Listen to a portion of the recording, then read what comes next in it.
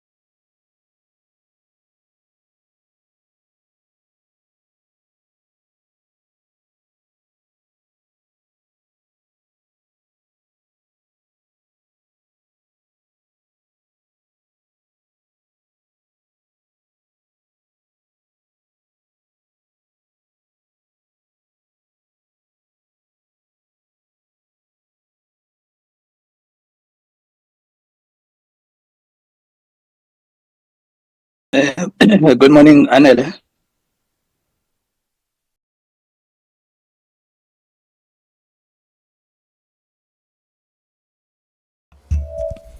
Good morning, DG.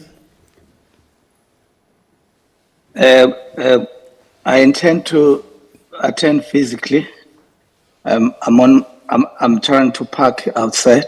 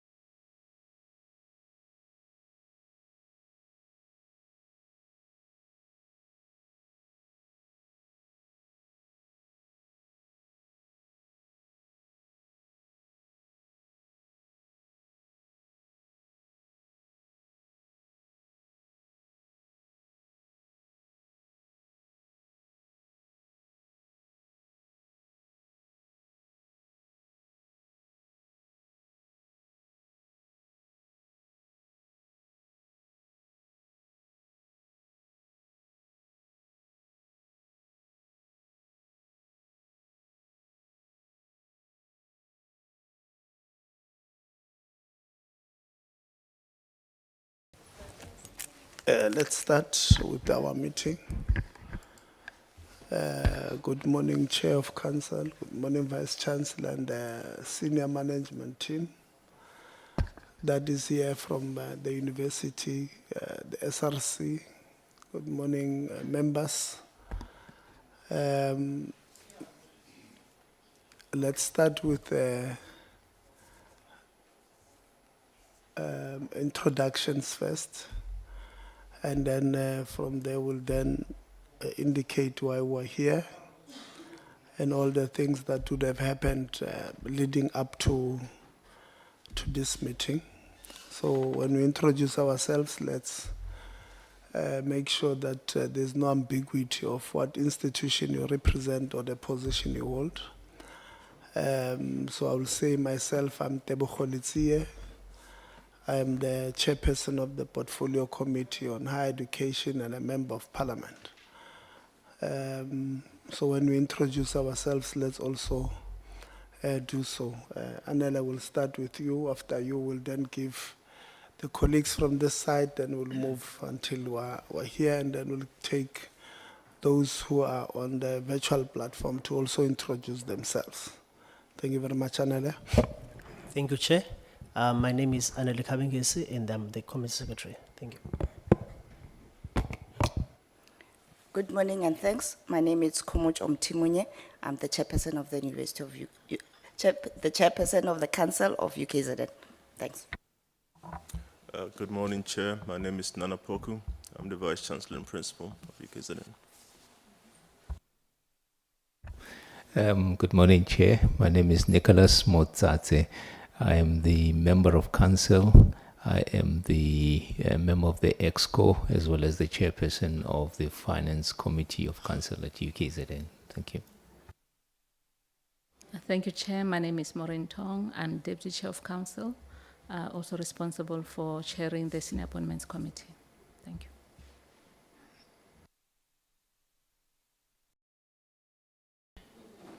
you. Good morning, Chair, colleagues. My name is Mark Tufts. I'm the Registrar of the University of KwaZulu-Natal. Good morning, colleagues. My name is Nontutu Gompele. I'm the Chief Finance Officer of UKZN. Good morning, Honourable Chair. I'm Paul Finden. Good morning, Honourable Members. I'm the Executive Director of HR for the University of KwaZulu-Natal. Good morning, Chair. Good morning, colleagues, honourable members. My name is Muzomuhle Mhlongo. I'm the Manager for Student Governance and Leadership Development at UKZN. Thank you. Good morning, Chair and members. My name is Busing Ngama. I'm the Deputy Vice Chancellor and Head, College of Health Sciences, UKZN. Thank you. Morning, Chair and members. My name is Chabo Msibi. I am the Deputy Vice Chancellor for Teaching and Learning at UKZN. Thank you. Good morning, Chair. Good morning to honorable members. I am Mr. Apelele Ngongo, the SRC President of UKZN. Good morning, Chair. Good morning, honorable members. My name is Nolutan Ngumalo, the SRC Deputy President from UKZN. Thank you. Good morning, Chair, honorable members, colleagues. My name is Tribal Mgondeli. I'm the Senior Manager responsible for University Support at NSFAS. Thank you. Good morning, Chair, honorable members, colleagues. My name is Poga Zikana. I'm the ANC Caucus Researcher. Good morning, Chair. Morning, everyone. I am Tando Kolo Potoman. I'm a committee assistant. Hi, my name is Hannah Shaw. I'm a PhD researcher at the University of Leeds. My name is Jocelyn Bucas. I'm an organization as a public observer. Morning, everybody. I'm Tanya Kleinhans, Executive Secretary to Chairperson. Morning, Chair, honorable members, Tabile Lengwane, Parliament and Cabinet Support, Office of the Minister. Good morning, Chair. Good morning, colleagues. My name is Siputu Mampani. I'm the Deputy Director, Management Support and Transfers at Department of Higher Education and Training. Good morning, Chair, honorable members and colleagues. I'm Fundiswa Sotenjwa. I'm Director, Student Support and Sector Engagement, Department of Higher Education and Training. Greetings, Chairperson, and everybody in the House and online, and the public at large. The name is Phumelele Ngema, Parliamentary Legal Advisor. Thank you, Chair. Good morning, Chair, honorable members and colleagues. My name is Sipoga Zicele from the Office of the Deputy Minister of Higher Education and Training, Dr. Dube Ncube, and I'm Admin Assist. Thank you. Honorable Chair, honorable members and colleagues, my name is Mnikeni Pagati, the Head Office for Deputy Minister Dube Ncube. Thank you. Good morning, Chair, members, everybody in the House. Agnetha Arends, I'm the researcher for this committee. Good morning, Chair, the delegation from the university and everyone online. I'm Mamparo Modiba, Committee Content Advice. Good morning, Chair, and colleagues online, and to our UKZN invited guest. My name is Sihliang Gubane. I'm the member of this portfolio committee. Thank you. Online Tandy.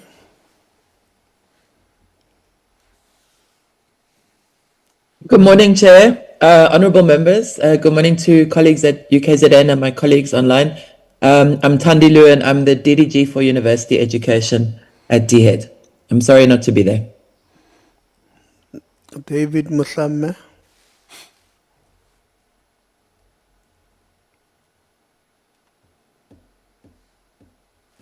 David. DG. Very good morning, Chairperson. I am the Director General of the Department of Higher Education and Training, and I'm both virtual and physical. Yeah, we can't hear anything from you, DG. We're hoping you are managing to park now, because we are not hearing anything, and we want the department to lead the presentation. And if we can't hear you, even the sound of Prof. Lewin was not really clear, which is going to create a problem for us if we are struggling to park. So let's go to Tinzwalo. Good morning, Chair. My name is Tinswalo Ngwenye, Department of Higher Education and Training, University Governance Support. Thank you. Malisela.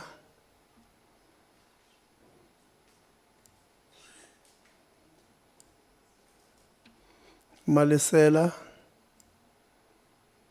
Good morning, everyone. James Malesela, responsible for University Governance, DHET. Thank you. Dr. Christians.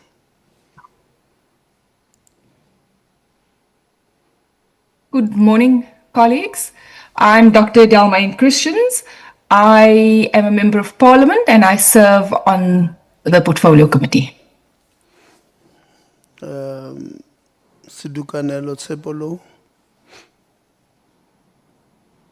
Good morning, Chair. Good morning, colleagues. My name is Dugana Tsepolo. I am serving as part of the Committee of Higher Education. I'm on my way, Chair. I apologize.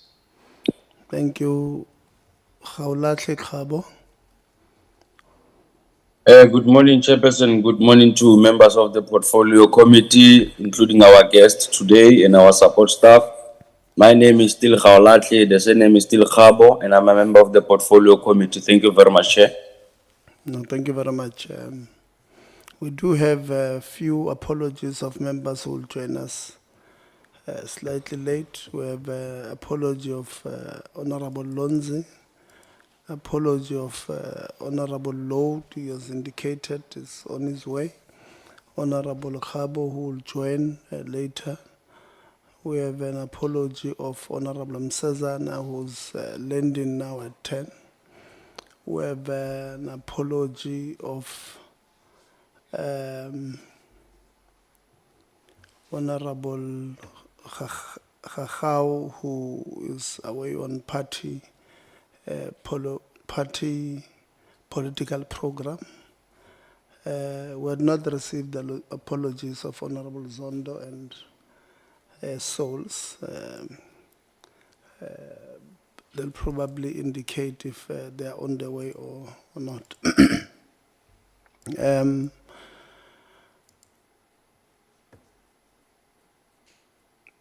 We have the apology of the minister who's preparing for his trip to China. We have the apology of the Deputy Minister Dube Ncube, who's unable to be here to us because she was committed to other things. And then we have an apology of Deputy Minister Gondwe, who's away in Botswana on a work trip. And then we received the apology of from the university side, the what is this? IF, Institutional Forum, indicating that not much has changed since they presented in the last meeting, and they felt that there will not any addition to our meeting will not make any material difference, and they apologize, sending an apology that they will not be part of the meeting. We also received an apology from the workers at the labor unions at UKZN yesterday. The DG has opened a video that intentionally showing us that he's passing the security part of Parliament.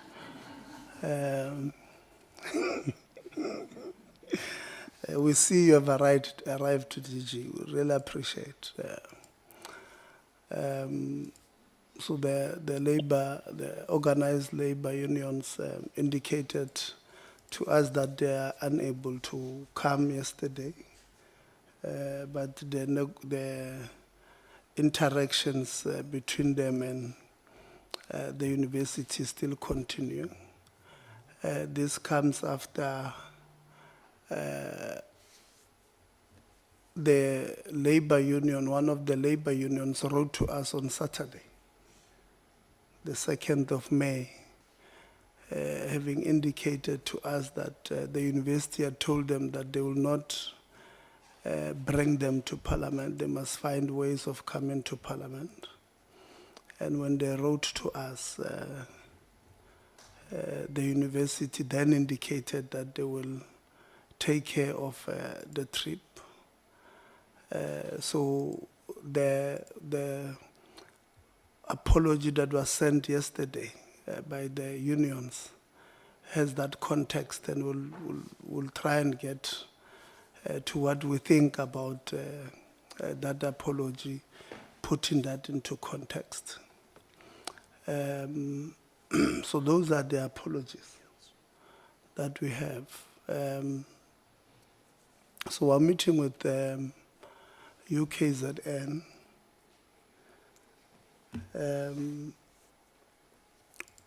at the back of our interactions with them behind closed doors. So we met them in October. I think it was around the 9th of October when we went on campus to UKZN. We met with them. We had what we initially thought was a very good meeting. And we asked them to give us some responses in writing on issues that we had all agreed with them that we need, well, their oral submissions were not satisfactory.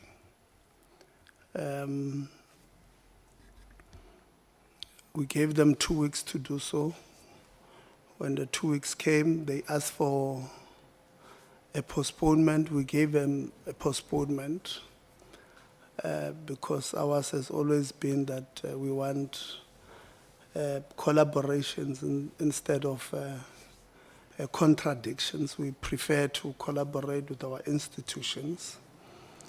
Ultimately, they then send the responses. Some of the responses they sent to us, we felt when we went in hindsight to check what they had orally submitted, that there were contradictions in what they had said vis-a-vis what they were writing.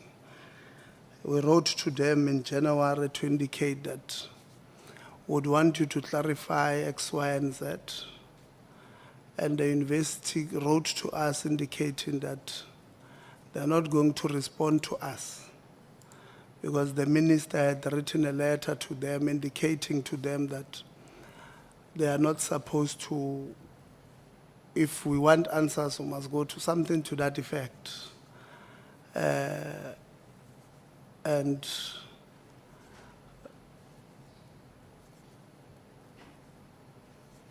you know, when, I don't know, Anel, if we did ultimately write the letter indicating to them the constitutional powers that are conferred to Parliament. Section 55, subsection 2 of the Republic of South Africa that gives the National Assembly or Parliament the powers to do an oversight of organs of state, public institutions, the department, the ministry, and Section 56 that gives us the powers to even summon some of the information if you refuse to do it. Section 92, subsection 2 of the same constitution indicates that the executive arm of the state reports to the legislative arm of the state. And therefore, there is nowhere where a public institution or an organ of state can tell us that they can't report to us. They will report to the department and not us.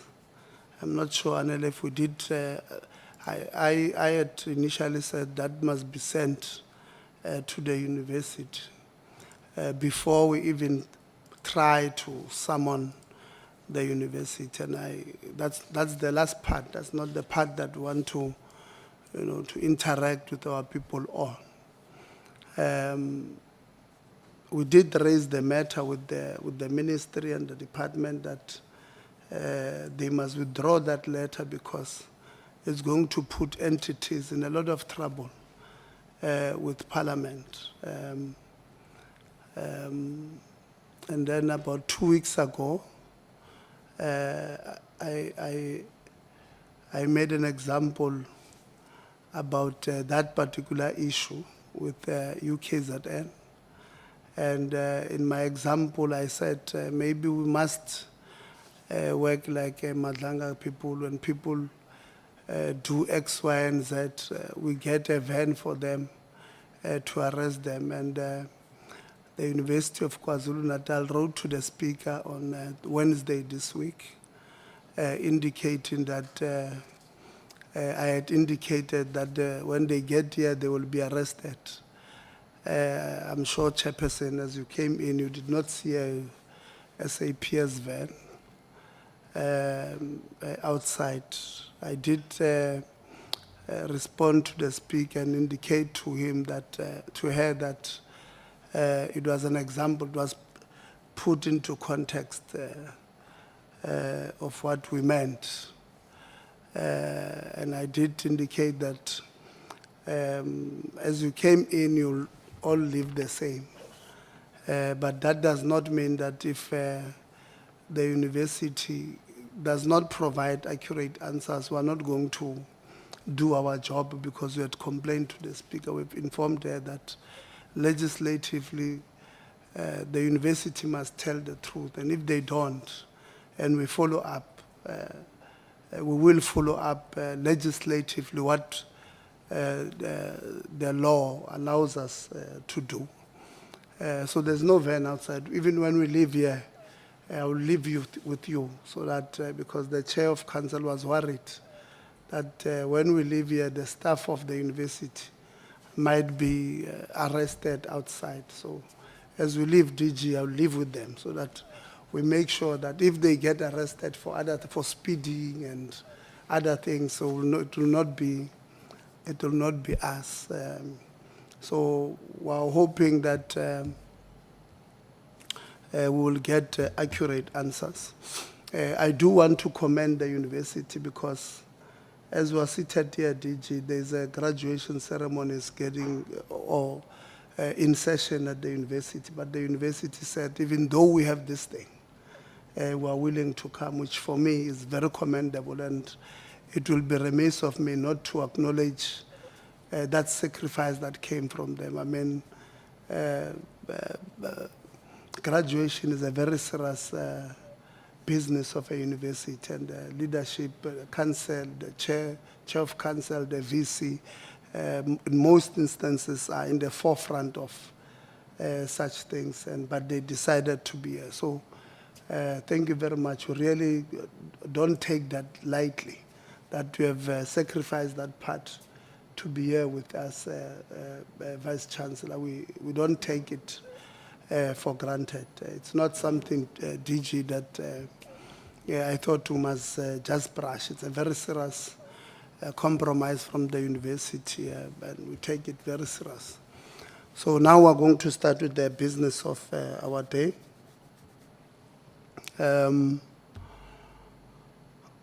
Okay.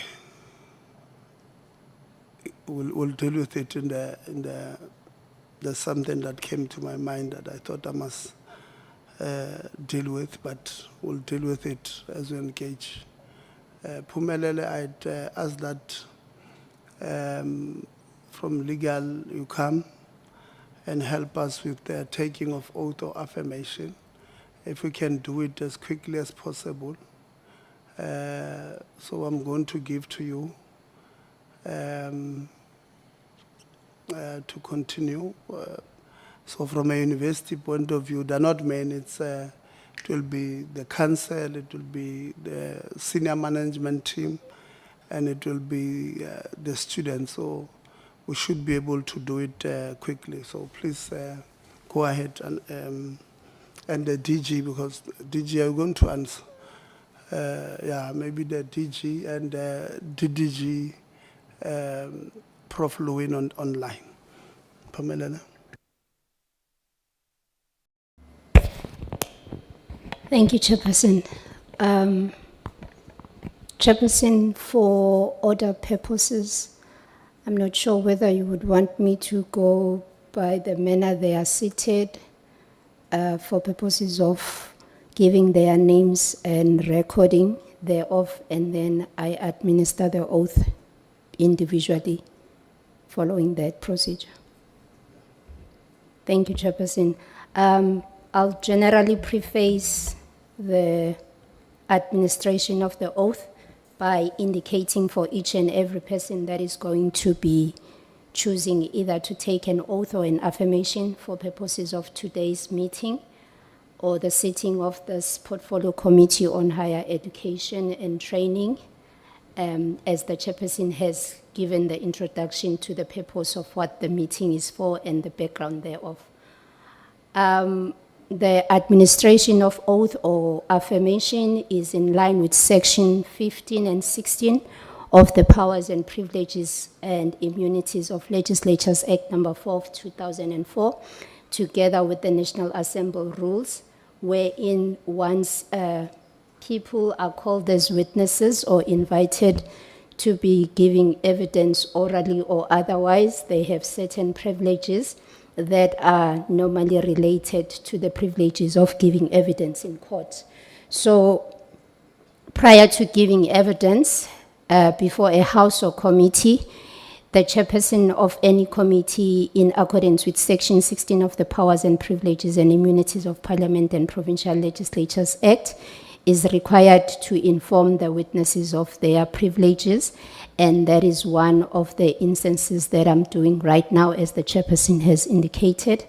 Kindly be informed that by law, Any person that I'm going to administer an oath or an affirmation, whichever they choose, they are required to answer fully and satisfactorily all the questions lawfully put to them, or to produce any document that you will be required to produce in connection with the subject matter of what this committee is sitting upon today and conducting oversight, notwithstanding the fact that whatever the answer or the document could incriminate you or expose you to civil or criminal proceedings or damages. However, that said, you are protected in that evidence given under oath or affirmation before any House of Parliament or this committee, and the crucial part is that such may not be used against you in any court or place outside Parliament except in criminal proceedings concerning a charge of perjury or a charge relating to the evidence or documents required in these proceedings. So, Chairperson, with that preface and explanation, I'm going, as I indicated, to request that I think, as you said, it's the other side of me. And once we are done with the people physically in the meeting, I think with your guidance, I'll be indicated who are those online that I need to administer oath to. So what I will request is that each person from the other side, once we do that, you just indicate your name for purposes of the record, as well as the choice whether you choose to take an oath or an affirmation. I thank you, Chair. I hand over to the other side. Ma'am? My name is Komocho Mtimunye. I'll take oath. Thank you so much, ma'am. Please recite this after me. I, Ms. Khomotso, I, Mrs. Komocho Mtimunye, I swear that what I'm about to give and indicate in this presentation today will be nothing but the truth, so help me God. I swear that what I'm going to present today will be the truth. I swear to God. Thank you, ma'am. Sir, please indicate your name as indicated, your name for the record, and which one you choose. My name is Nana Poku, and I'm the Vice Chancellor and Principal, and I will give an oath. I'm so sorry, sir, I couldn't get your name, but just repeat your name and indicate that you swear that the evidence and everything that you'll indicate in these proceedings today will be nothing but the truth, and raise your right hand indicating that, so help me God. My name is Nana Poku, and now I swear under oath that everything I give will be truthful. So help me God. Thank you, sir. The distinction between an oath and an affirmation is that with an oath, we trust that it is with the assistance of God, but the affirmation is upon your own conscience. So I think that's what I should just clarify, that if you choose an oath, you will be swearing upon your conscience and God, whereas the affirmation is just upon your conscience. Thank you, Chairperson. May I move to the next person, please?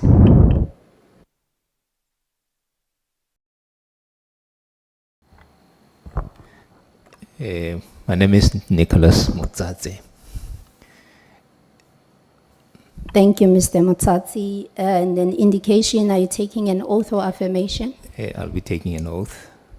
Thank you, sir. That said, please repeat your name again and recite the following, that you swear that the evidence and the presentations that you'll be giving today will be nothing but the truth, so help me God.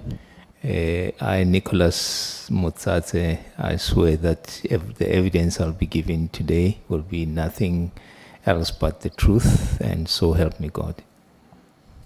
Thank you, sir. Ma'am? My name is Maureen Tong. Thank you, ma'am. An indication of your choice, please, whether oath or affirmation. I'll take an oath. Thank you, ma'am. Having indicated your name, kindly Swear that the evidence and information that you'll give today, as you recite that, will be nothing and nothing but the truth. So help me God. Raising your right hand. Thank you. I, Maureen Tong, swear that the evidence and information I'll share today will be nothing but the truth. So help me God. Thank you, ma'am. I'll start in front. I think Chairperson said that DG, you are also falling into the same process. Please indicate your full names and your choice for the record. Thank you. My name is Nkosinathi Sishi. I'm the Director General for the department, and I will take an oath. Thank you, sir. Please, as you raise your right hand, indicate that the evidence and the information and answering you'll be doing today will be nothing but the truth. So God help you. It shall be so, and God help me. Thank you, DG. I'll move to the people behind you, ma'am. My name is Nantutuko Mpele, Thank you, and Ms. I will take an oath. Thank you, ma'am. Kindly recite after me that the information and evidence you'll be giving today before these proceedings will be nothing but the truth, and so help me God. The information I will be giving today will be nothing but the truth, so help me God. Thank you so much, ma'am. Sir. Ma'am, I'm Paul Finden. I will take the oath. Thank you, sir. Kindly recite after me as well with an indication that the evidence and information you will provide today will be nothing and nothing but the truth, so help me God. I swear on oath that the evidence and information that I give today shall be the truth and nothing but the truth, so help me God. Thank you, sir. Say once again at the back. My name is Mark Tufts, and I'll take the oath. Thank you so much. Can we recite, Ms. Said that the evidence, you swear that the evidence and information you'll be providing today will be nothing but the truth, so help me God. I swear under oath that the evidence and the information that I'll be providing today be nothing but the truth, so help me God. Thank you, sir. Can we start at the back, sir, with you? You indicate, as already pointed out, your full names for the record and the choice that you are taking. My name is Muzomuhle Mhlongo. I'll take the oath. Thank you, sir. Please recite the oath indicating that you swear that the evidence and information you will be providing today before this committee will be nothing and nothing but the truth. And raising your right hand, you indicate, so help me God. I, Muzomuhle Mhlongo, swear under oath that the information and evidence that I will give to this committee today will be the truth and nothing but the truth, so help me God. Thank you, sir. Ma'am, in front of him. My name is Busisiwe Ncama, and I'll take the oath.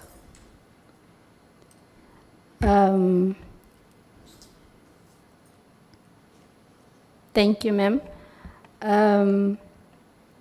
Please recite after me this oath that the evidence you will be giving today before this committee will be nothing and nothing but the truth, so help me God, as you raise your right hand.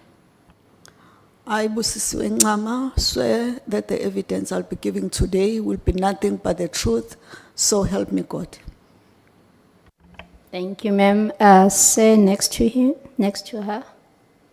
My name is Chabum Sibi. Can I proceed? Oath or affirmation? Oath, I'll be doing an oath.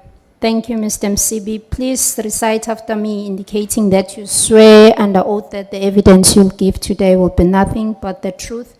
So help me God as you raise your right hand. I swear that the information and evidence I'm providing today will be the truth and nothing but the truth, so help me God. Thank you, sir. Yes, ma'am. My name is Noluthando Nxumalo. I'll be taking the oath. Thank you, ma'am.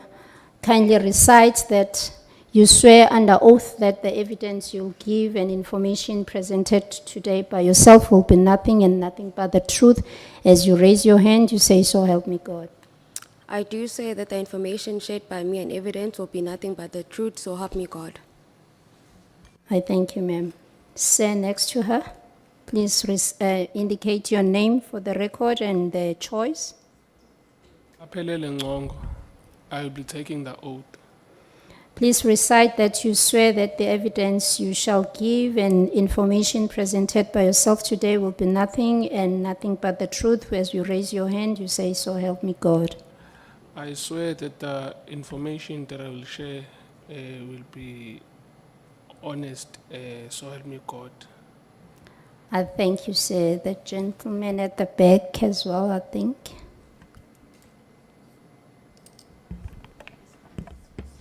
Is he not part of the university? Or he won't be presenting? Thank you, Chairperson. I think then if there are people online, we just finalize with that or we are done in the house. Just the DDG, Prof. Lewin.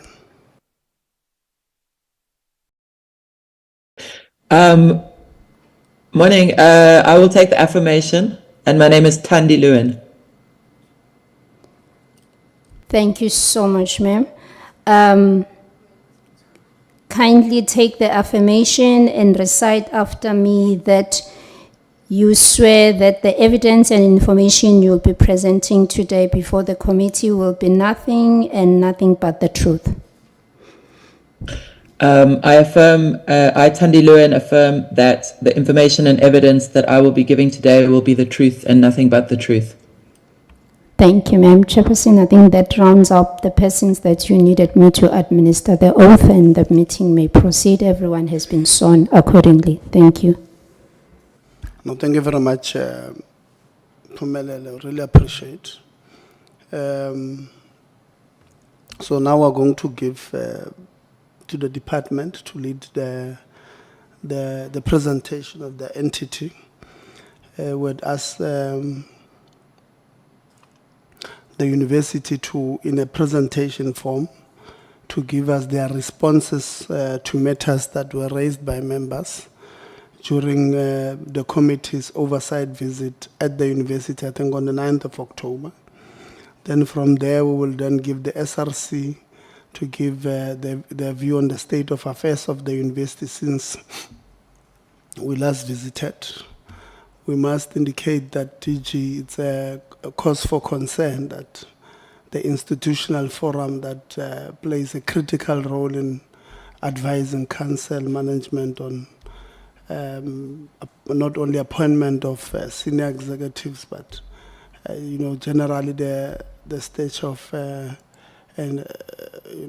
IF at any university is extremely important. We must indicate that we're extremely worried that they decided not to come when we invited them. We also want to indicate that we want to raise our dissatisfaction with the unions at University of KwaZulu-Natal, who also decided, I don't know what would have happened. They wrote to us on Saturday morning. I was not in the country. I saw their email on the 2nd of May, indicating that they need, the university has informed them that they will not bring them to Cape Town, so all logistics they will have to do them themselves. And then I can't remember now if we forwarded that then to the university, but the registrar responded and said, no, we will take care of it. A few days later, they are not coming, and they indicate that they will rather send a written response. It's a cause for concern, and I hope that tomorrow or when we leave here in the course of our meeting, will not hear that they were coerced or forced not to come to our meeting, because then we'll have serious problems. And I hope that's not the case. And I'm not casting any aspersion, but I'm just saying these two incidences don't, in the eyes of unsuspecting human being like me, they don't look as if they did not want to come.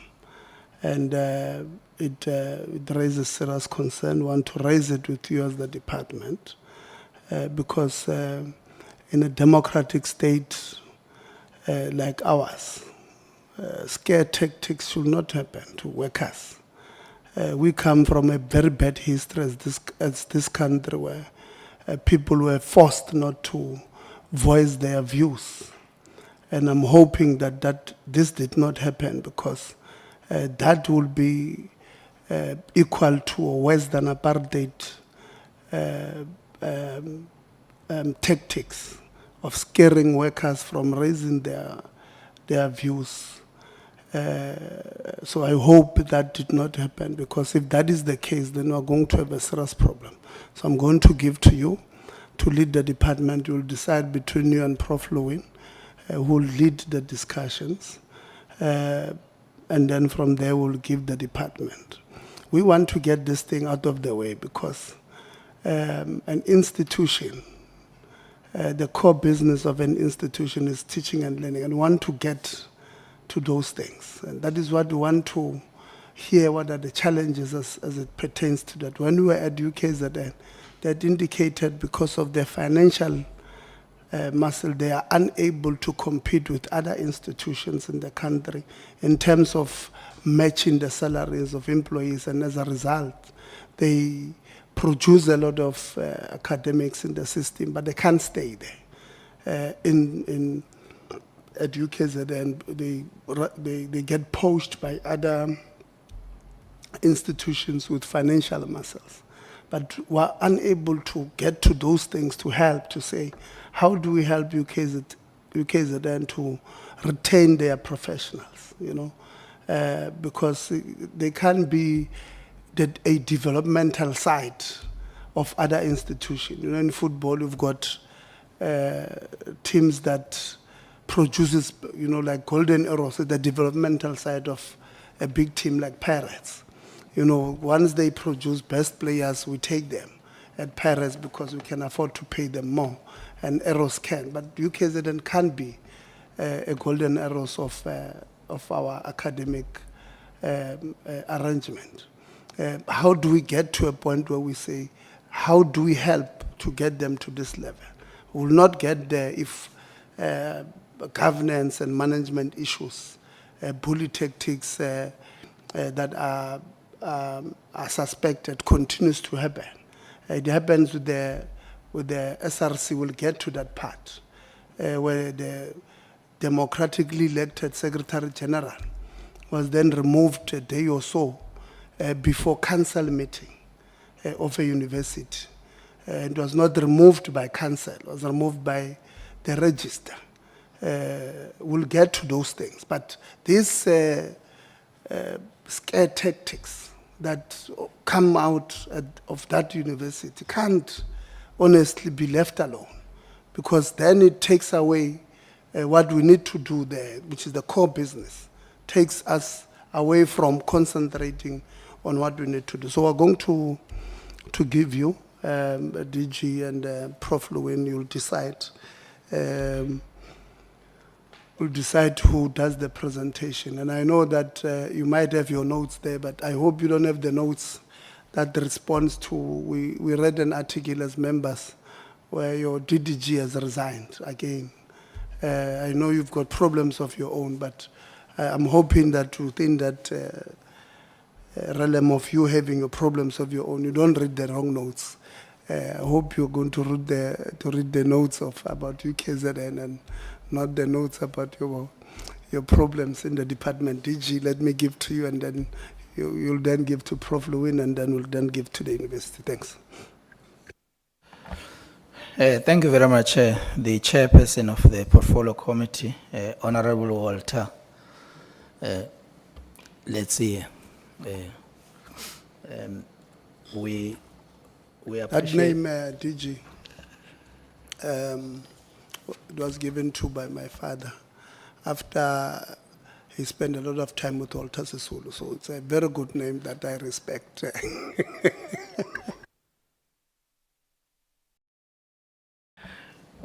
We appreciate your comments, but we also appreciate the passion about education, about your commitment, your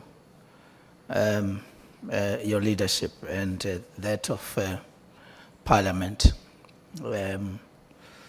We submit under oath, and we are serious about the work that we are doing in the department and in our entities, including the University of KwaZulu-Natal. And I'll declare that this university is my alma mater, and therefore, to some extent, I might have bias that might be detected in my submission.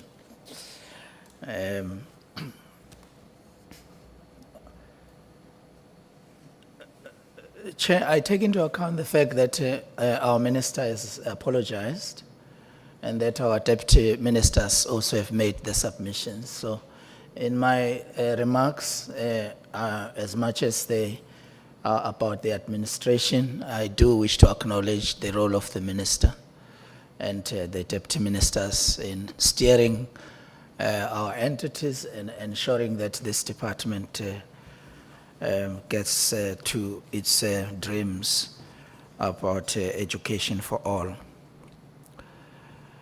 The Portfolio Committee has requested follow-up engagement with the University of KwaZulu-Natal since its oversight in October 2025. May I reference the meeting of the 26th of February? May I also indicate that the university provided a comprehensive response to the Portfolio Committee concerns that were raised during the visit. And I wish to thank the university for that. You will also recall that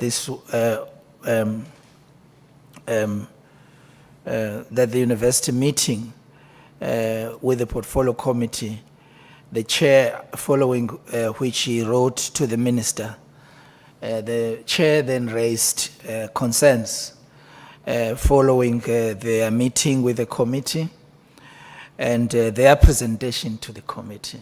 And I fully understand the importance of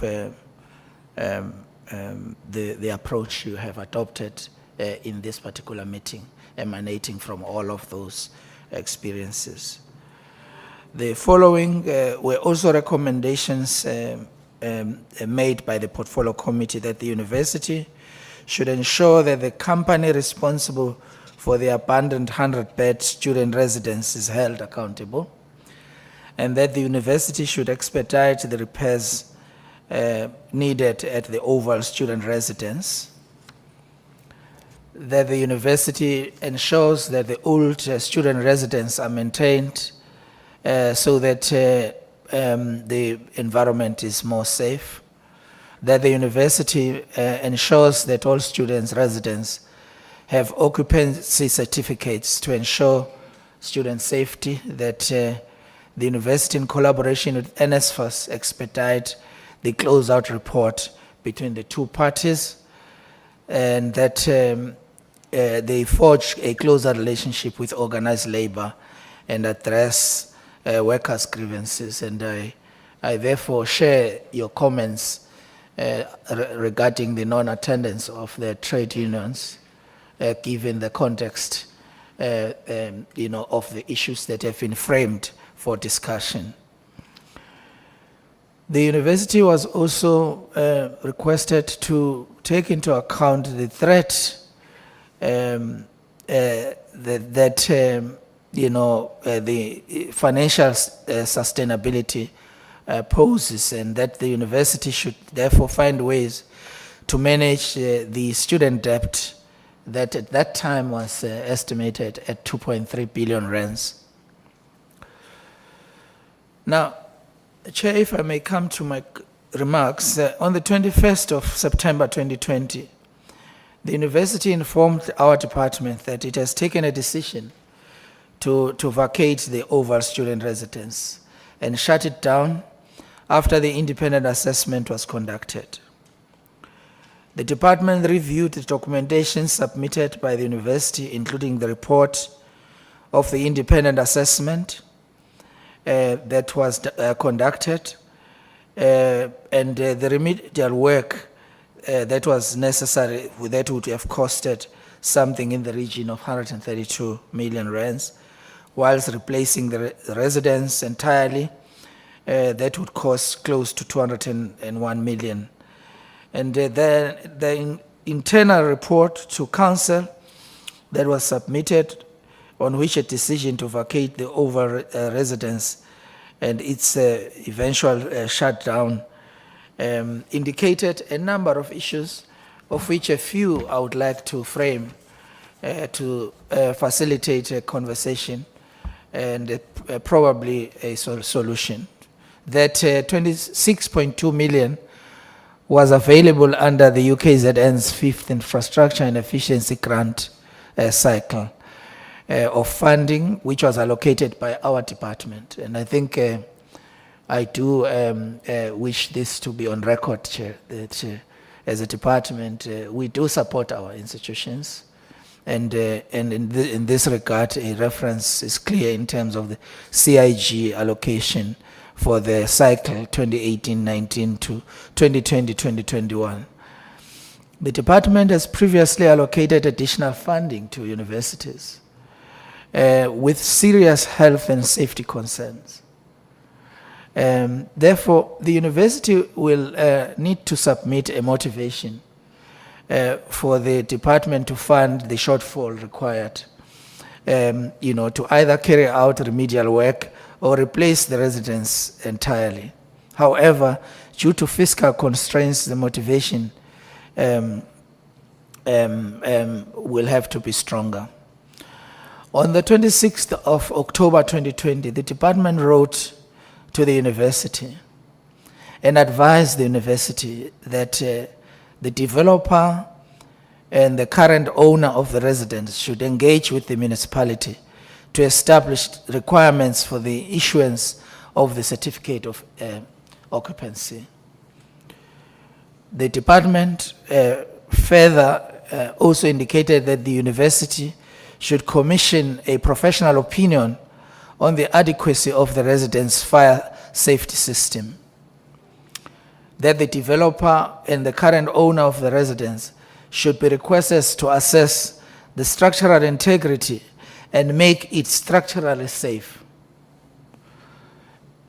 I'm sharing this with Parliament today because it is very, very important that it is very clear that the issue of safety of staff and safety of our students is very important to us, and it has never, we've never failed to raise these issues, and we believe that we share that concern with council and management of the university.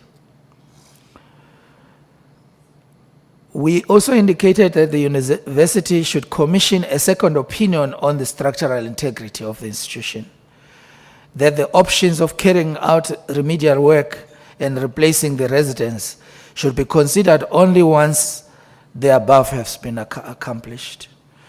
I'm not going to get into the detail of my report because I believe some of it is covered in the presentation that the university has prepared. But I do need to say that during an oversight visit conducted in 2024, and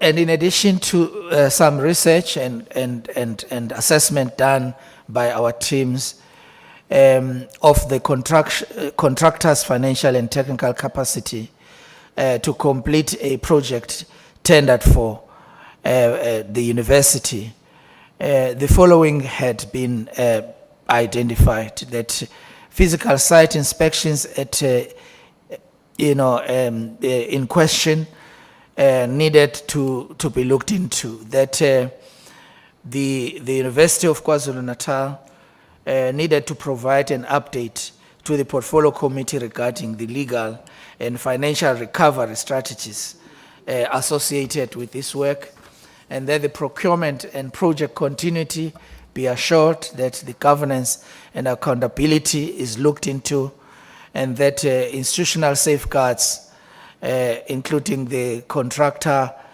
that the silo construction South Africa which is being considered for blacklisting for future university tenders, is looked into. The detail will appear in the reports, and I suggest that as a department we will leave it to the comments by the Vice Chancellor. Chairperson, we'd like to thank you for the opportunity to engage the progress regarding the Portfolio Committee's recommendations following your oversight to the university. The department continues to monitor the university's response to concerns relating to student accommodation, infrastructure governance, procurement, labor relations, and institutional risk management. There are key observations that I wish to share with the chair of the Portfolio Committee today. Firstly, that the university has provided an update indicating that there are steps which are underway to address the committee's recommendations. However, there are several challenges that remain unresolved, particularly regarding the Oval Student Residence and the abandoned 100-bed residence project.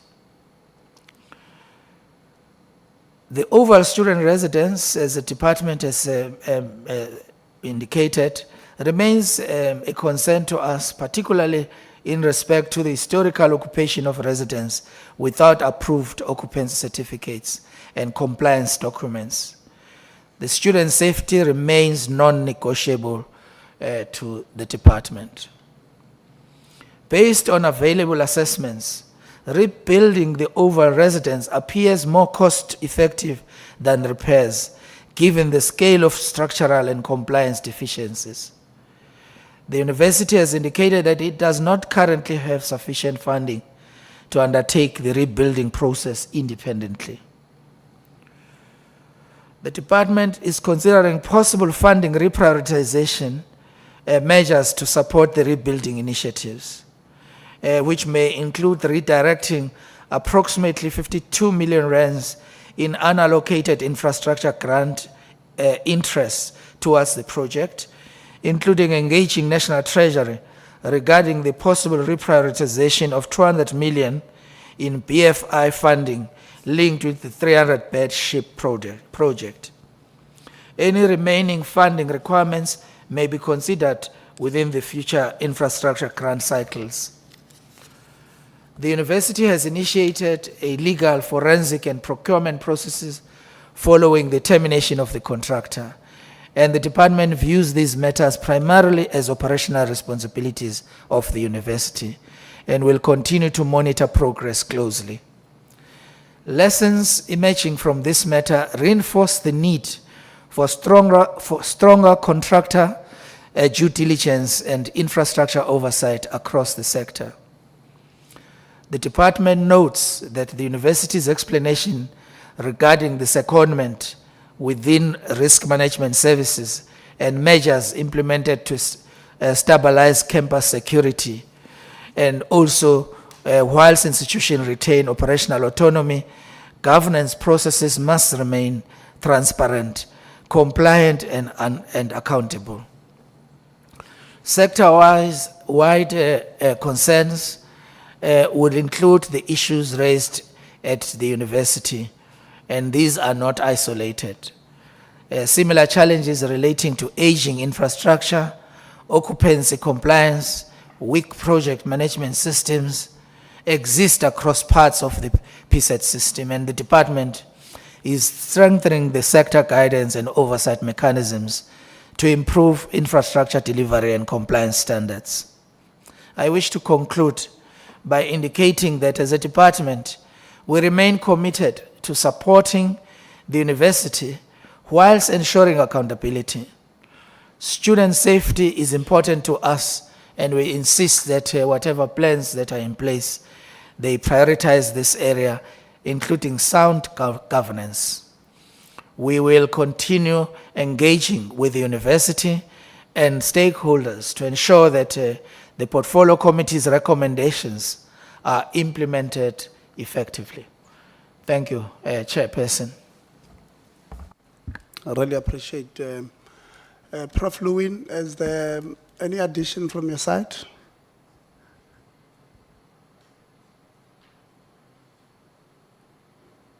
Tandy? Sorry, Chair. I was struggling to find the button. Sorry, Chair. No, I think the DG covered me very well, Chair.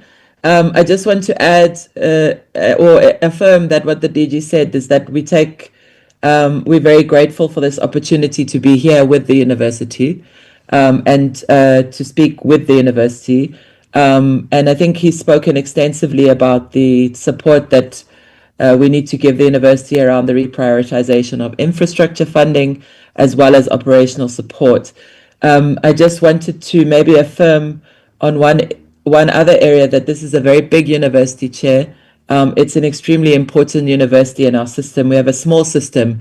Many of the issues, including those that you raised this morning around the academic staff, for example, the fact that academic staff move from institution to institution, these are contextual and issues that happen in our system generally because we have a relatively small system. There are many people in this room that have worked across many universities.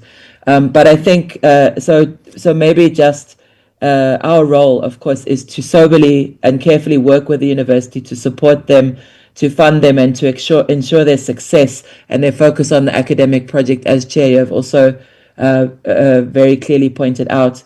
And I know that, Chair, while we are focusing on some of the very big challenges that the institution faces today, which include both financial and infrastructure challenges, we should also bear in mind and acknowledge that this university is teaching many, many students, producing graduates, producing excellent research, and developing knowledge and skills for the province and the country. And we must bear this in mind as we address those challenges. So, but it's a great opportunity for us to hear from the university in depth, to engage with them in depth, and also then to keep in mind that many of the issues that the university faces are systemic, faced by all of our universities, and that we need to solve them together, Chair, as the portfolio committee, as the department, and as the university. So we are here with the university and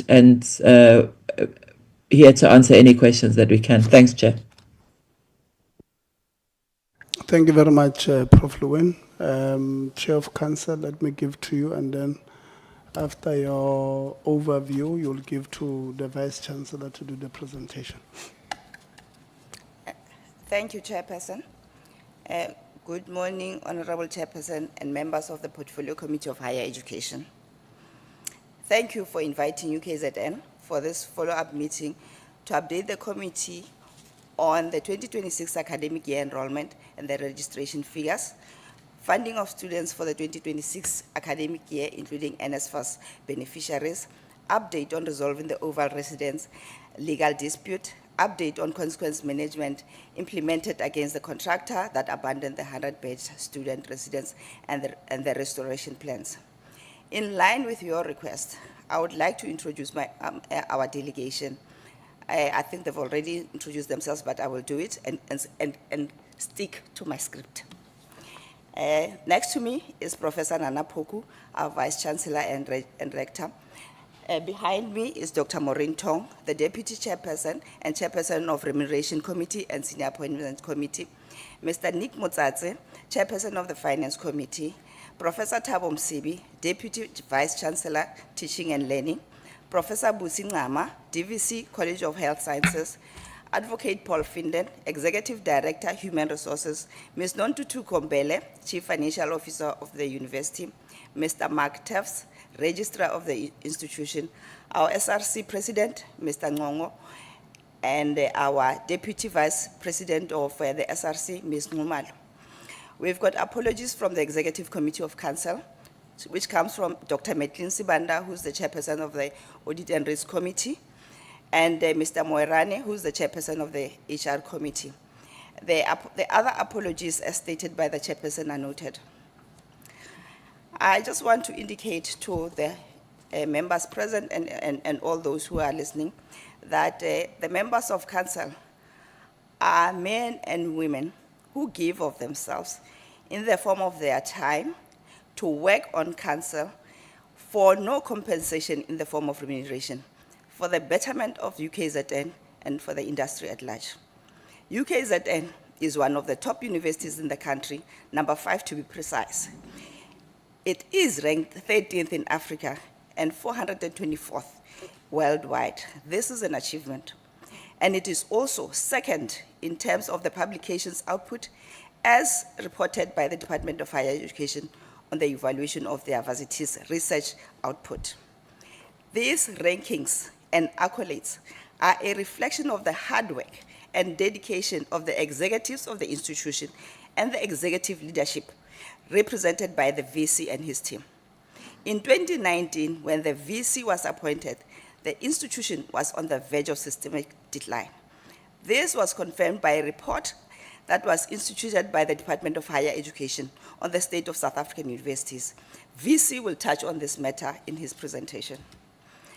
Our difficulties as an institution were a result of years of instability, violence on campus, destruction of property, and a climate of fear that undermined the university's mission and academic relevance. The crisis that existed did not arise overnight, and therefore, to correct it will require patience, discipline, and collective resolve from all stakeholders. The impact of the leadership of the VC and his executive team, as supported by Council, is evidenced by the strengthened governance within the institution, the restored financial discipline. The academic project is being reshaped to meet the needs of the labor market and ensure our graduates are work ready. I want to thank and express my gratitude to our staff, students, and the broader UKZN community. Your patience and commitment has given management and council the time and space to address the many challenges facing UKZN. Without your endurance, this turnaround would not be possible. UKZN has about 45,000 students registered, and most of them come from lower quintile families. As we sit here in Parliament, we are currently having our autumn 2026 graduation ceremonies, comprising of 26 ceremonies in total, spanning a period of 2 weeks, which will see 909,586 individuals being awarded their degrees, diplomas, and certificates. For some, if not most of them, this occasion is not just a memorable event, but a life-changing occasion. On behalf of Council, we thank the Portfolio Committee for this opportunity to engage. We welcome your oversight, we value your inputs, and we affirm our willingness to improve, guided by your constructive advice and our shared commitment to a stronger, more resilient UKZN. At this point, I would like to invite the Vice Chancellor to speak further on the reposition strategy and progress, as well as to address the specific issues you requested in your letter. I thank you. VC, you can continue. Thank you very much indeed, Chair of Council. Thank you, Chair of the Portfolio Committee, and the honourable members of the Portfolio Committee. My thanks also to the head for the work they have done and are doing, of course, with the university in a time of some significant challenges. But it's those challenges that I would like, with your permission, Chair, to perhaps contextualize. And I'll start by referencing the DHEAD study in 2019. This was a study commissioned through NRF and DSI.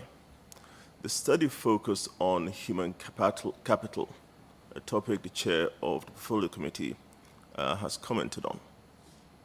And the time frame was 2007 to 2019. They looked at 23 universities, of which 11 were of the former institutions of outstanding higher learning.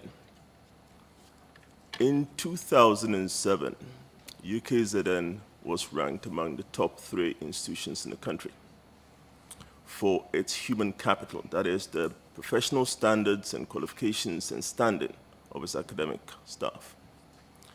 In 2019, the DHEAD report indicated that the university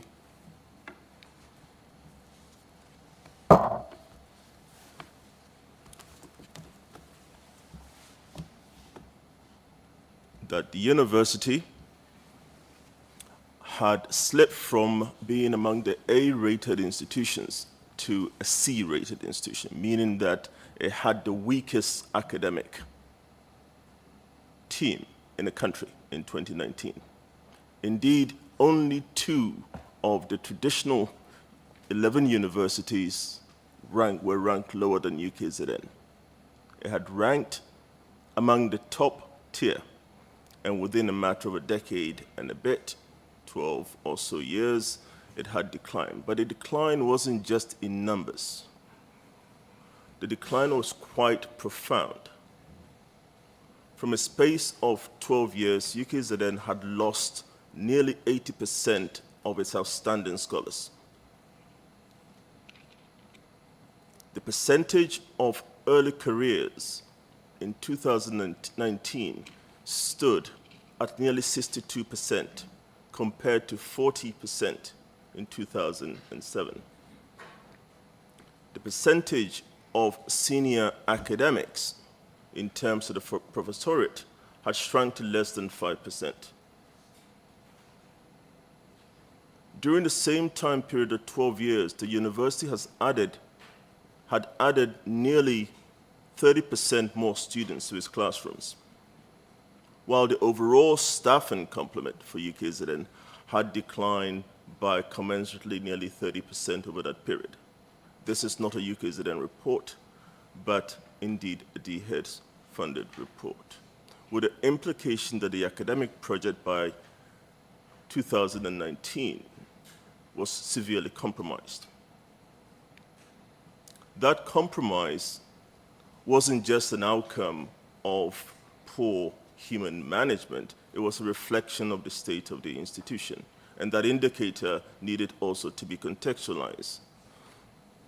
If one look at UKZN in 2019, there were close to 9, but grouped around 8 stresses. These stresses were fundamental to the academic project. The transition of UKZN from 2 universities and also from the form of the integrated university towards a college model started in around 2011. By 2019, that process was still incomplete. The model adopted was never completed properly. At the time of 2019, the university was fragmented into individual colleges, with the implication that the academic project was not unified. Senate was dissolved in 2012 and not fully established until 2022. With Senate dissolved, no one in the university knew that Senate effectively was not functioning as it was supposed to. So governance by inference of the academic project was never complete. And indeed, that fragmentation I'll demonstrate later on created a very perverse system where each of the colleges operated as a mini university. Worse still, the 2 universities that converged in 2004, in 2020, they still bore the remnants within the current college model by having different curricula for the same program on different campuses, with the implication that you can have twins enrolled on the same program being taught on 2 different campuses with 2 different curricular content. That is anti-intellectual. That is an exemplar of the challenge and the systemic issues that UKZN has been dealing with. But alongside that, the university was prone to predatory interventions between 2016 and 2020 that drove significant funds towards securitization issues, particularly around registration. One company alone was paid nearly $500 million in that period, yet it failed to provide security for the university. The outcome was that over $2 billion infrastructure was actually burnt. The critical point here, Chair, is that at the time of 2000, the university was within 6 months of not being able to pay staff or its supplies. It was bankrupt. That is the context of what we have been dealing with. UKZN, under the capabilities of council, the effective management of council, have been wrestling with how to deal with this big university, historical university, and its decline, whilst also keeping the public confidence in the institution. Much of what I'm saying today will be new, and that is in large part because it was council's wisdom that we should try and solve our problems internally. But as we have struggled to do so, of course, other issues will emerge, some of which we'll touch on a bit later on. But Chair, it's important to stress that at no point over the past certainly 5 years has the institution not met the challenges head on. And again, I'll come back to that. Driving the crisis of financial instability in the institution were essentially the sponsored violence on the campuses, which not only drew money from the core purpose, because of course there isn't a budget to the tune of $500 million just for security, which meant that the university management at the time diverted funds earmarked for teaching and learning towards protecting institutions' assets from being burnt. That diversion meant that it couldn't invest in human capital. Over time, the institutional wages fell below sector norms. The remaining capable academics left. The size of the junior academics increased. As I speak to you now, we stand close to nearly 68% of our academic staff that fall within the category of A and B, that is senior and junior lectureship, around that sort of boundary. That is not a hallmark of an outstanding institution. And to turn that decline around will take at least a generation, not a matter of 3 to 4 years. But it is heartening that Council recognized in 2020 that the decline could not be allowed to continue, and purposefully led management hand in glove to turn the institution around. From a position where in June 2020, we could not guarantee that the university will return a balanced budget, for the institution to be able to submit a budget to DHED that was not deficit, which is not allowed. By the intervention of Council, assistant management with the strategic interventions that was necessary, we were able to start the engine of change at that stage. And within that short period of time, the internal repositioning and the difficult choices that were made allowed the institution not to fall foul of a deficit budget. That pattern of stringent, clear, focused managerial controls, not just on finances, but also extending to repositioning Senate, something that was dissolved in 2012 and no one actually noticed, and repositioning the structures that govern the institutional framework around which the academic project fundamentally worked, was never engaged with. I come back to the theme of the academic project because that's the purpose of the university. The university created colleges, alongside also 19 schools.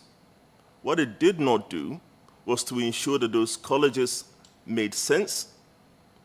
The schools particularly were aligned to their key academic footprints in terms of the disciplines that the university was fundamentally known and authorized to deliver.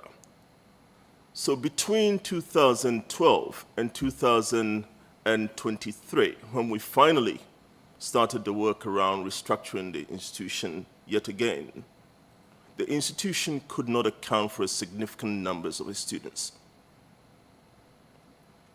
I pause there because it is unfathomable that a university could not track students from inception, from level 1, when they come through the door as F10s, to graduation. Significant students were in the system pursuing 3-year degrees, having already been degree complete and didn't know.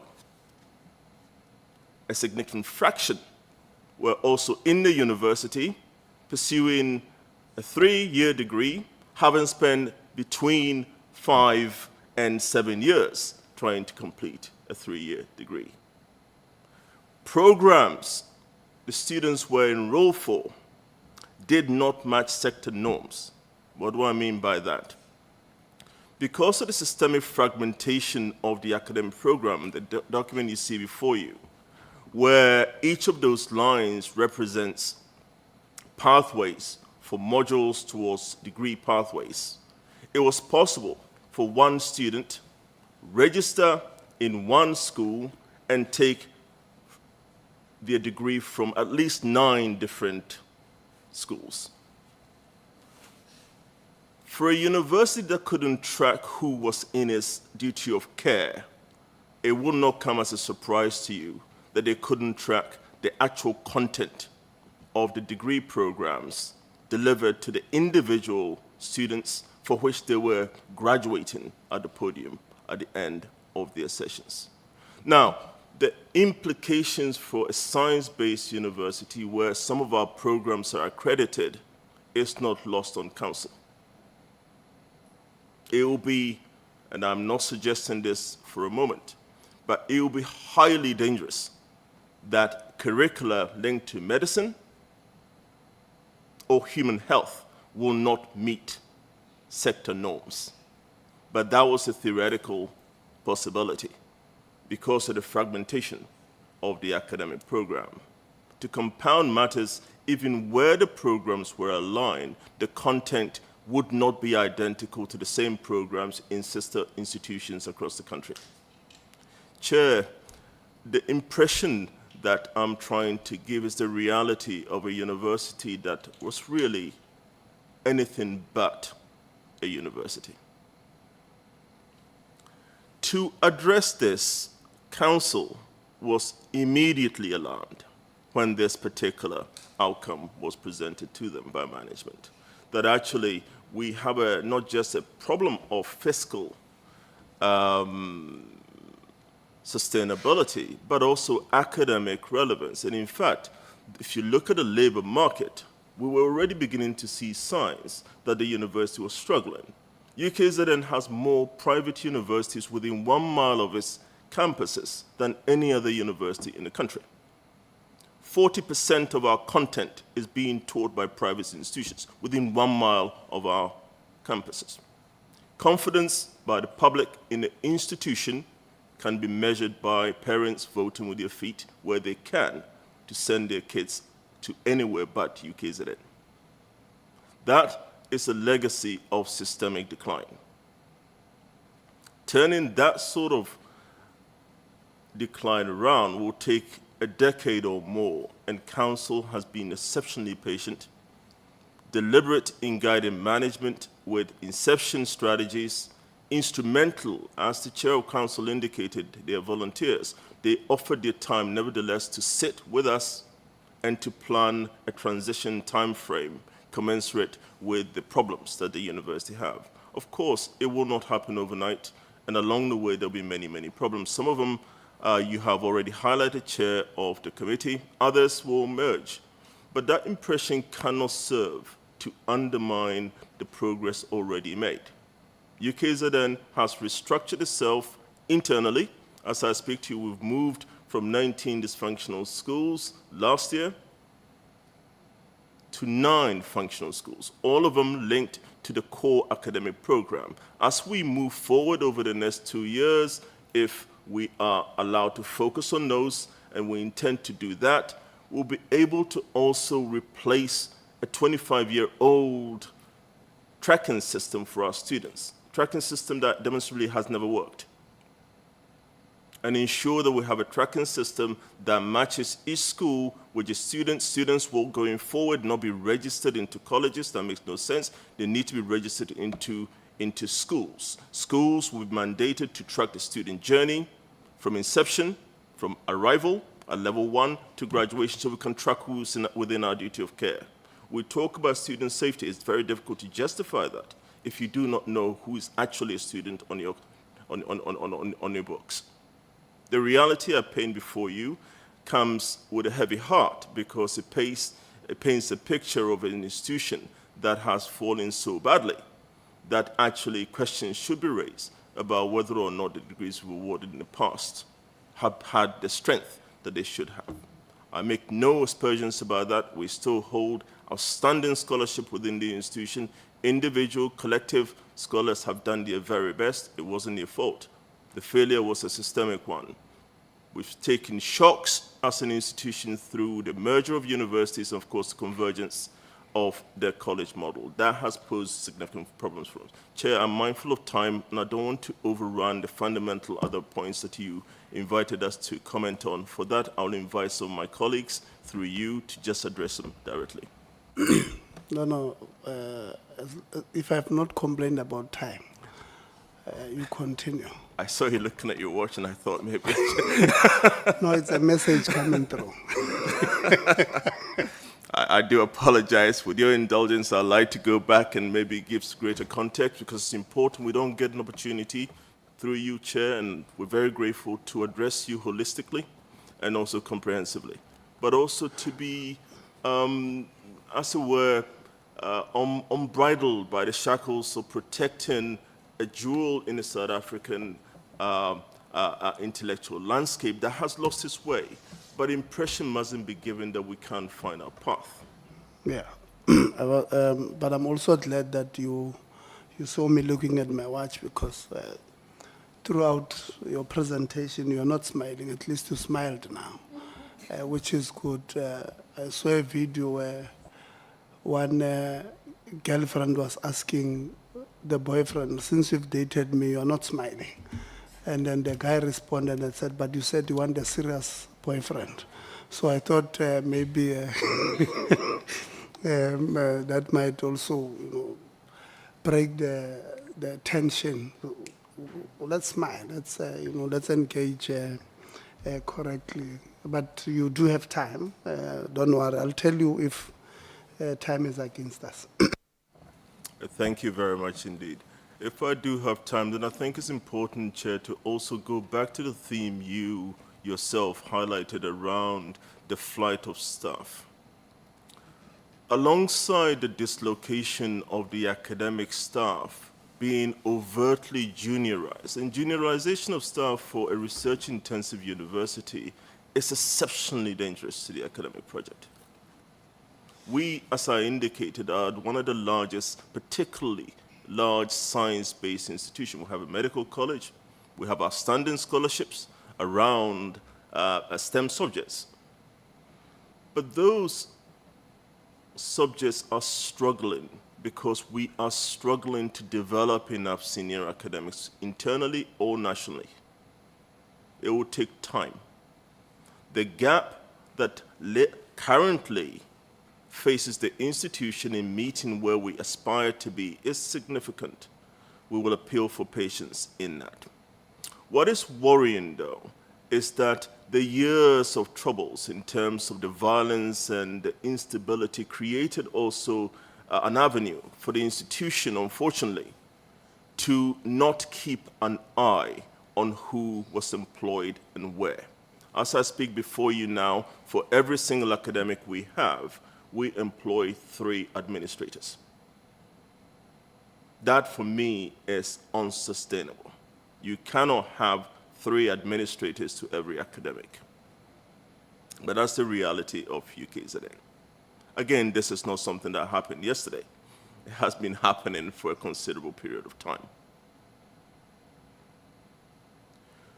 The dislocation of the staffing requires sensitive engagement. No one under the restructuring period has ever uttered the need to actually go towards the unmentionable, which is to think about managing staff reductions. That is in large part because I am not of the view, and this view is shared by both council and management, that we have to jump towards job insecurity just because we face a difficult challenge. We're trying to address the source of how to build a university, bring growth to the institution, minimize, of course, administrative overload in terms of staff, and improve academic staff complement. That is going to, again, take a little bit of time. The key to doing all of that is ensuring that the university restructuring is completed. We intend to do that by 2028. At that time, the university restructuring phase will be complete. The consolidation of the schools will be complete. And we hope at that time also council will be furnished with a renewed 10-year sustainability strategy around how to grow third stream income, how to capacitate the academic community to play a much more leading role in generating additional funds, and how to improve the standing of the university. As I indicated very short period ago, all is not lost. In spite of our problems, we still remain among the top institutions in the country. In spite of our problem, we still have enough capacity to remain among the top 400 prestige institutions internationally. Depending on which particular indicator you look at, whether you rank between the 400 or 500, but even to come within the top 1,000 of global universities is significant achievement. So, Chair, I don't think UKZN is a lost cause, but I think we do need an understanding of the magnitude of the challenge facing management. And I think, Chair, you have been very keen to, in other pronouncements, get value for money. McKinsey's estimated that the work we've done internally would have cost the institution over 200+ million. We've done that without recourse to that. The expertise that the institution never had before around how to really actively restructure institutional governance and management of the academic program, actually, as it turned out, it was already within the university. We just didn't look hard enough. I am grateful to my colleagues, particularly staff colleagues, not just the management, for stepping forward at a critical point when the university needed them, to volunteer, to offer their time, to work tirelessly to restructure the institution. But the journey of transition in terms of renewal is not necessarily an event, it's a process. And every step we take need to be perfect in the sense of being calibrated towards ensuring that we don't fall flat on our intent. Chair, I'll pause there and I'll hand over to Advocate Finden to direct the next segment around the question around the accommodation oval that had been mentioned earlier. We need to give granular detail to you again, but by way of context, this particular building was completed in 2008, handed to the university around 2009. As early as 2011, 12 on records is retrievable, we have been spending institutional funds doing corrective measures, with the implication that even at the time when the building was handed over, it was defective. The institutional records of accountability, as the Advocate Finden will demonstrate shortly, have long disappeared. Some of them have been very difficult to track down. but there are certain things that I think needs to be made clear. It is a shocking reality that an institution of our size got into a contract of the nature we've gotten into over a very long period of time, and the institutional records have been difficult to retrieve. Yet we're saddled with a building which has been decommissioned because both the council, the municipality, and our structural condition assessment deemed the building to be unfit for human occupation in 2020.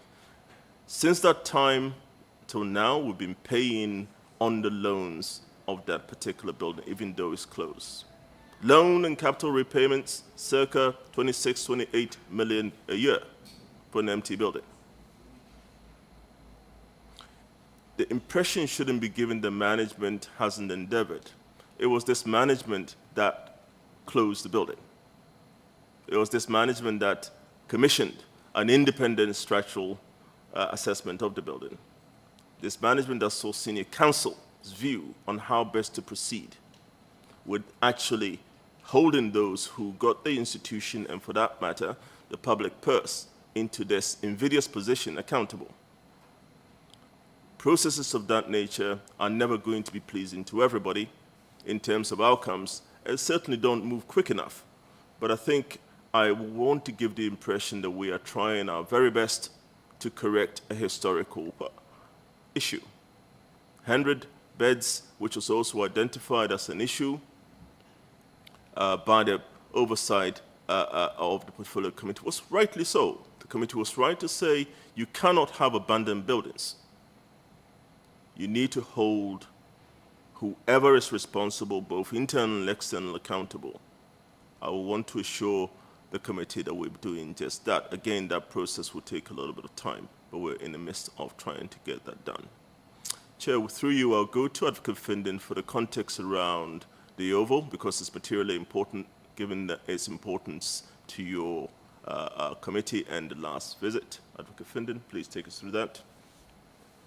Thank you, Vice-Chancellor, and through you, Honourable Chair, and to the members, I will deal with the aspect around recommendation 2 from the PPC, which is that we should speed up as a university the undertaking of repairs needed at the Oval Student Residence to obtain an occupancy certificate, and this would assist with the shortage of university housing and the litigation against the company involved in the construction of the residence should be pursued.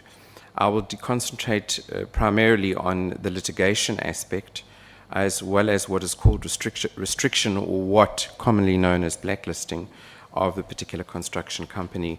And then I will revert back to the Vice-Chancellor at the next slide, which will be on page 12, that will deal with the university challenges with respect to the financing of a rebuild or a repair.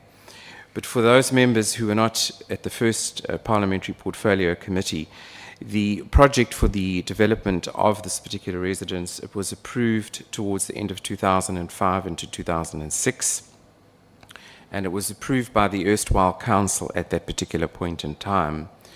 And it had a series of contracts which are highly complex, but I think in summary one could really refer to them as what is called lease development and lease back models. So in that, what happened was that the Oval Residence was to be constructed by Kauri Projects, and pursuant to this suite of development and finance agreements were concluded towards the end of 2006. And if we have a look at these set of agreements, you will see that there's a lease agreement in terms of which the University of KwaZulu-Natal leased Kauri the land on which the Oval Residence was to be developed and constructed. And then there was a separate development agreement in terms of which Kauri undertook to develop and construct the Oval Residence in accordance with applicable laws. And then there was a lease back agreement in terms of which the UKZN leased the residences from Kauri and paid a monthly rental, and it has to pay this monthly rental up until the 28th of February 2028.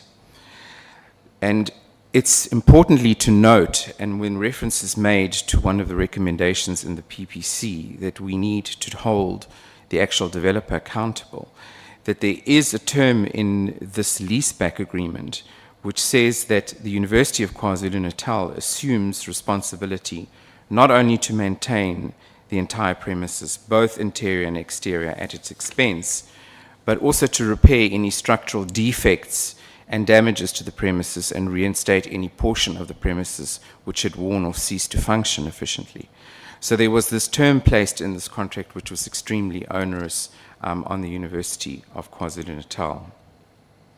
What actually happened was thereafter, once the building was completed, and occupation occurred from 2008 onwards, it became very evident in 2020 when there was cracks developing in the building that there was obviously some serious underlying structural problems. That resulted in the municipality sending letters to the university to indicate that occupancy had to cease, which the university immediately abided by and removed all students. And then there were subsequent letters from the municipality to indicate that no planning permissions had been obtained and no certificates of occupancy had also been obtained by Kauri for habitation to have occurred. In the interim, what had actually happened over that period of time is that Kauri's rights in terms of the leaseback agreement were subsequently ceded with the University of KwaZulu-Natal's consent at that time, and that was before this management team and before this full council was in sitting and in existence. The consent to provide, it actually ceded with the UKZN's consent the security provisions that it had obtained through the financing from the development finance facility granted to Kauri to third-party financiers, and later receded that to Rand Merchant Bank. So what literally happened was Rand Merchant Bank has bought the lease rental portions as a debt owed and obviously advanced finance to release Kauri. So we're at a stage where we are left with paying the monthly rentals that are due to 2028, which the Vice-Chancellor has actually referred to. So I think if we look at key developments, there is clearly ongoing defects and repairs. There's certainly from 2020 the inability to habit for non-compliance, and then there were a number of technical and legal investigations were initiated. So the university immediately sought legal counsel's advice as to what its rights were under the circumstances in light of all those supporting contracts. More importantly, it hired a group of specialists in Samang partners to come in and actually do a full inspection of the building. And in terms of their report, they actually confirmed that the building should not be habitable at all. They were also very reluctant to make certain pronouncements around which areas could be deemed to really be structural defect because of the time delays, as you know, when you've got a building that may be suffering from slip. Along the way, there could be subterranean issues. They had to examine that. They were still to do. And there was a number of other areas that they were unable to really give a definitive position as to whether, in fact, they were structural or non-structural, or over time there had been structural issues, and that normal aging at any way attributed to it. And of course, where we're sitting are today with the building as where it currently is, clearly it's not being habited. It's left in a position where if any further damages occurred, that could also be regarded as a form of wear and tear. So all these issues culminated in the university actually obtaining legal advice from counsel, and the initial legal advice was obtained by a junior and a senior legal counsel. And the legal counsels were at idem on the fact that the university faced a major hurdle of prescription, because at the very least, on 2008 to the very latest to 2020, but even before then, by virtue of the repairs that it had undertaken over the period, that it must or ought to have known that in fact there was a problem, and therefore should have exercised its rights long before then, if it wished to do so. But that was not the only challenge that the university faced. The university faced a challenge in terms of law of trying to establish what would be an appropriate cause of action, whether it would be a breach of contract, whether it would be something raised in delict, or whether it would be something that would be raised ultimately in fraud and the like. And on examination of the authority that was approved by council for the establishment of this building, they couldn't find any elements of fraud and they couldn't certainly, on the part of Cowrie, find any elements of fraud. They also looked specifically at a course of action for breach of contract in light of the challenges in the prescription and in light of what occurred in terms of the university applying maintenance and rectifying the defects, that in itself was also going to be an evidential problem. But more importantly, the Vice-Chancellor's reference to documentation and available evidence became even more crucial. The people that were involved in the approvals to a greater extent and those that were functionaries that were managing the project were no longer within the employ of the university, and in some instances, some of them had actually even left the country. The records that we tried to find in the university's repository in relation to the whole project were also destroyed during a fire when the Mahoba building was set alight in 2015 due to student unrest, so we were unable to locate the full set of documents. The university, in light of the PPC's recommendations, again put before the University Council the recommendations, and the University Council resolved that a further opinion be supplemented by legal counsel, which the university is in the process of obtaining. This particular legal opinion will deal with all these issues yet again, and it will be tabled for the University Council to consider as to whether in fact there is anything that is different which would advocate how the university would be able to deal with the legalities. But at the moment, the legal advice that we currently have is purely based strictly on the fact that the claims have prescribed. So that information will be taken forward appropriately through the Exco of Council. If I can also indicate to you that we are also looking very closely at whether in terms of pursuing Cowrie, irrespective of the legal difficulties or challenges we may have, whether there should be any form of restriction placed on the company with respect to blacklisting, that we would have to follow the provisions of PAJA, and we've had to seek legal advice as to how that will be achieved. The university itself doesn't have a blacklisting policy, but in any event, it would have to follow the provisions that are in the PFMA, and we would have to follow very strongly the provisions of PAJA to make sure that it is procedurally executed. Otherwise, Cowrie would be in a position, obviously, to apply for court to review our decisions. Again, what we've had to provide to legal counsel to formulate this view, which they're currently busy with at the moment, is all the evidence that we have at our disposal. And as I've indicated to you, the main challenge is evidence availability. But nevertheless, we've given the necessary instructions, and counsel has been briefed appropriately to give advice on that aspect too. So the current position is that legal counsel is instructed to provide a second formulation opinion on the overall merits of success and possibilities of success, and also the legality and the implementation of restriction measures in terms of the PFMA. We're also very, very mindful in conclusion that what we do not wish to do as an institution is throw good money into bad. And therefore, if legal counsel's views are reaffirmed that the university is not in a position to proceed by virtue of the fact that the claim is prescribed, and that in terms of cause of action there will be difficulty, and of course there will be evidentiary problems, then we will have to view that in light of the costs that we could incur and the costs that we may lose, and whether that would be prudent for the university to do so. So that is currently where the university is at with respect to the Oval residence from a legal perspective and from a restriction perspective. And if I may go back to you through the Honourable Chair to the Vice-Chancellor to deal specifically with the challenges the university faces with financing a revisit, either in terms of a restructuring or a demolishing and a rebuild or a repair. Thank you. Thank you very much indeed. Through you, Chair.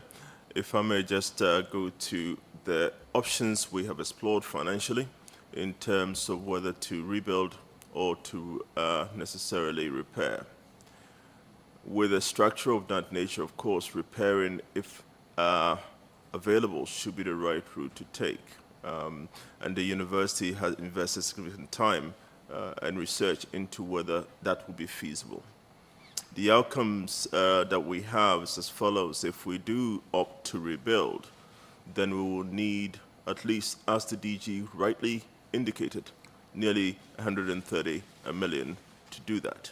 But that 130 million needs to be put in context. If we were to borrow that, then we will have to then look at market rates of interest on that over a period of time. Our estimation as an institution going by experience is that that particular element could escalate to about 600 million to get that in place, making the option of repairs exceptionally expensive.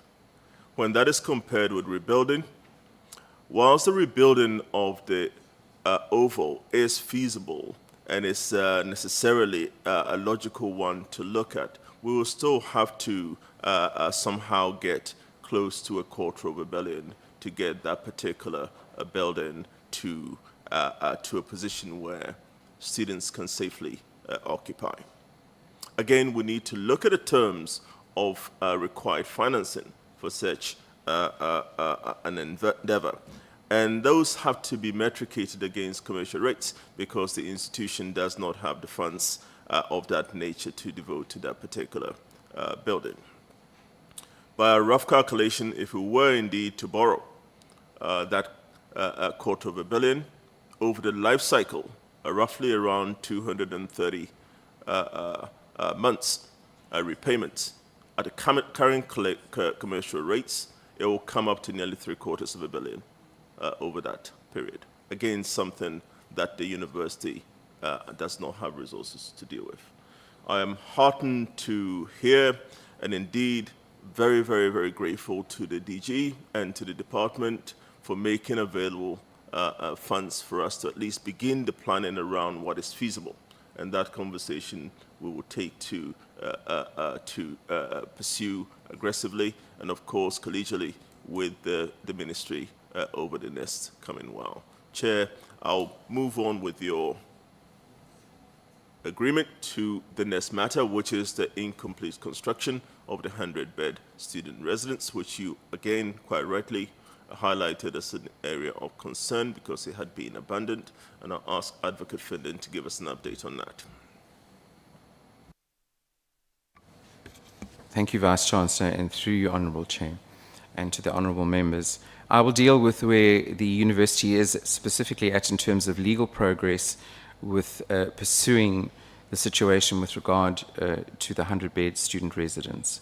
I must at this stage preface, notwithstanding the fact that we do have legal privilege within Parliament and its operation, the university, in my submissions, in terms of which I am making here, in no way absolves or releases its rights to legal privilege with respect to the discussion that we hold here, particularly as there may be issues that relate specifically to university strategy or legal privilege in terms of its discussions with legal counsel. So I would preface specifically that before my submission.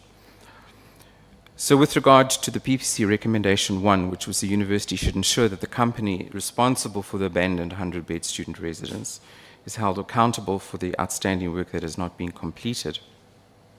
This construction was entered into under the standard what is referred to as a JBCC Principal Building Agreement contract, which was concluded by the university and the constructor in March of 2022 for the construction of a new beds student residence at the Westville campus.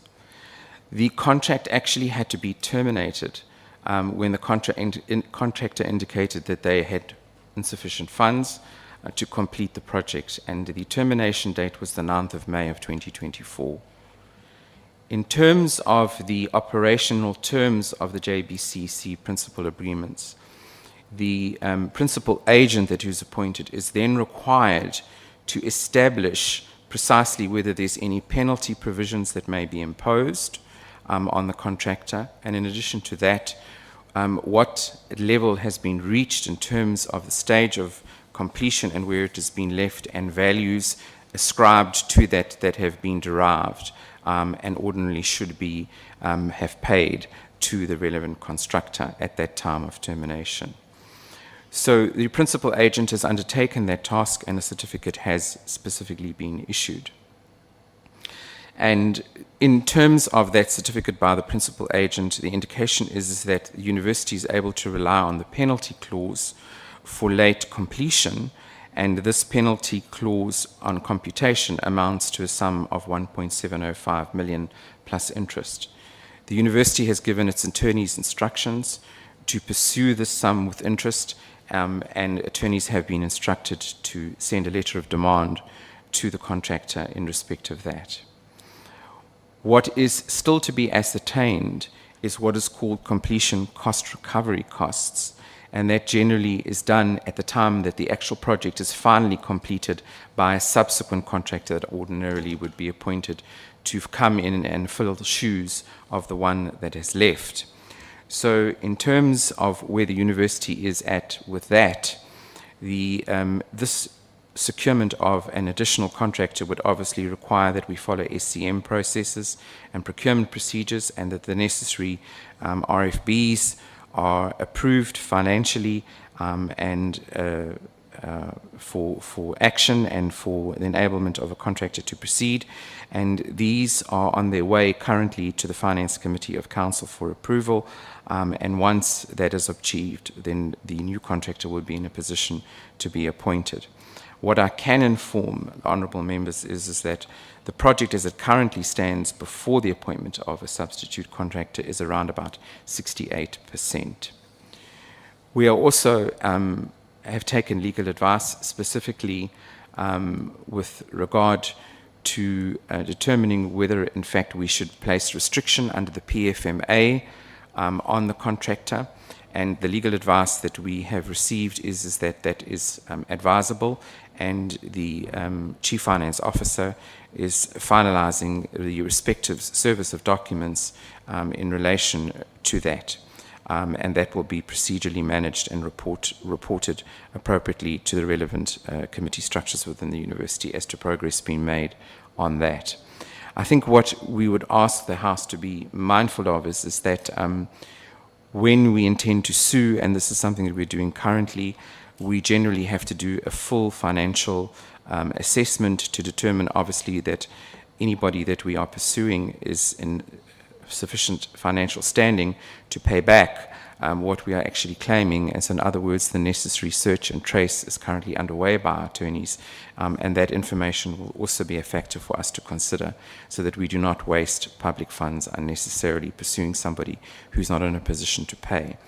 But of course there is still the position where we could obtain a judgment debt and then sit and monitor as to whether in fact funds do become available for a period of 30 years, but that will all be explored at the time that that assessment is made. So the progress with respect to the 100 beds is where we are currently at now. Yeah, VC, we have about 20 minutes. It would have been 1 hour, 30 minutes that I would have afforded you guys at 11:45. Thank you very much indeed, Chair. We're very close to the end of the report back based on your directive in terms of key issues to respond. I'll go on to legal services and as Advocate Finden to perhaps also take us briefly through the response to that. Thank you, Vice Chancellor. And through you, Honourable Chair, I will just, if I may, ask the members to take the supporting schedules with the list of the litigation matters, both civil and employment, in light of the time constraints as having been read.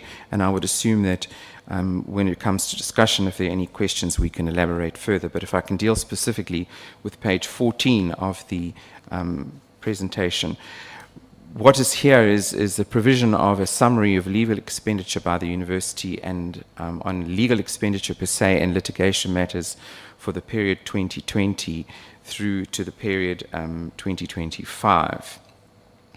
And there is a division specifically between civil litigation, employment litigation, and other legal matters. And other legal matters would specifically be in the case of where general legal advice is sought, or legal opinions relating to commercial employment or admin law matters, intellectual property procurement and construction matters, contracting matters, and vetting of legal documents that have been referred to the university's attorneys or to legal counsel. So what you will see in 2020 is the total legal expenditure is 11.98, 2021 is 9.9, and 2022 is 12.1, 23 is 9.7, and 2024 is 7 million, and 2025 is 9.4. If we have a look at litigation matters in progress during the 2024 and 2025 academic years, you will see that we have a total of 55 matters, of which, if we look at employees, specifically for the manner in which the PPC asked us to describe, there are 3 civil litigation matters that involve employees, 36 that involve employees. There are 8 that relate to contractors, and with regard to students, there are 8. That brings us to the total of 55. If we have a look at our current stats on our litigation matters as to how they have been progressing over 2024 to 2025, open matters, there are still 16. Static are 4, and by that we mean that the parties that have initiated them, and that is not the university in all cases, have not pursued. In other words, they haven't taken any further steps to follow procedures or commence, so they become static. On appeal of 5, closed are 30, and that brings you back to the total of 55. If you have a look at the success rates from 2020 to 2025 in civil litigation, it sits a percentage at around about 92.9, and from employment litigation perspective, 86.4. Thank you, Vice Chancellor. Thank you, Chair. Thank you very much indeed, Chair. We'll move on to the next point. And I'll invite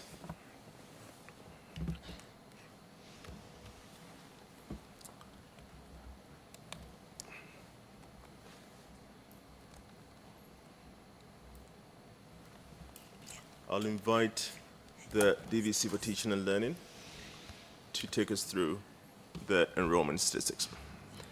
Thank you, VC, and good morning again, Chair. Thank you very much. I will be engaging on 2 very quick slides, one related to enrollment and the other related to student support, financial support that is available to our students at UKZN in line with the request from the PPC.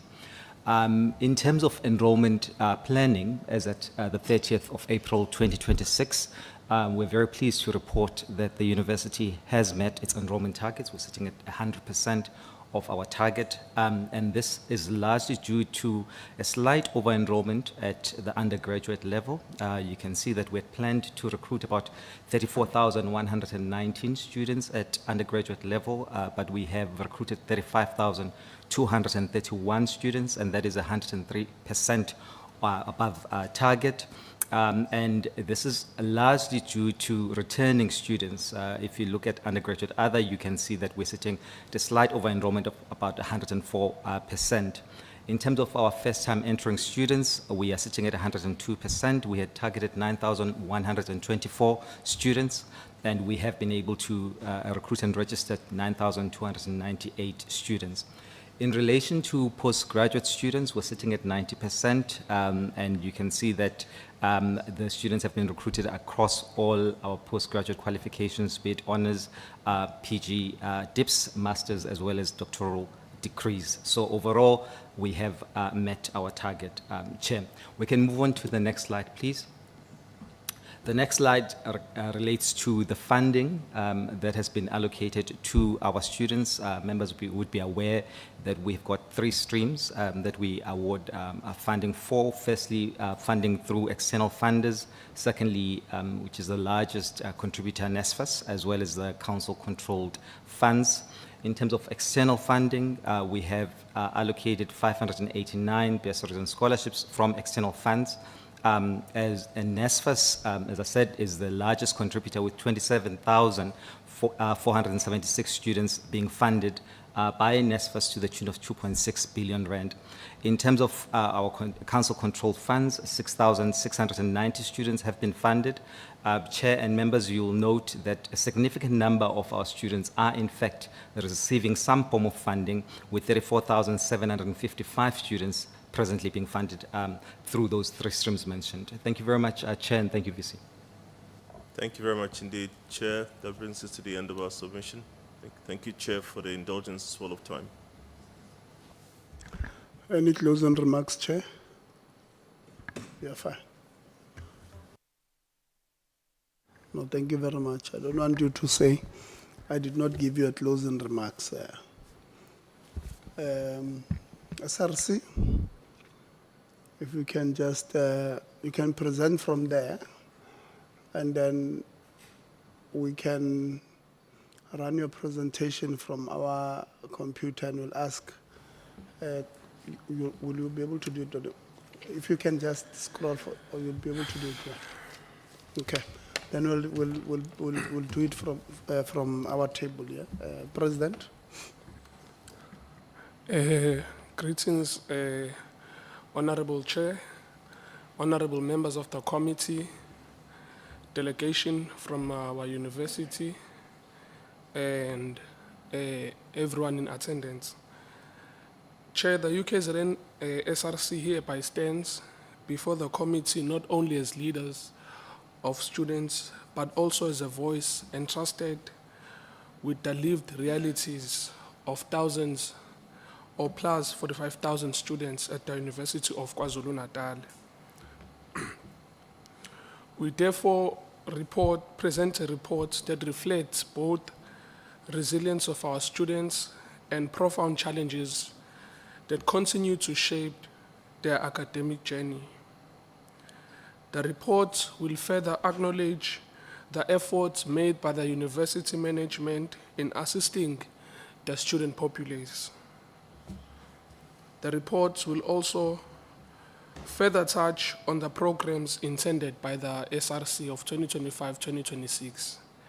And Chair, I'd like to thank this committee for allowing our SRC to bring the Deputy President to this committee, because we could not bring the self-appointed Secretary General of the university to this committee on the basis that he has only served for less than a month and he cannot come maybe to Parliament to make a report on our governance from the beginning of the 25th of October. With that being said, Chair, please allow me to give the Deputy President the opportunity to start the presentation, and I will continue after she has finished the first part. Thank you. Greetings to the chair and to the members. Like mentioned before, my name is Noluthando Nxumalo, the Deputy President of the SRC at UKZN. So as we are here, we do acknowledge that we're elected by the students. Deputy President, sorry to disrupt you. When are you not self-appointed? I heard No, that I'm not. first. No, I'm not. Elected by the students. President, if you can switch off the mic that side. That, yeah. So as mentioned that we're elected by the students, we do come here with challenges that are on the ground that we would like to mention. So when we were elected, the date was on the 10th of October, but our term was on the 25th of October, meaning that when we entered office, the first challenge that we had encountered was the examination. So examination, I'll just read through it. It's November 2025 examination. During the final examination of 2025, a new student card verification system was implemented while intended to improve security. Its exclusion had devastating consequences. So before, when you go and write an examination at UKZN, you'll have a student card whereby if it's not clear, you'd be able to write on paper your information to enter the venue. But last year, November 2025 examination, you find that a new system was introduced a few days before examination. Students were denied entry into examination venues due to unclear or damaged cards, despite existing alternative verification methods that had always safeguarded fairness. For the students, this was not merely an administrative issue, it was also loss of an academic year, loss of dignity, and a loss of hope. So when you analyze this new system, you find that students had to go to RMS to go get new cards or go pay for new cards. In that system, you find that they would be late for the examination because of the limited time of entering into the exam venue. So in that happening, you had students actually not being able to write the examinations, that leading to a sub. Sub being that NSFAS does not pay for a sub, meaning that you then add financial strain on the students, also leading to an extra academic year in cases whereby they're also unable to write the sub. Secondly, we'd go into the registration challenges that we faced 2026. The first one, we're just going to speak about the increase in registration fees. So the increase in the minimum registration fee was from 5,950 to 7.3, placed immense pressure on already struggling families. So as the SRC 2025-2026, our main issue regarding this increase was the loophole between the two amounts.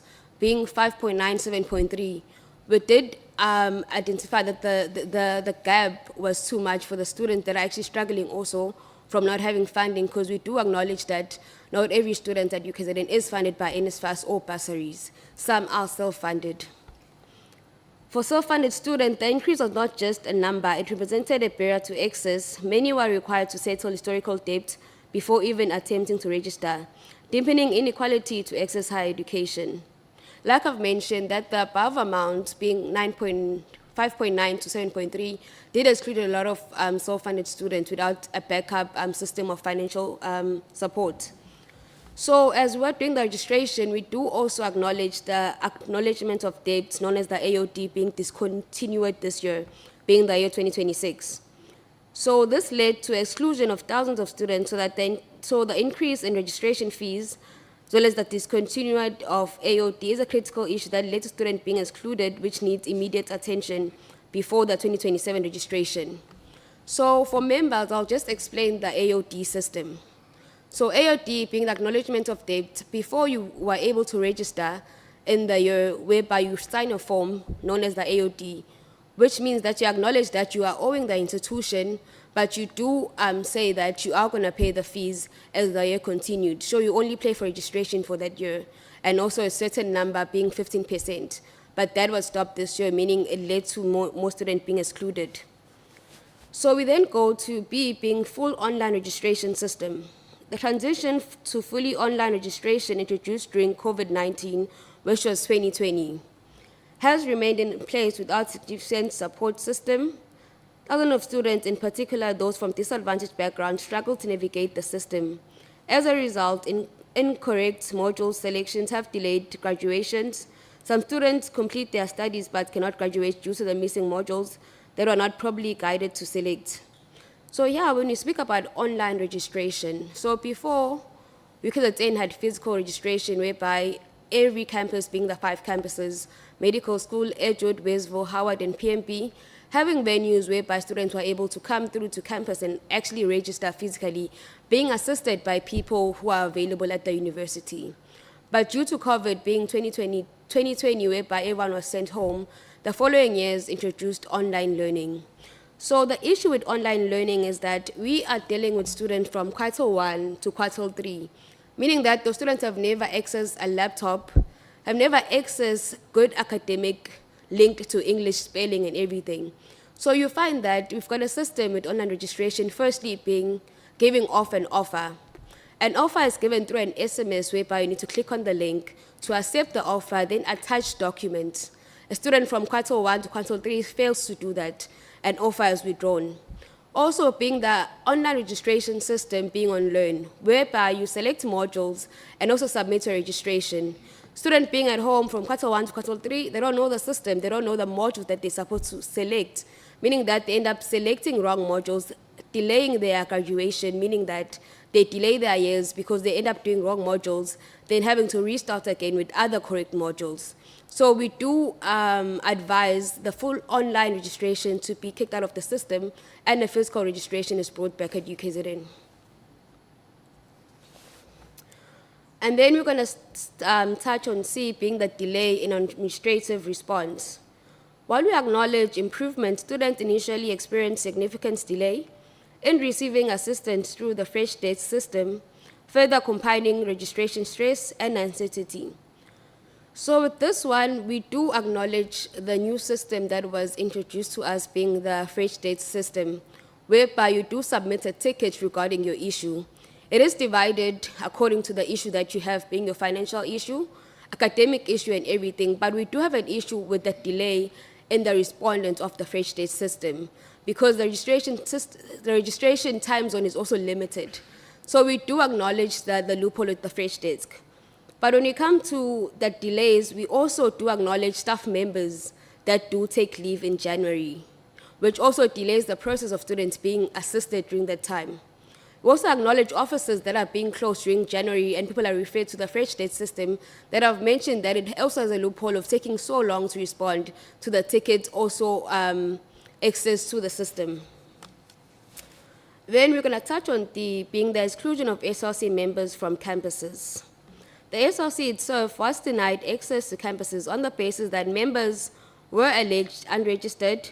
This decision has far-reaching consequences. Students were left without leadership support during the most critical period of registration. SRC offices remained inaccessible, weakening student representation. At a time when a student needed us the most, we were prevented from serving them. So when January came, registration period, you find that SRC members from all the 5 campuses, including the central SRC, we couldn't access campus.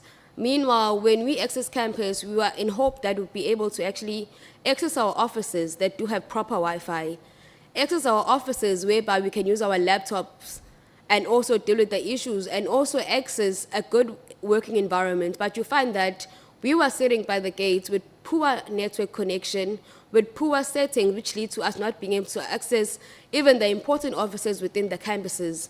That led to us not being able to assist students fully, meanwhile we were elected by the students. So the exclusion of SRC members from campuses is a huge issue, and we wish for it to be looked into and to be dealt with, because it really did affect even the registration outcome from our side as the SRC. I'll touch on the withdrawal of offers despite compliance. A deeply concerning issue arose where students who had complied fully, including making payments before deadlines, remained unregistered. These students now face academic uncertainty. Despite meeting all the requirements, the undying issues are as communicated, related to capacity limit. This reality forces us to confront a painful truth. Qualified and compliant students are being excluded not due to failure, but due to systemic limitation. So during the registration, we did acknowledge that some offers were taken out to students, being given 3 days to respond to the offers. But in that 3 days, you find that within hours or within a day, those offers would be withdrawn.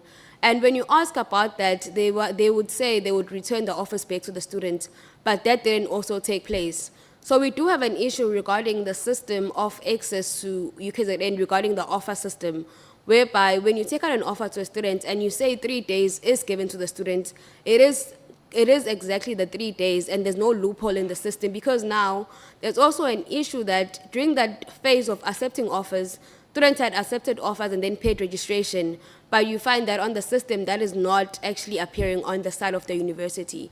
So we do also appeal that the system in registration regarding to offers and also financial payment is looked into regarding the loopholes to avoid issues that were faced this year during the 2026 registration. I thank you. I shall give over now to my president, Mr. Apelele Ngongo, to continue with the slides. Thank you very much. Thank you, Deputy President. Thank you, DP, for the presentation. I will now move towards the funding challenges that were faced by students at the University of KwaZulu-Natal. As we know, in our institution, we have plus 30,000 students that are funded by NSFAS. So at the beginning of the year, there were severe challenges that our students faced during registration. And amongst those issues was that there are students that were funded by NSFAS in 2025, but for 2026 academic year, NSFAS did not fund them. And they had to own up to the debt that was made by NSFAS. And furthermore, these students, as we speak, they are unregistered. And the SRC did circulate a list of those students, and it shall be provided if it is needed. Another issue that we faced during registration was the late confirmation of NSFAS funding to students with disabilities. If it was not for the SRC to engage the university management to extend registration, would be sitting in an institution where NSFAS disabled students have not been funded. And we must say that NSFAS really failed those students, because some of them were not able to secure accommodation, because when they received funding, accommodations at that time were already full. So now leaving a student with disability to stay in a private accommodation, and we all know that those accommodations, they don't have, some of them do not have or do not cater for disabled students. Some students also expressed their pain, that disabled students, towards the NSFAS system, that they are being treated unfairly on the basis of their, of their disability. And it was that time when the university sat down with the SRCs to say if NSFAS does not confirm to fund these students, the university was going to make means of ensuring that the disabled students do register for the 2026 academic year. Additionally, what we wish to raise, what we want to raise as the SRC of UKZN is that at the beginning of the year, the NSFAS and the UKZN academic calendar are not aligned. And why are we saying this? At the beginning of the year, we know in our academic calendar, the medical students need to come back early, so we request that adjustments on the NSFAS be made, on the NSFAS side be made for the medical students, because they come early in January and landlords refuse to accommodate these students even though they are funded by NSFAS. Now you find that the college needs to make means for all these students. So there is a persistent lack of alignment between NSFAS processes and the academic calendar, more especially for the health sciences. And there's also ongoing miscommunication between NSFAS and the university, where you find that a student on the NSFAS portal has funding eligible, but they are not paid by the university on the basis that NSFAS has not confirmed their funding. The second part under funding would be Funza Lushaga. In the year 2026, there was a challenge that was faced by students who are funded by Funza Lushaga Basar, which is the School of Education. Funza Lushaga confirmed funding at the later stage of February, and when a registration was already at its labs. This resulted to students that were due to go and do their teaching practicals not being able to plan or come back to our campuses to continue with their studies on the basis that they were unfunded. And we want to appeal to this committee that the bursaries that are aligned with special schools within our university be safeguarded to ensure that service delivery is at its best, so that it does not sabotage the academic calendar. I'll also move towards the accommodation crisis in UKZN. The university has 11,914 beds available for students for the 2026 academic year. With those beds in UKZN, the university also has a placement policy that stipulates that postgraduates cannot reside in UKZN leased or owned residences, even if they are funded. It further goes on to say that the students will be given accommodation based on their academic performance, and students that are unfunded cannot reside in university residences that are owned or leased by the university. And 70% of the beds are reserved for first-year students and 30% for returning students. Now, on the eligibility part of the academic criteria, a 60% credit weight average is used looking at the previous semester of the students. And as the SRC, we find it difficult because you find that a postgraduate student can be funded by a different bursary that is not of NSFAS. Now they cannot go and reside in other private accommodations because some bursaries stipulate that they will pay the money directly to the universities. And there is no system that we have within the university that says once the bursary has paid for accommodation to the university, the money is diverted to the landlord. We do not have such a model in UKZN. So this is disadvantaging our postgraduate students in UKZN. The second part is on NSFAS private accommodation. And Honorable Chair, as we are touching on this part, we are really heartbroken as the SRC of the University of KwaZulu-Natal. But in the beginning, I want to state that the NSFAS has faced many challenges, NSFAS accommodation over the years, ever since its implementation. These include the grading of buildings. Some buildings were given a grade A, even though they do not qualify to or have the minimum requirements for that grading. But they were graded and they housed our students. As the SRC, we noted these concerns and we escalated the matter to SAUS, and we must say to this committee that the private accommodation inspections were done in UKZN by NSFAS officials, SAUS, together with the Student Representative Council, to ensure that residencies or private accommodations that are owned by NSFAS are in good condition. And we want to commend on NSFAS for conducting these inspections across the private accommodation of UKZN. But also it is important to highlight that while NSFAS has the NSFAS private accommodation, it does not have a framework. And the framework that I'm referring to, they do not have resident assistants who look after our students. There are no house committees, there are no programs that are being done or by landlords for our students as they are staying in those private accommodations.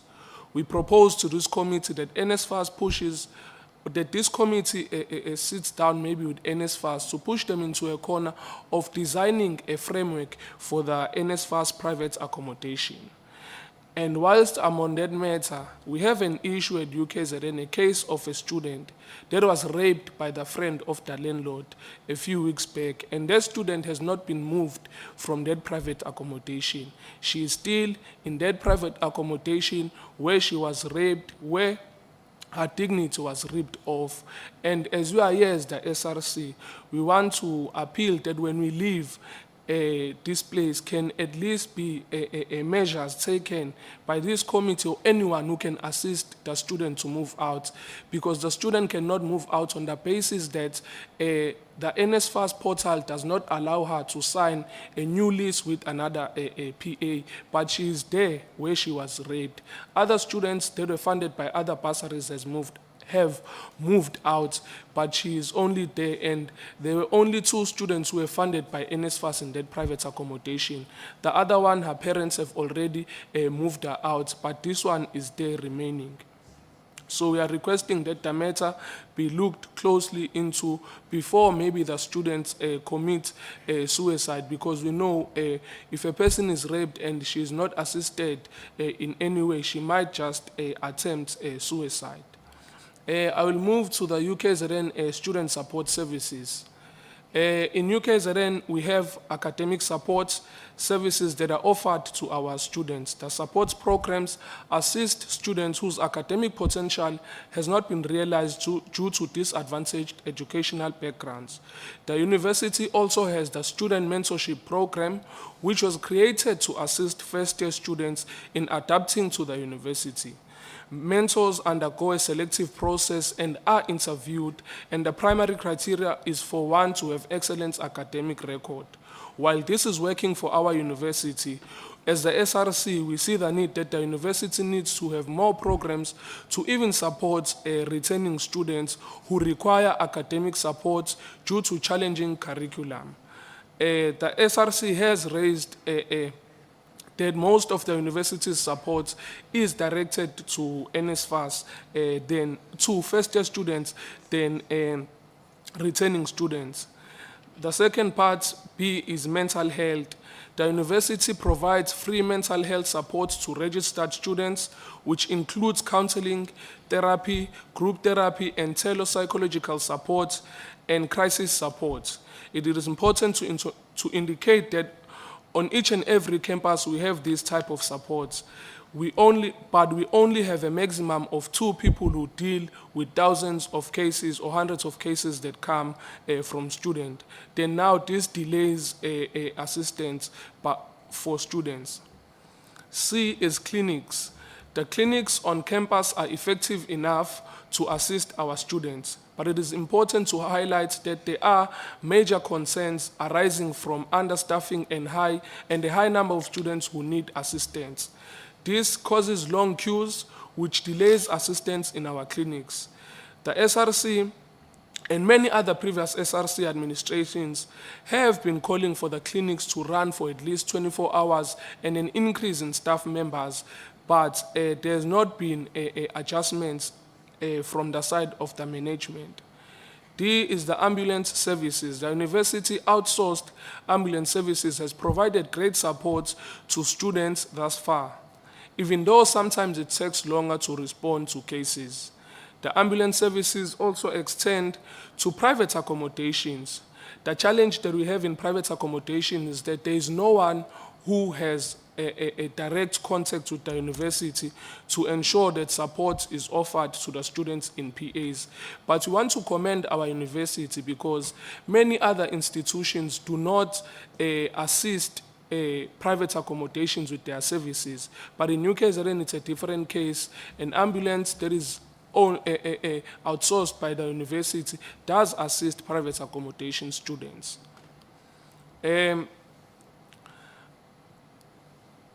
Number 1.6 is student governance. And student governance, I want to firstly outline that we have had developments within the student governance. The SRC had its strategic planning in December 2025. And our theme that we decided on was rebuilding and re-strengthening the voice of students. This is motivated by the fact that we had discovered in our planning that the students are losing their voice in UKZN. The SRC has also done the SRC team building in February after registration. Clubs and societies, political and non-political organizations have been recognized in UKZN and induction has been done. After the SRC has concluded its recognition process. There's also the SRC Trust Fund that the SRC has. The fund is for students who are struggling to pay their registration fees. This campaign was aimed to raise funds for students who are struggling with fees at the beginning of 2026. The campaign managed to raise 3.4 million 757, which funded 343 students for all the 5 campuses. We want to thank the university management for the support it offered to our campaign as the Student Representative Council. And also we want to highlight that our campaign, when we run it, we do not have many supports coming from external companies in KZN, but rather the most support comes from the university and its structures. The SRC also, or the university also conducted its student parliaments. The UKZN parliament was convened from 30 April to 1 May. The SRC delivered its reports to members of different various clubs and societies and the whole student populace. Now, Honorable Chair, I want to move to the part of victimization of SRC members in UKZN. And why am I referring this as victimization? Because on the 29th of March 2026,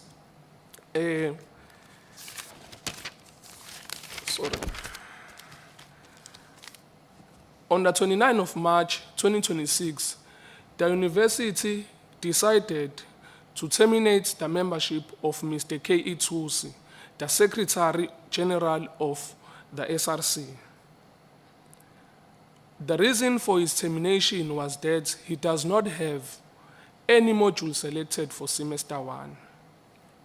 Therefore, the university declared him as an unregistered student, even though policies within our university states otherwise.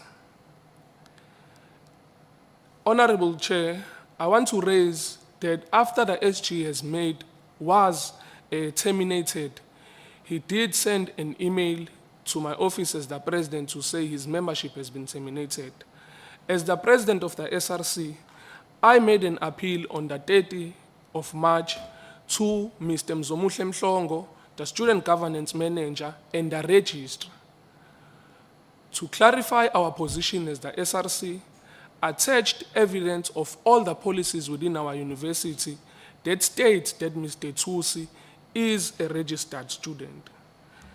Even though one did follow all those channels, but the response that I received from the registrar was that Mr. Tusi is an unregistered student. And I want to raise this to this committee. I made an appeal to the office of the registrar seeking legal guidance from the university. But the registrar did not respond to my email. The registrar sent a letter to Mr. Mhlongo, which has a signature at the bottom, indicating that Mr. Tusi has been removed from the SRC. And in the response of the registrar, he says the decision is final and binding.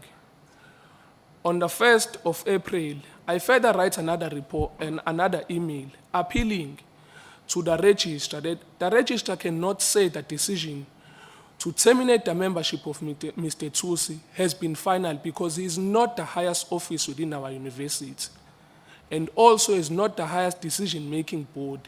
The matter can be appealed up until to the ombuds of the University of KwaZulu-Natal. Despite that being done, the registrar responded on the 7th of April, or Mr. Mhlongo once again responds, but I have not written anything to Mr. Mhlongo. I was writing directly to the registrar. Now, what is saddening about this is that on that moment, there was no communication between myself and the registrar.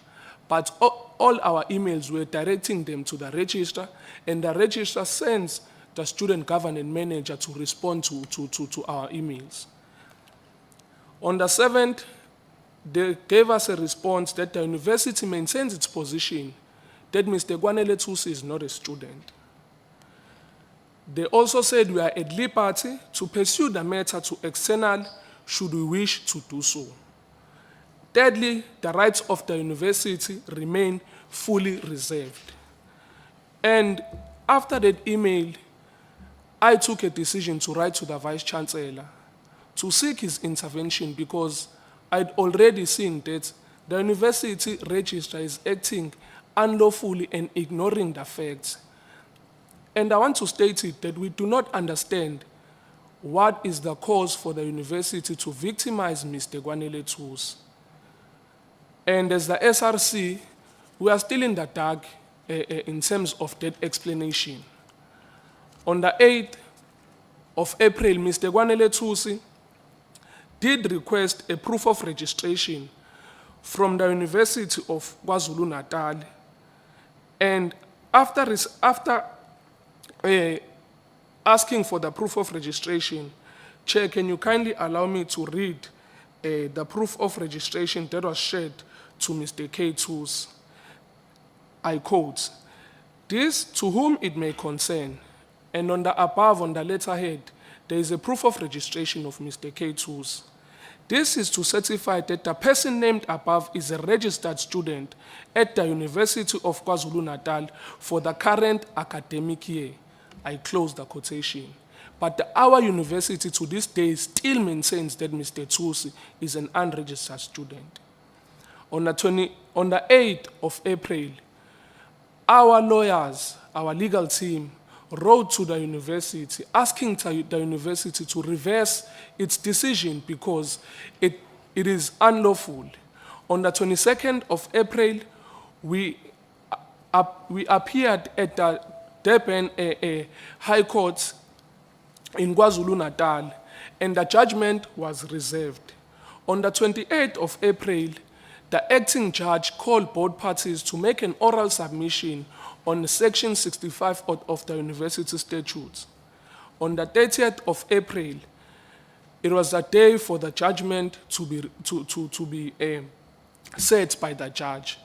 And the judgment was clear that the decision made by the University of KwaZulu-Natal was unlawful. And in that day of the judgment, the university legal team was present, which is a law firm called Shepstein and Weil. Their representative, their counsel was there. Our legal team was present. And when the judge made the ruling, Chair, I just want to read this part. Please allow me to read it out loud.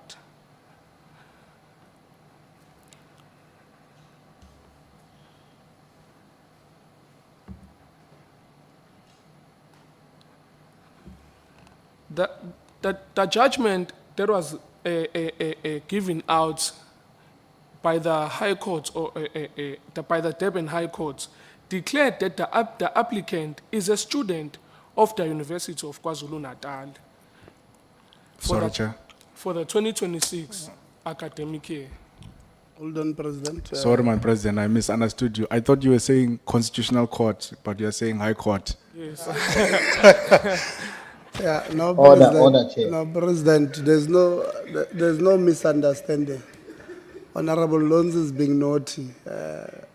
DG, they've been having fun on our WhatsApp group about what the Constitutional said.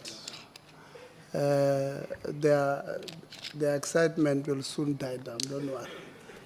You are protected, President. Please continue. Thank you, Chair. And the decision made by the acting judge was that Mr. Tools is registered for the current academic year, 2026. As contemplated in the College of Health Sciences Handbook for 2026, read with the University Statute of the University of KwaZulu-Natal, second edition, and the Higher Education Act, number 101 of 1997. The second 2.2, declaring that the decision made or taken on the 29th of March 2026 to terminate the applicant's membership of the SRC of the University of KwaZulu-Natal is unlawful, unconstitutional, and invalid as is reviewed and set aside. 2.3, declaring the decision of the manager, student governance and leadership development department taken on the 14th of April to appoint a new Secretary General. Mr. Spesi Mhlongo is the Secretary General, to replace the applicant as unlawful and invalid and is reviewed and set aside.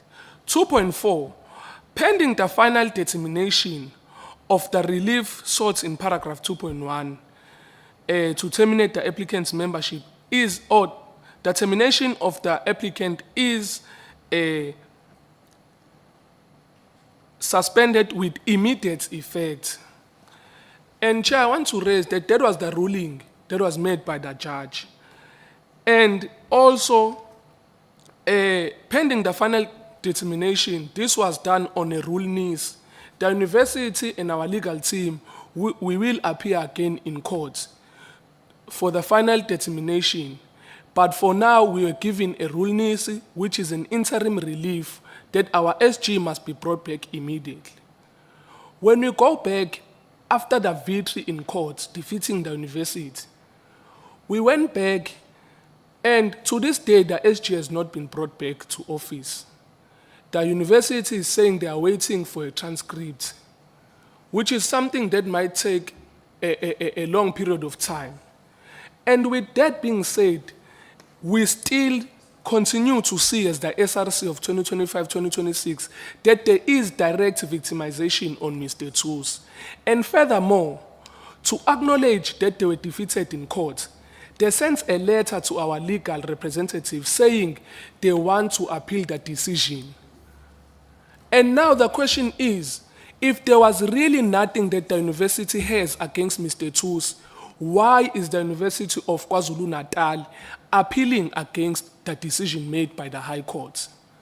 Now that gives us the good standing on saying that the university is victimizing our Secretary General. And furthermore, I feel that the university is doing so because they are using the state money.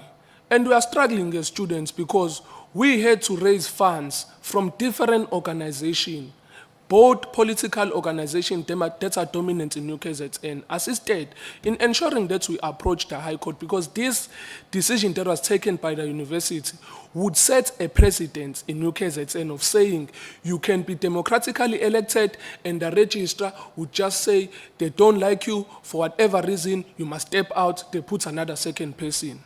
And for that, we are requesting that this committee looks into that matter closely, because the money of the university that could have assisted in food security, that could have assisted in student debt is directed to a legal a team to fight student leaders. And to move from that one, Chair, we also have a threat in UKZN. We also have a threat in UKZN, student governance. The university management employed the former Secretary General of 2021-2022. They gave him a position within the university as an employee, as a staff member. Now, the problem that we are faced with in UKZN, one, we do not understand that the position that he holds it's called Situational and Awareness Coordinator. What is that position for? How best does it assist the University of KwaZulu-Natal? That's number one. Number two, how was this individual employed? So if I work best for the university as the SRC president, would it mean I'd also be given a position or be employed as a staff member of UKZN? And thirdly, the question that we're asking ourselves is, how much more or how many people have received such treatment from the management that maybe you are not aware of as the SRC? And why am I raising this matter? I'm not raising it on the grounds of saying maybe that individual does not deserve employment, but it is on the basis of his conduct as a staff member. One, he interferes with a student governance. He is on the ground dividing the SRC, having a cabal that works with management, having the other cabal that those who are not his cabal, they are deemed as if they are not working with the university management. Secondary to that, on the ground, he goes to divide political organization and clubs and societies in UKZN. And these are matters that have been brought forward to the Student Governance Office to say we have a crisis. We are leading the students of UKZN, but we have another staff member who is employed by UKZN to destabilize student governance. And there is intimidation on student leaders that is directly done by this employee. And when that is done by a staff member, we are intimidated as student leaders on the grounds that we see that his decision or his actions are a mandate of the university management. On the matter of Mr. K.E. Tools, he was on the ground to ensure that he speaks ill of Mr. Gwanele Tusi and furthermore writes or tell people to write emails about Mr. Tusi, and claiming that the university would go back to Mr. Tusi's cases of 2023. And that is exactly what is happening now. The university has went back to cases of Mr. K. Tusi of 2023 that were not settled. And the question is, why were those matters not settled back in the years? And what was holding that whole process? To move with my presentation, Chair, we request that this committee assist us in getting answers on the employment of that former SRC member. Chair, I want to move to 1.7, which is gender-based violence.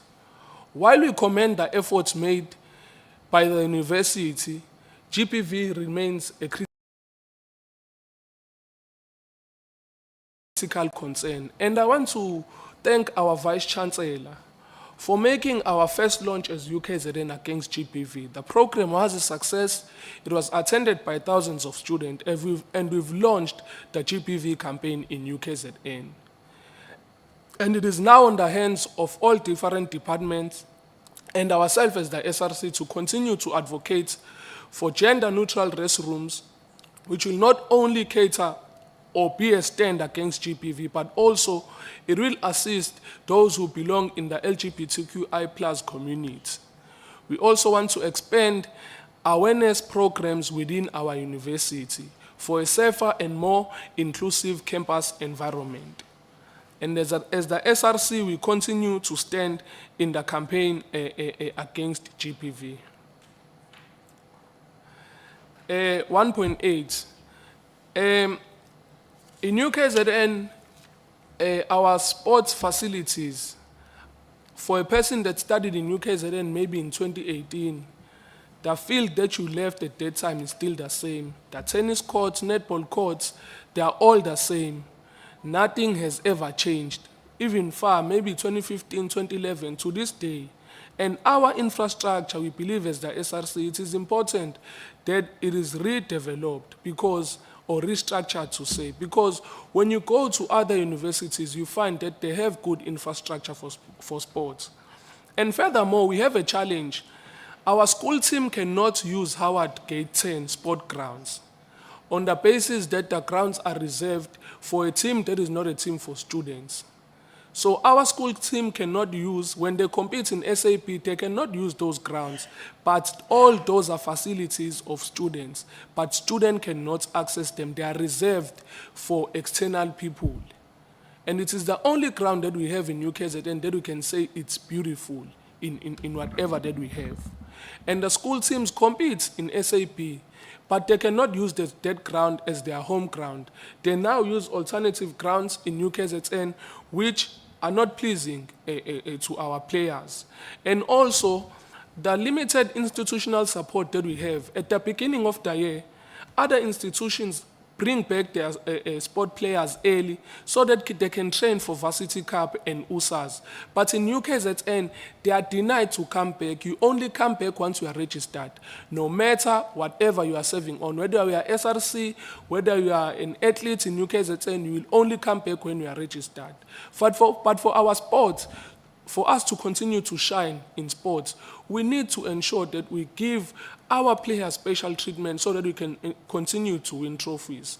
Yet, despite all these challenges, our students have continued to excel.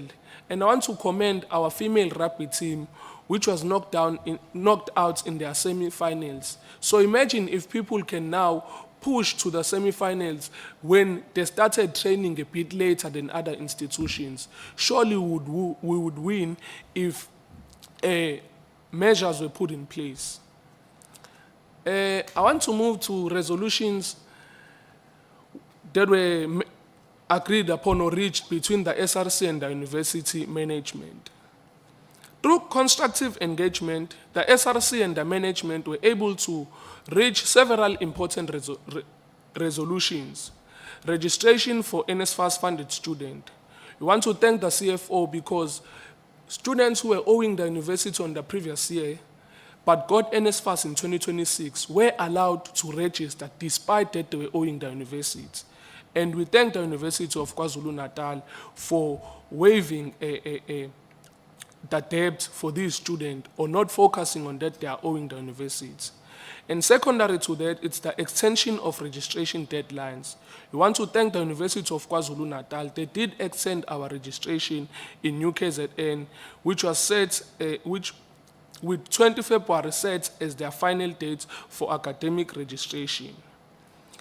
Financial clearance for final year students. Since the cancellation of acknowledgement of debt, the university allowed people who were owing less than 10,000 and who were on track to complete their qualifications, they were granted financial clearance upon the payment of registration fee and issuing of degree complete letters during graduation. Through the Office of the Vice Chancellor, students who are owing less than 10,000 are receiving letters of degree completion as we are speaking in UKZN, despite that they are owing the university. The SRC appreciates these interventions and looks forward to continued dialogue on potentiality expanding this threshold in future. And the support that was given to medical students. We know that for medical students, you cannot be behind, or we cannot say you are not attending because you are waiting for your registration. So medical students were allowed to access the university shuttle services despite that they were waiting to be registered so that they could continue with their academic journey. They were also allowed to access the university lands despite pending registration status. And the temporary accommodation was arranged at RK Khan Hospital, recognizing that the medical school has early commencement on their academic calendar. Then the last one was the postponement of teaching practices. The commencement of teaching practices was postponed from 16 February to 23 February. This extension provided relief to final year students who were awaiting their allowances, including disability students and FUNZA-funded students. And lastly, we want to thank our university for assisting with 1.5 million towards the SRC Trust Fund. Programs of the Student Representative Council. Despite many challenges, the SRC remained proactive by planning the following: GBV awareness campaigns, which include Walk in My Shoes campaign, the mental health programs, Are You OK program, inter-campus sports initiative, which is about to take place, and there's also a cultural fusion festival, which is planned by the SRC. Can I move to the next slide? Because, yes. And number 4, we have a constitutional concern regarding Rule 14 in UKZN. In UKZN, we have a rule that has excluded many student leaders. The Rule 14 in UKZN says you will be removed from campus. You will not attend your classes. You'll only come to attend your classes. You'll not just come in anyhow on campus if you are given Rule 14, pending determination of whether you are guilty or you are not. And we have a high number of students who received Rule 14, and at a later stage, they were found that they were not guilty, and nothing is being done to ensure that these students are assisted for the time where they couldn't access a campus.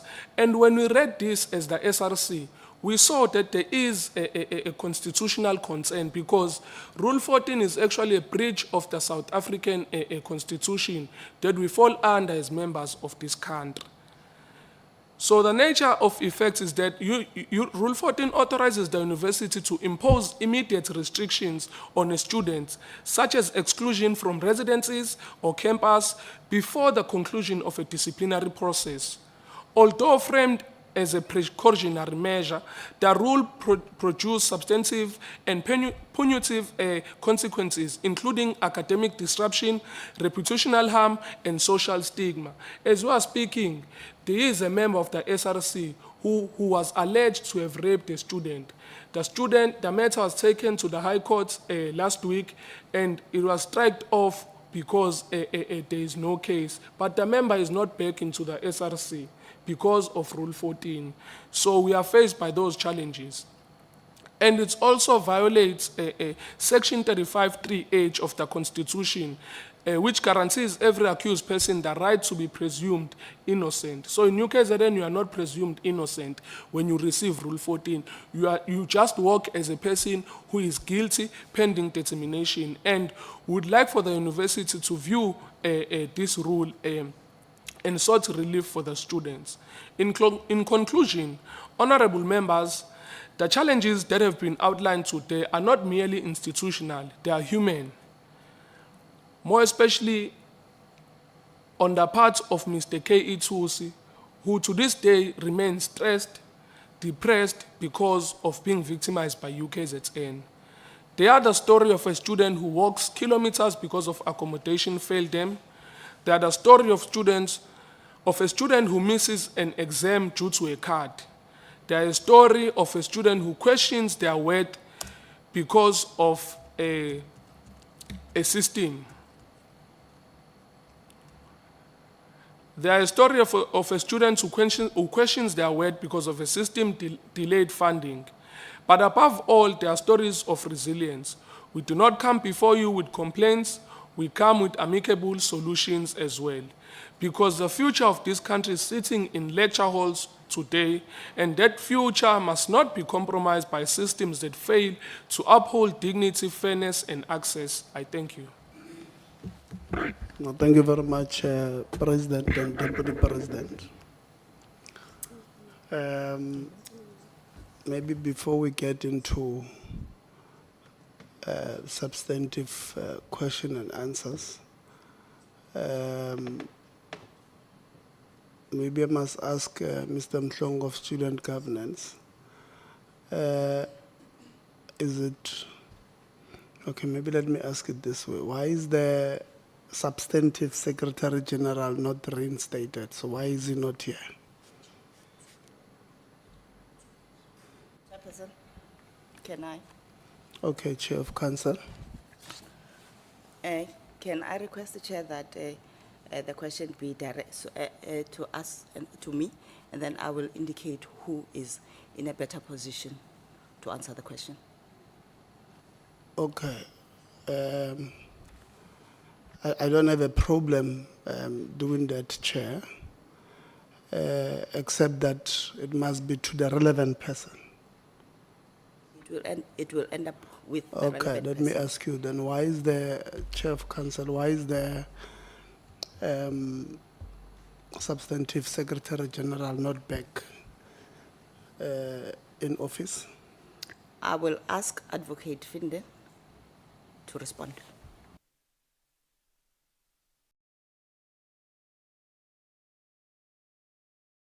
So, Honourable Chair, at this particular point in time, the university is aware of the fact that a judgment was given by the High Court. And here I'm relaying information that I've received through legal services. I'm not personally managing the case. So there is an oral judgment by the High Court, and the university has requested a transcript to be provided to them, which sets out in detail the full reasons that the judge reached the decision, so that we're in a position to determine whether in fact there is any action or merit in what the judgment says that requires the university to alter its position, either in terms of its rules, its systems, etc., or its policies. But more importantly, to determine whether in fact there are grounds for the university to appeal that judgment. So at this point in time, it is in the hands of legal counsel. They've requested that transcript.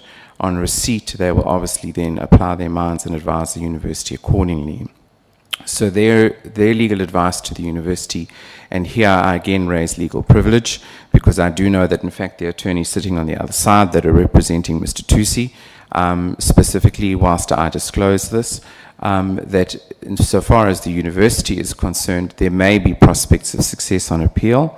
If that's the case, then obviously the relevant authorities will decide to give instructions to proceed on that basis, and there may ultimately be an appeal of that outcome.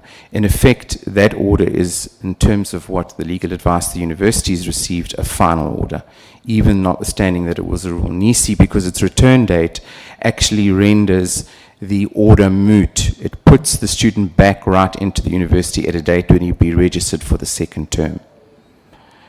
So, in other words, you are not agreeing with the court order? Well, at this stage, let me put it to you this way. To determine whether we don't agree with the court order, we need the full transcript, because it was an oral judgment. Because you have not received that, you are saying you don't recognize the order? No, we respect what the court has said, but no, we have the right to appeal if, on a reading of the judgment. If you have not appealed, what does it mean about your action or inaction? You have not appealed. Well, we can't appeal without the transcript. Exactly. Then you can't say you are in no man's land. It's either you are on the left, where you say, I don't agree with the order, and I'm waiting for the transcript, or you are saying, I agree with the order, and I'm waiting for the transcript. In either way, I'm going to take a decision after receiving transcript about the appeal or no appeal.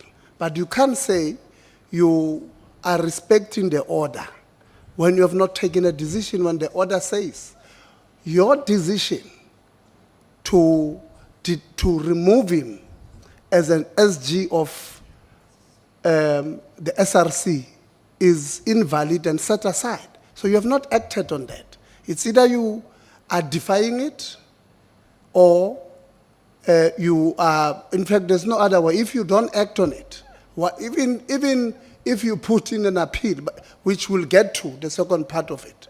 But I'm saying as we speak, you have not respected the order of the court. You have not actioned what the judge said. Do we agree?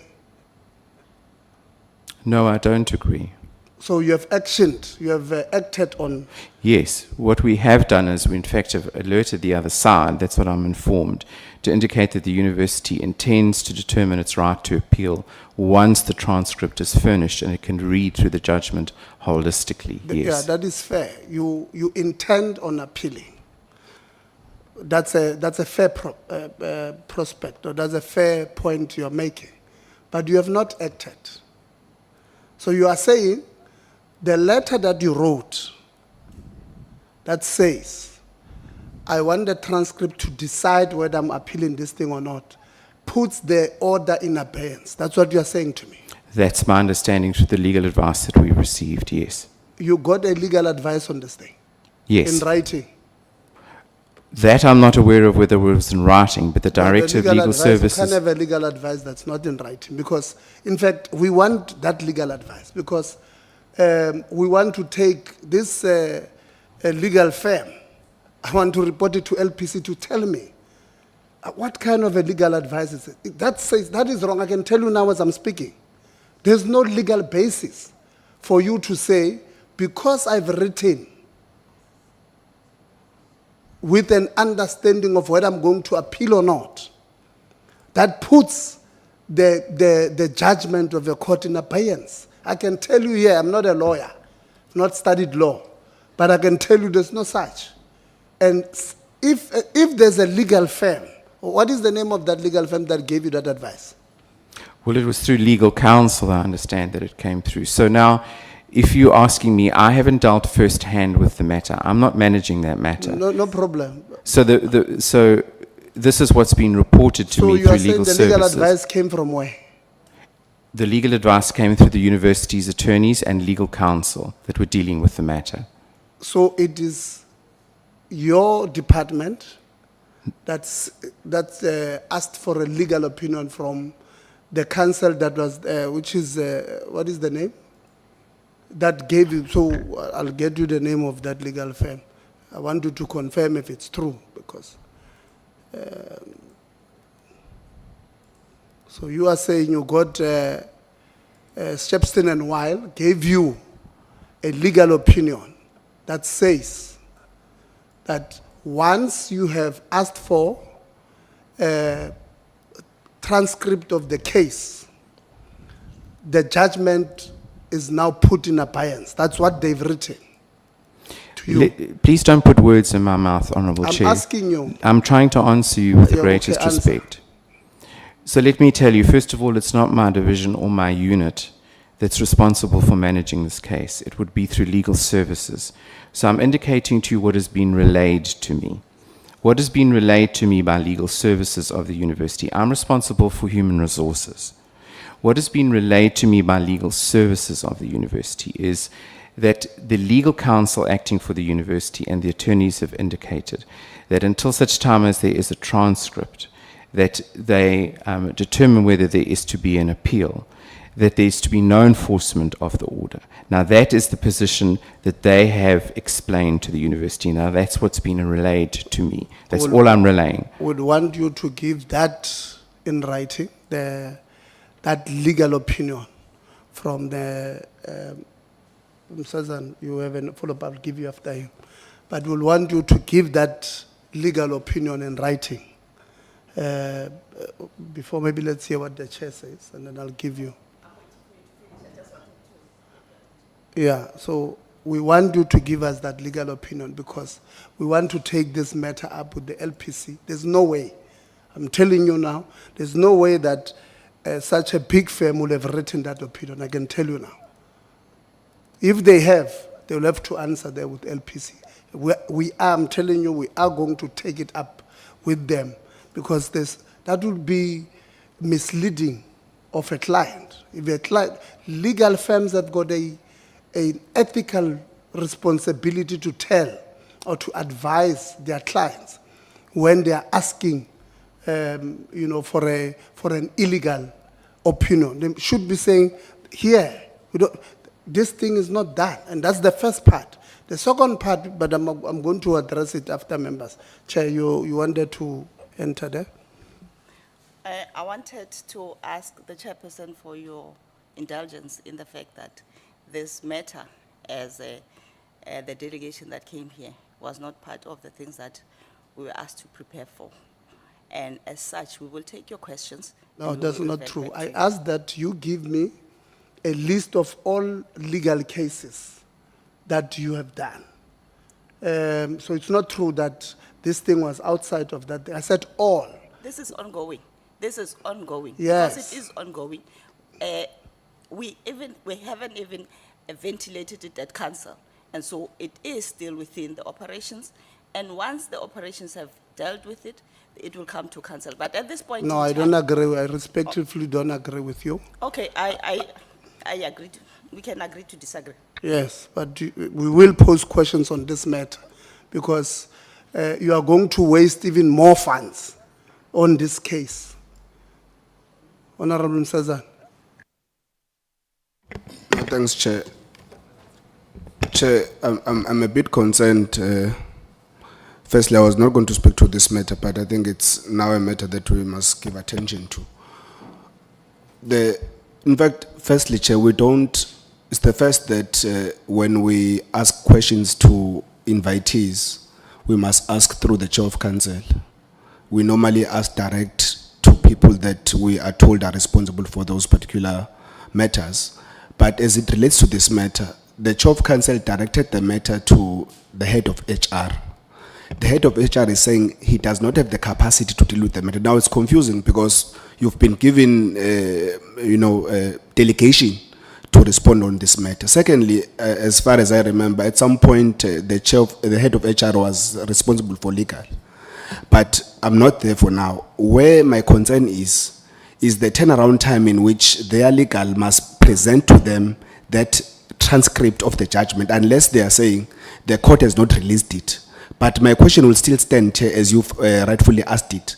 Does it mean then when there's an oral judgment, it means nothing until it's written down? So therefore, the university can just overlook at it until such time that they get that particular written transcript, so that you obviously apply your mind. But lastly, Chair, I'm very concerned because when the president reported that the SG, the unlawfully suspended or excluded SG, as per the words of the president, was able to obtain a proof of registration from the very same university, but the head of registry, through the registrar, is saying this person is not a student, but he's able to extract a proof of registration. What does that say about what they are doing as the university? Does that mean there's registrar and there's other people that are able to release what is incorrect? So I think we have a lot of issue, and I think we're going to take quite some time to dealing with this matter. I will ventilate on that part. We'll get to that part. Honorable Lonzo. No, Chair, I also didn't want to get into the details. I just had a problem because the head of HR is saying this is not something he's dealing with.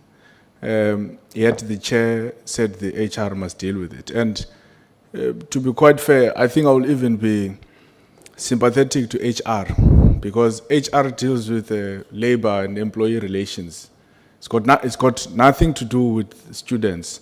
So where you had initially posed the question, Chair, was actually where the question was supposed to be posed, because a question that that involves the registration, suspension of students, it ought to be under those who are catered to look after students. HR was still coming to HR to deal with employee relations and all of that. So I was going to say, Chair, I don't agree with us putting this question. I think you're putting it to the dean or I'm not sure who.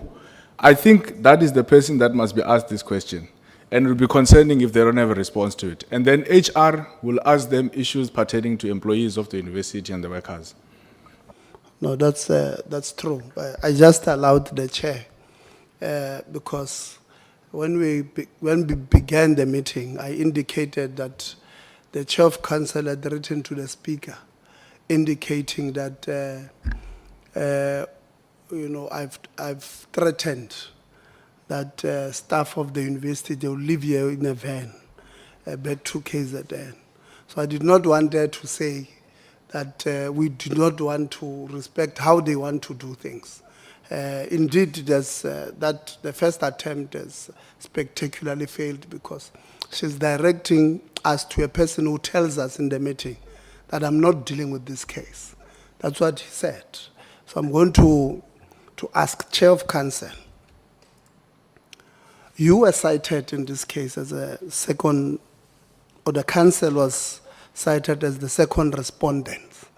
Did council take a decision to remove the membership of a council member in the form of the Secretary General from council?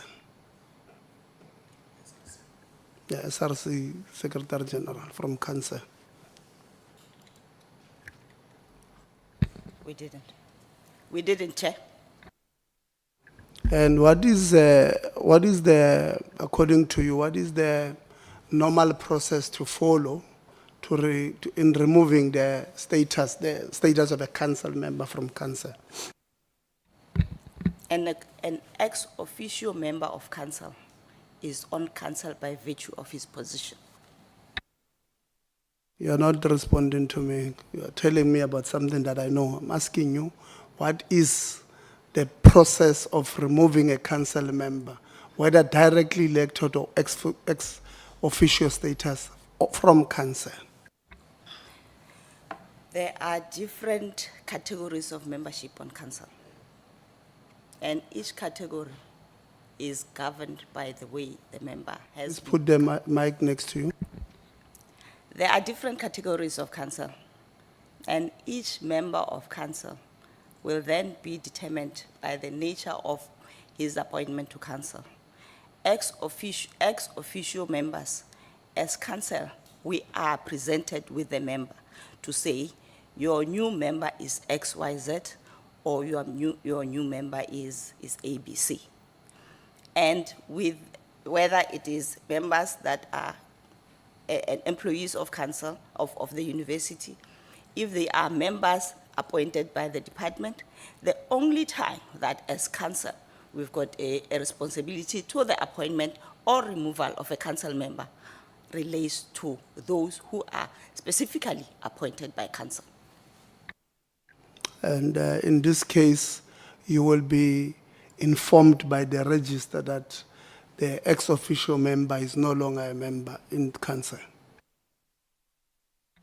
Yes. And in this case, you were informed by the register on the day of your council or a day before council that Mr. Tusi is no longer a member of council. This matter was addressed by the EXCO of council. By the time we went to council, EXCO had said. Sorry? This matter was discussed at the EXCO of council. How was it discussed at EXCO of council? We were informed of the matter, and we were also informed that there's a court process ongoing. Do you? Pardon? So you were informed at EXCO by the register that the SG of council is no longer a member of council? Not necessarily. We were informed that there is a process, a court process relating to this matter. Okay, so let's go back a bit. So you are saying to me the register wrote to the member. Hold on, I'm telling you. The register wrote to the member on the 1st of April that he's no longer a member of council. When did council, EXCO of council sit? The council meeting was on the 30th. EXCO of council would have happened. I can't remember the dates. 30th of? Before. Pardon? The 30th of March. The 30th of March. And on the 30th of March, you already served with the court papers. I have to say, Chairperson, I'm not executive at the university. Maybe the university had been served. Okay, Register, I'll come back to this. On the 30th of March, when you presented the case to EXCOF Council, the university was already served or with an intention or with papers to oppose this matter.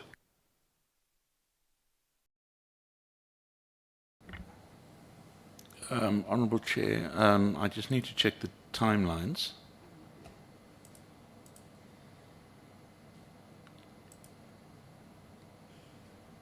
Because the University Council met on the 30th of March.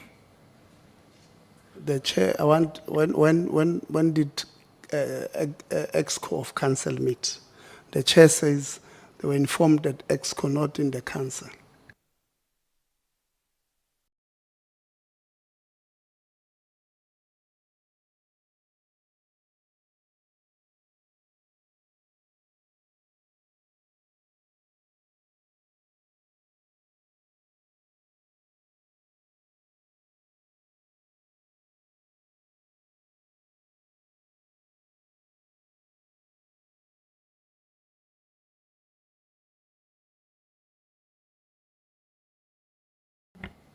Chair, I'm not certain at the moment. I'm looking. You don't know when did EXCO meet?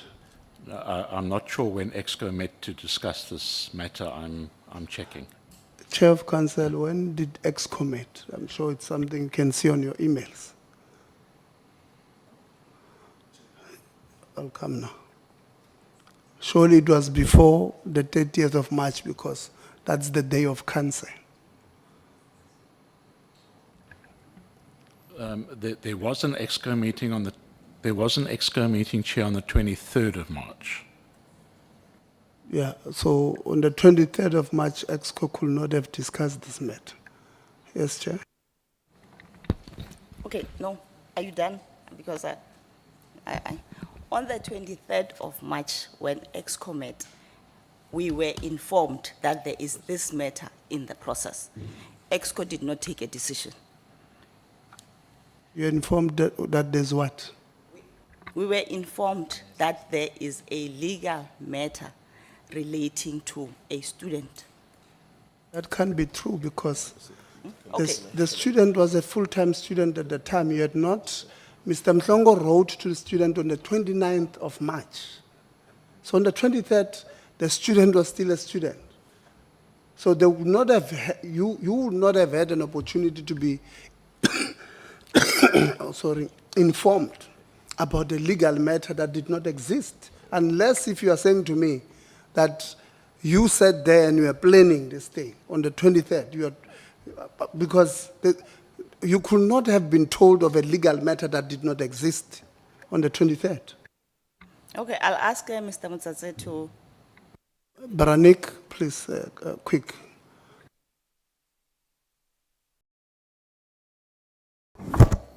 Thank you, Chair. Just to assist from a timeline perspective, not really the merits or demerits. We had a special EXCO meeting on the 6th of this month where we had a more detailed discussion around this as the EXCO. This was on Wednesday. On the 6th, yeah. On the No, 6th. let's leave this one So, for Wednesday. Yeah, so I'm saying that as the matter for discussion table before the EXCO was on the 6th, just from a timeline perspective, Chair. Good. So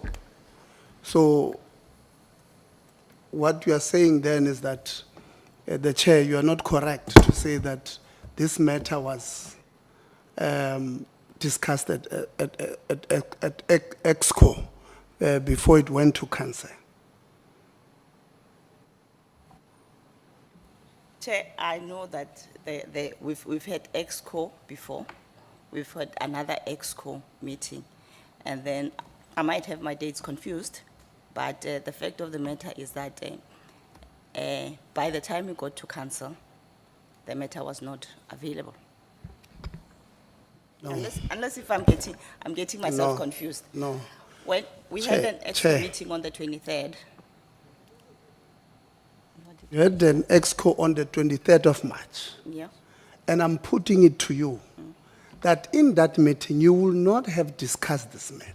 Okay. Because this matter was not there. The student had not been, the student membership of the SRC had not been terminated. So there's no way. So you were discussing what? You had prophesied in ESCO that we will write to this student and terminate. There's no way. I concede that I've got the dates wrong. Thank you. Now tell me, the matter, the first time you would have interacted with this matter was in your council of the 30th. VC? Thank you very much, Chair. Chair, the timelines will need to be checked and corroborated as appropriate, but Council would not have discussed this matter because at that time it was an internal student disciplinary matter.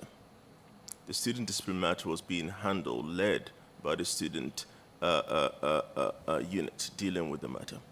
And the manager is here. Perhaps he can give us some indication of the timeline and procedural matters that was followed at that time. Thank you. So that's why I wanted to go from the beginning. But the chair, if you still want to follow up on this thing. Chair, because so- I want us to go to the person who's responsible. Yeah, no, thanks, Chair. You see, Chair, I think we're going to have a very difficult meeting because we have a person in the form of the registrar that accounts for records of council, and I think there should be someone that accounts for records of EXCO as well, if it's not the registrar. So it cannot be that we're going to still firstly debate on what occurred when. Especially this is not a matter that we're dealing from years ago. We're just dealing with the matter of a timeline of at least a month. So can we have direct responses, Chair, so that we actually get to a lot of many other issues that we want to deal with? The university or the management must ensure that when we ask questions, they answer accurately, not this really doing around where we can't get responses. Please, Chair. No, thanks. Mr. Mhlongo, let me come to you. I want to prove that what the registrar is saying, that the matter was under disciplinary period when the date of the 30th of March council said is also not true. You wrote to Mr. Tusi on the 29th of March 2026, is that correct?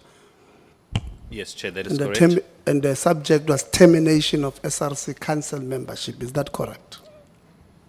It's termination of student representative council membership, SRC membership, not council as in council membership, yes. Yes. And in your letter, you say you regret to inform him that his membership as the SRC of UKZN has been terminated with immediate effect in line with provisions of section 18.1 of the SRC constitutions. And then it goes on to read it.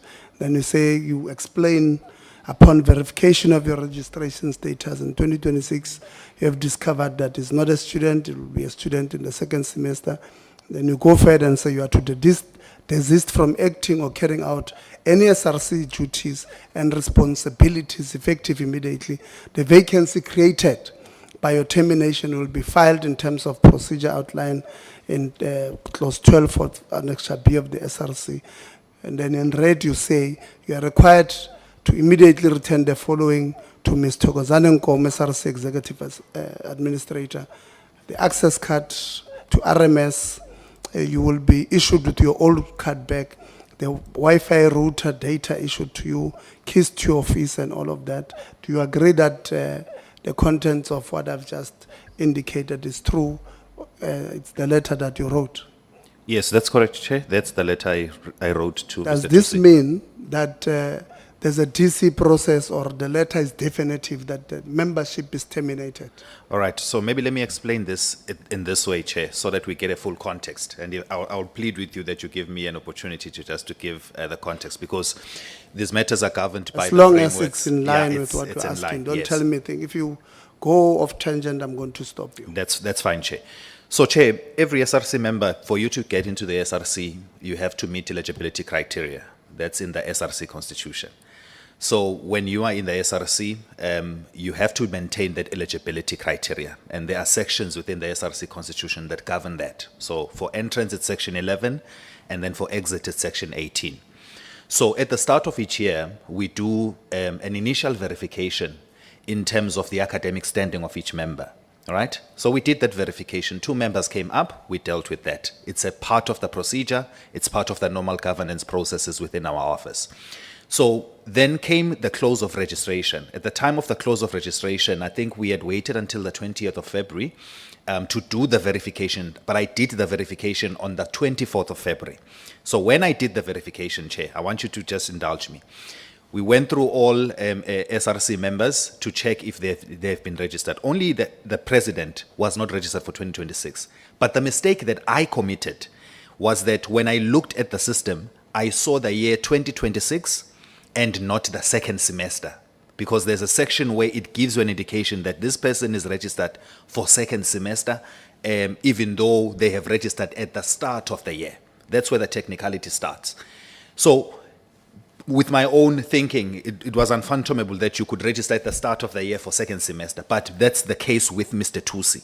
He registered in February for a module that he will do in second semester, which means technically on the first semester, there are no modules that he's doing, and in actual fact, we view it as you're not being moving away from registered. my So question. yeah, that's I'll where it starts. I'll Yeah. still come into that part. You will have to we'll have a conversation on that part. Sure. Answer my question.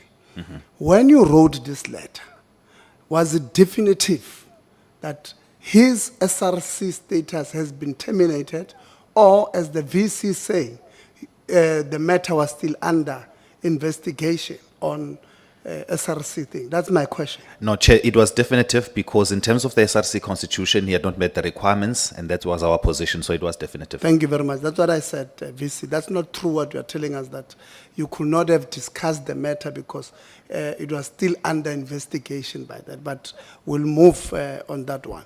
So you had concluded that he's not a student. That's correct. Because he's not registered for the and first he would semester. have been guided by the student, what do you call it? So, No, it can't be the SRC constitution. There's a, what do you call this thing? What describes what a student is. So there are various... Handbook, the Yeah, student the handbook. yes. So you would have been advised by the handbook Yes, that this is what a student is, because you can't decide yes. whether if a person is registered in the second semester, is not a student in that year. That's correct. So what did the handbook, according to you, describe as a student?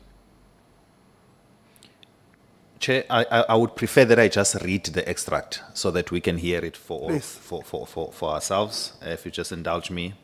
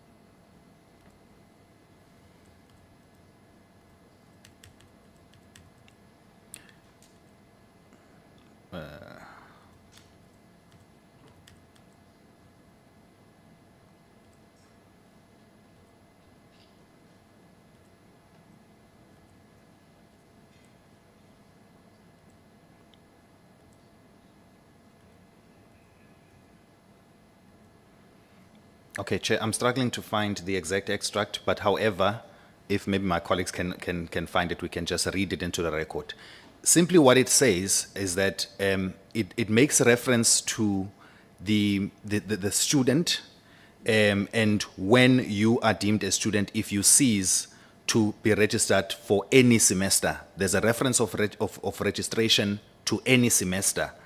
That is then what was used as a reference clause to say the lack of registration in the first semester would disqualify Mr. Tusi, as he would not technically be treated as a registered student in that particular semester. And that's the argument the judge makes, that says you are wrong in interpreting that thing. So I wanted the reason why I wanted you to go there, Yes. because I saw the handbook refers to any semester in a particular year. If I'm registered in the first semester, I'm registered in 2026. In this case, mean if I'm registered in 2020, in the second semester, I'm registered in 2026. So do you have any legal background?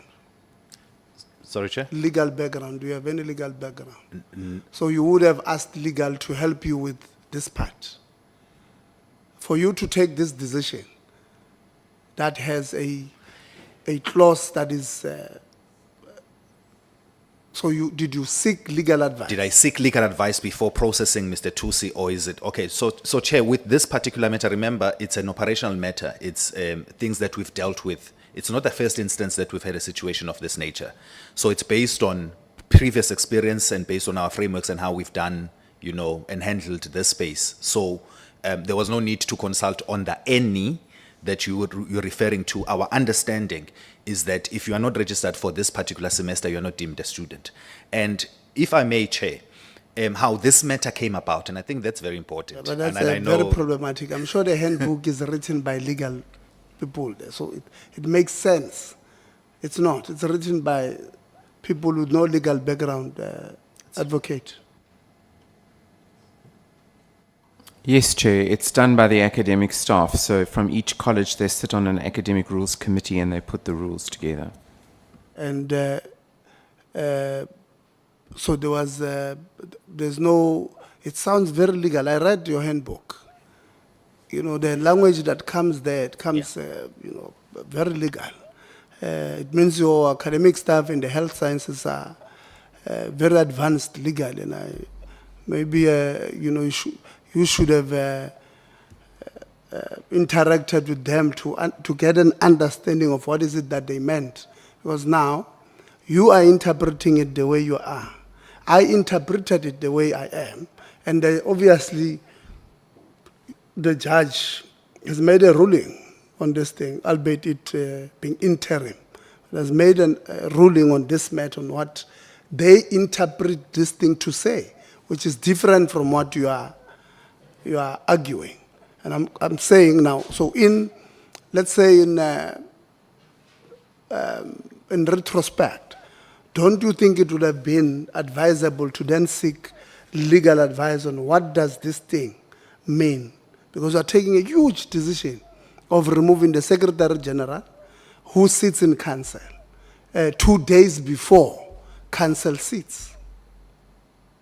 You don't think, or a day before council sits actually, you don't think you, in retrospect, you could have tried to check if your interpretation is right here? Thank you, Chair. To be quite honest, I saw under oath. I'm going to speak the truth.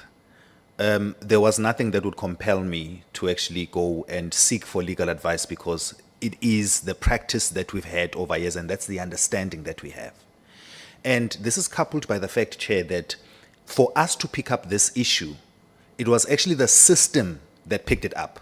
Because when we were trying to process, when the funding office was trying to process the allowance, it rejected that allowance, signaling that there was an issue in terms of registration in the semester. And that's how the matter came to my attention for me to have a look at it. And that's how we knew that there was an issue on the registration of Mr. Tusi. When that matter came to our attention, it was not just Mr. Tusi, there were 2 students that were brought to our attention, all right?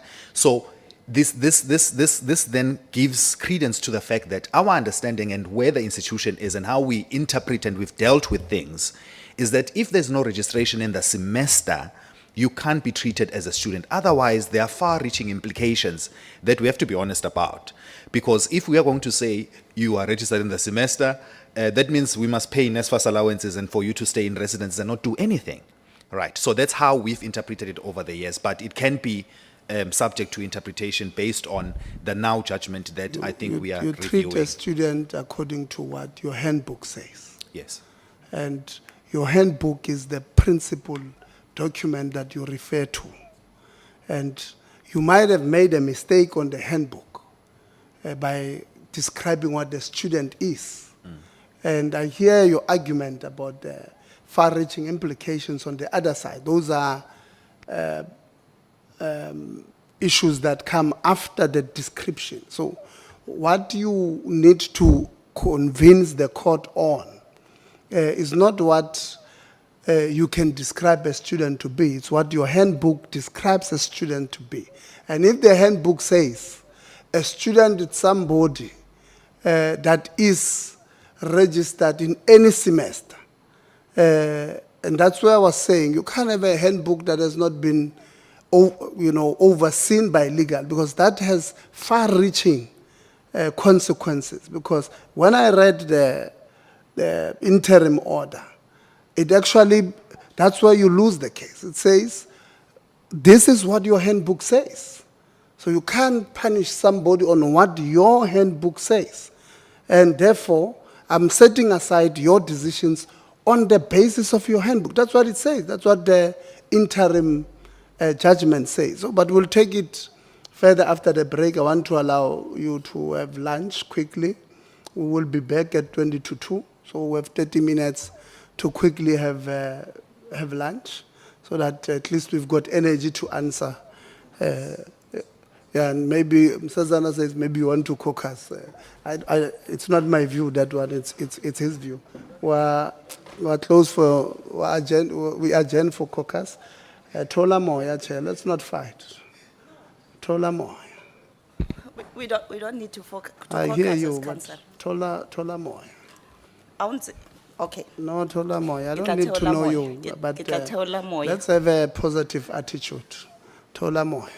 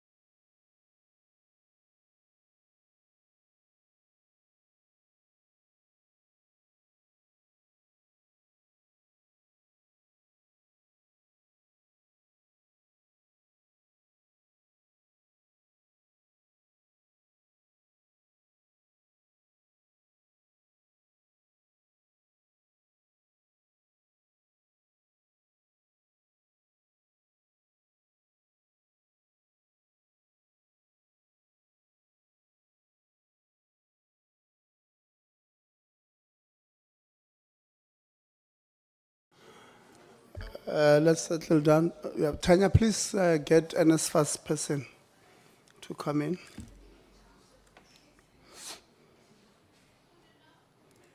Yeah, in a good mood, Honorable Lons.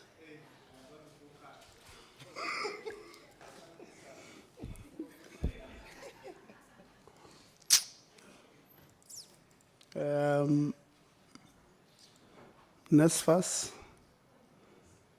a few issues been raised about your matters. Please help us respond to the issues that were raised so that we were able to go back to the university quickly. Mukandelele?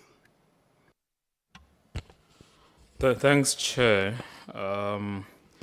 Let me start with the students that were not funded beginning of the year, even though they were funded in 2025. Chair, at NSFAS, we have a process of validating registration data as and when we make payments. But then, if there are exceptions that are not yet addressed, we normally go and block them up until we receive confirmation or corrections for whatever exceptions. And those exceptions ranges from multiple registration, failing qualification check, failing the N+ checks. So those are some of the reasons. However, maybe just looking at the disability students. Chair, you would remember last year around September, we sent out a circular, and I still remember it's circular number 8 of 2025, where that circular followed the exercise that NSFAS did, where we were engaging different stakeholders, looking at the shortfall. Then we managed to secure additional funding, and then when we looked at the funds that we had by then, we then said we can only be able to pay for the 2-month allowances. But then what we picked up with a group of students living with disability from UKZN was that the reg that was submitted, unfortunately, it had allowances for 10 months, even though the communication was clear to say it should be 2 months, which then, as a result, then they were flagged as exceptions, and then we couldn't continue with the payment of these students. It then led to the delay following beginning of this year, where those students were not yet funded. However, after we received the report, what we did as NSFAS, we went ahead and prioritized them and did what we called the manual migration and made funding decisions for these students. Those students are funded, and then the report we received from the institution was that after we had confirmed that these students are now funded, only those who qualifies to be funded in 2026, we received a report that these students were then allowed to register.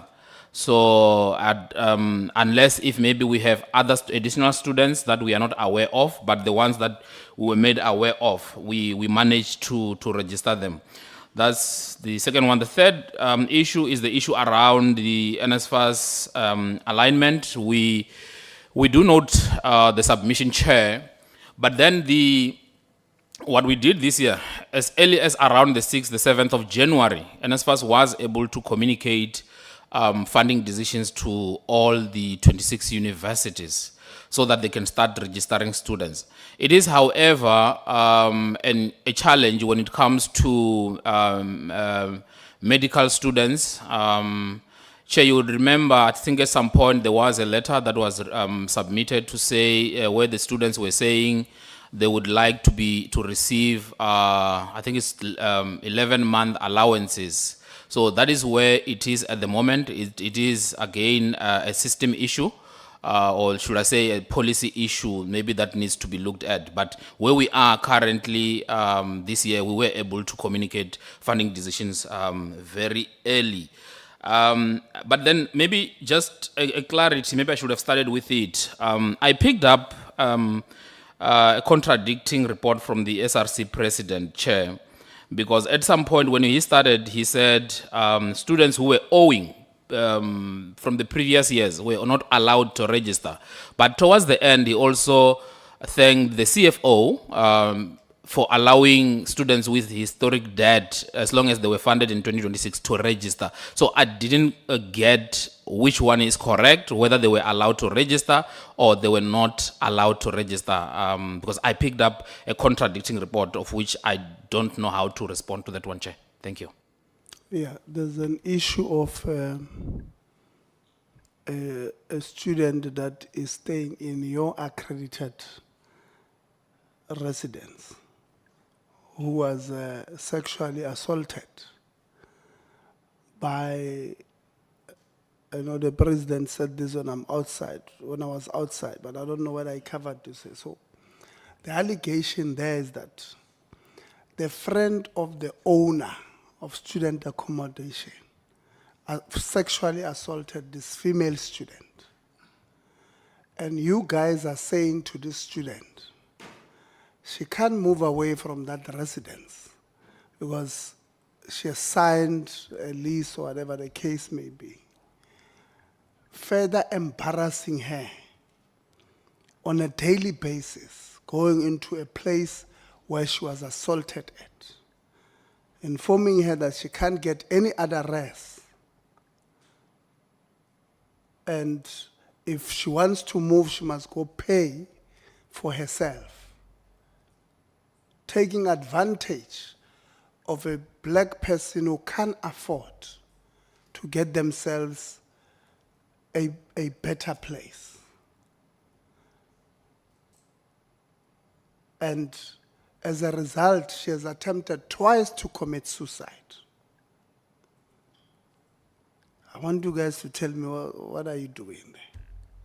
Because government has not given you guys authority as NSFAS to disperse funds on behalf of government. And you guys take advantage because you probably know the owner and you allow the owner's friend to sexually harass NSFAS funded students who come from poor backgrounds. Then you take advantage of that situation, and this poor child has got nowhere to go because you have not even given them any support, psychosocial, for them to survive. We're going to exams now. We don't know the state of readiness mentally of this child because you guys as NSFAS have failed this child. And I know you know the details. Please tell us what's the story there. Thank you so much, Chair. In response to the rape case matter, I can confirm, Chair, that we have visited the property. It is indeed accredited by NSFAS. But, Chair, there were only 2 NSFAS-funded students that were residing in that property. The victim is self-funded. And then the other students were funded through the UKZN bursary office. So the victim is not funded by NSFAS. But we have also instructed the SP, the solution partner, to offboard the 2 NSFAS-funded students from that property. And we have sent a request to UKZN to find a safer accommodation for the 2 NSFAS-funded students. And then regarding the accreditation status of the landlord, as the unit, we are engaging with our legal team on the matter, because also believe that the property should be closed, but we need to confirm all the legal processes. Thank you, Chair. Dr. Mhlongo, are you aware about this case? Of the student who was raped, I'm aware it through the SRC president, so there will be no involvement with my office around handling of that matter. The university has got students who are bursary funded by the university and all of that. So it means the university has either listed or accredited these people. VC, are you aware of it? Chair, I'm not aware of this particular tragic story, nor has it been brought to my attention. But I do wish I do speak to the SRC president regularly, and irrespective of where the student was funded from, they're a student of the university. And had it been brought to us, we would have handled it properly. Chair, park the matter with me, since I'm hearing from you, and I'll deal with it as appropriate when I leave this room.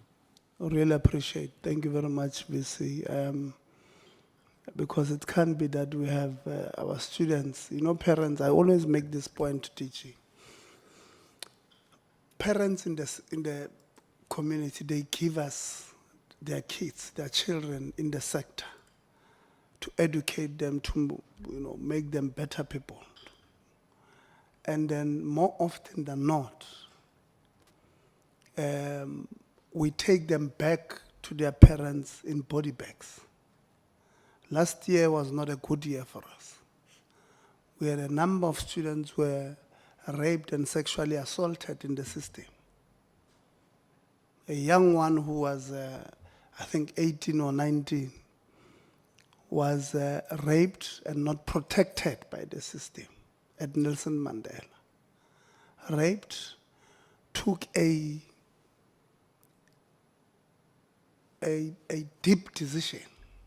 Very, let me tell you, VC, when a victim gets the courage to go and report rape against somebody who's powerful in the institution, it's not an easy thing. That is why we've got so many underreported cases of rape and sexual harassment.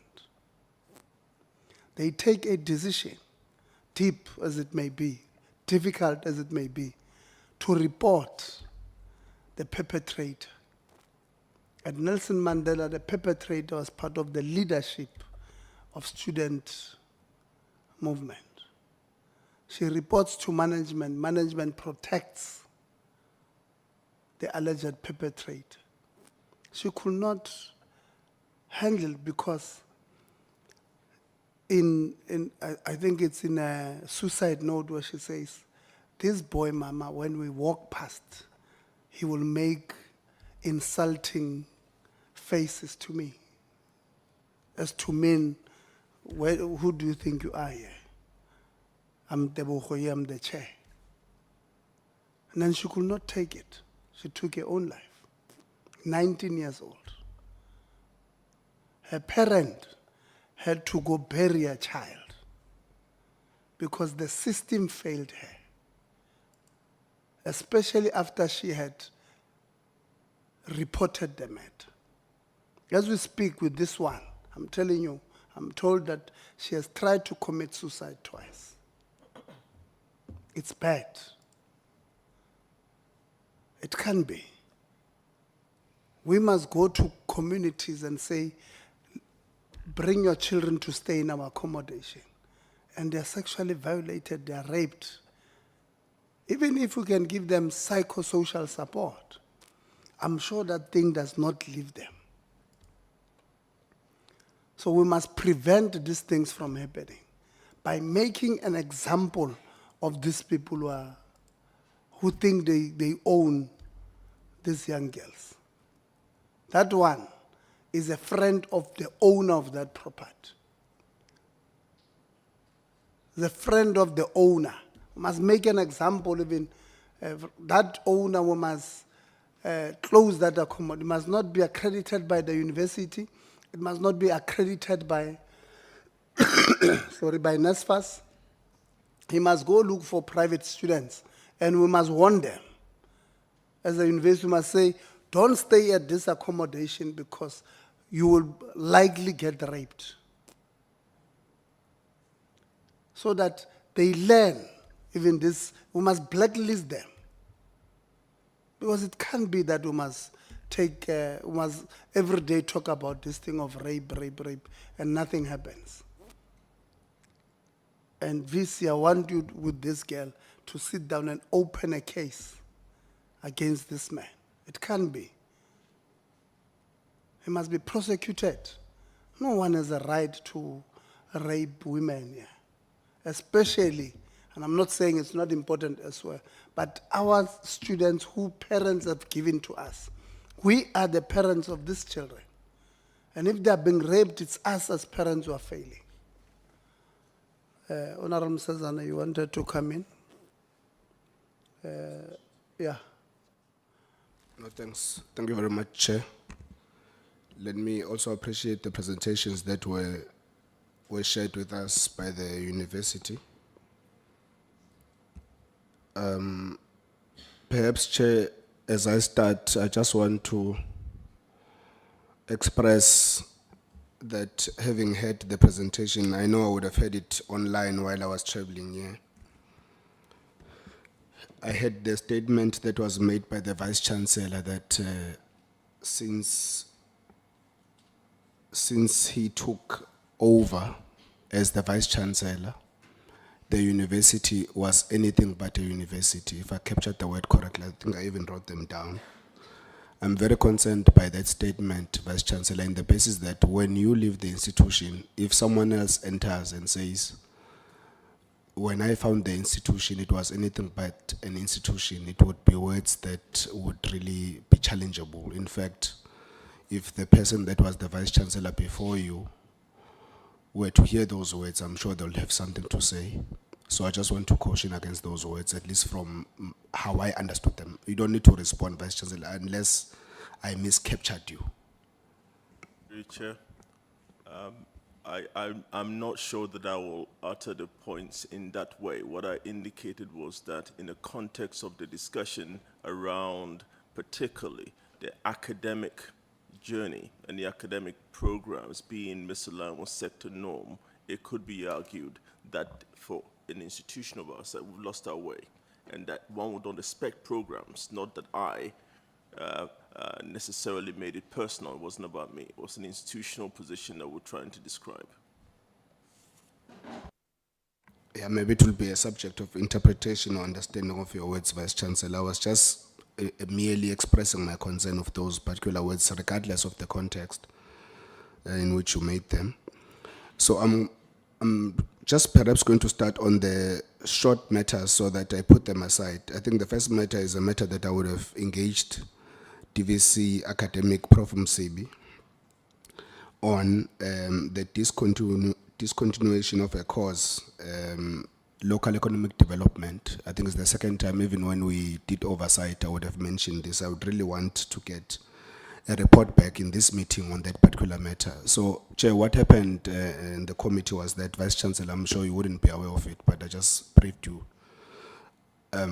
So, I think part of the reasons why, as Umkhonto Wesizwe Party, we advocate for free education, Chair, is because we are aware of what it means to be financially excluded, not just because of our experiences, but generally because of the experiences of the students of this country. So one would have been financially excluded from a course.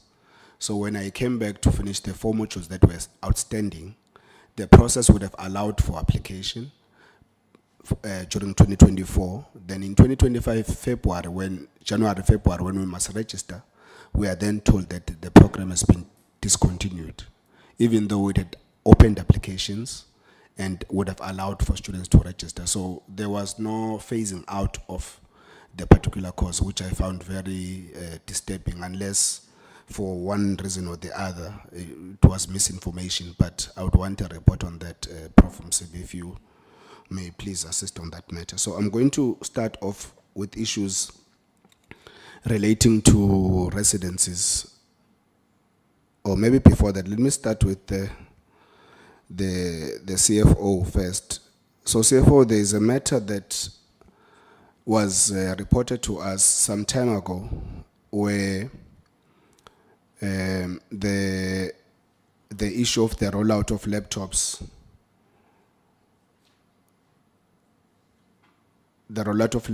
would have been discontinued from being claimed by NSFAS by the institution. I think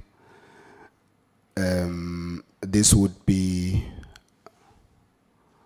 in 2024 or 2025. But let me maybe make a reference to an inquiry that would have been sent to you in 2025, August 2025 CFO, there would have been an inquiry sent to you seeking clarity on how do you claim for the rollout of this program, as it would have been a program that is discontinued.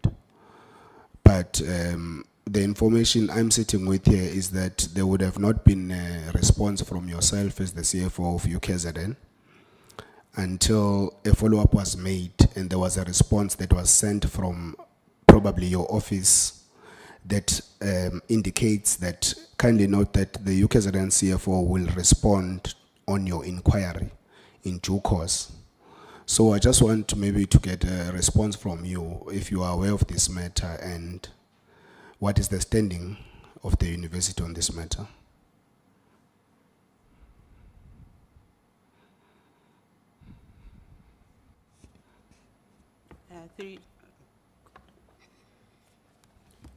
Through you, Chair.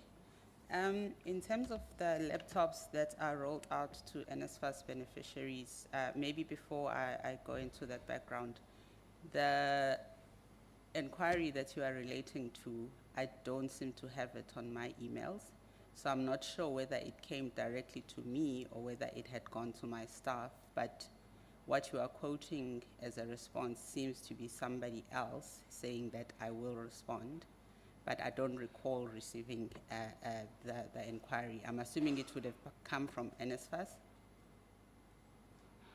Yeah, CFO, so we'll check with NSFAS as it relates to this. So in terms of the laptops that are issued to NSFAS beneficiaries, I think this issue probably became of critical importance around 2020 when COVID came and NSFAS made certain pronouncements in terms of the laptops being issued to their beneficiaries specifically.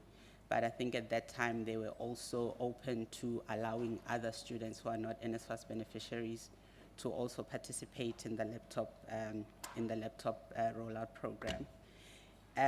For our university, or also in line with some of the clarities that were then issued and put in place around that time, 2020 and 2021. As a university, we procure the laptops ourselves as the university. We issue them to NSFAS beneficiaries.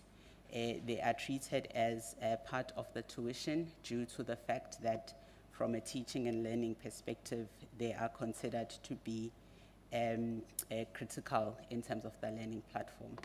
However, taking into account the clarities that came when the NSFAS funding guidelines for bursaries came through, we have then gone from the time that that clarity was provided by NSFAS, and we have included those claims as part of the adjustments in the closeout process that we are still finalizing with NSFAS, which dates back from 2021 and up to 2022.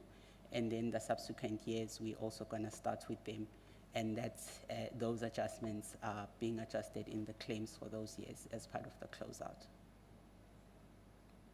No, thanks, CFO. I think we'll allow NSFAS at a later stage to maybe clarify on that point.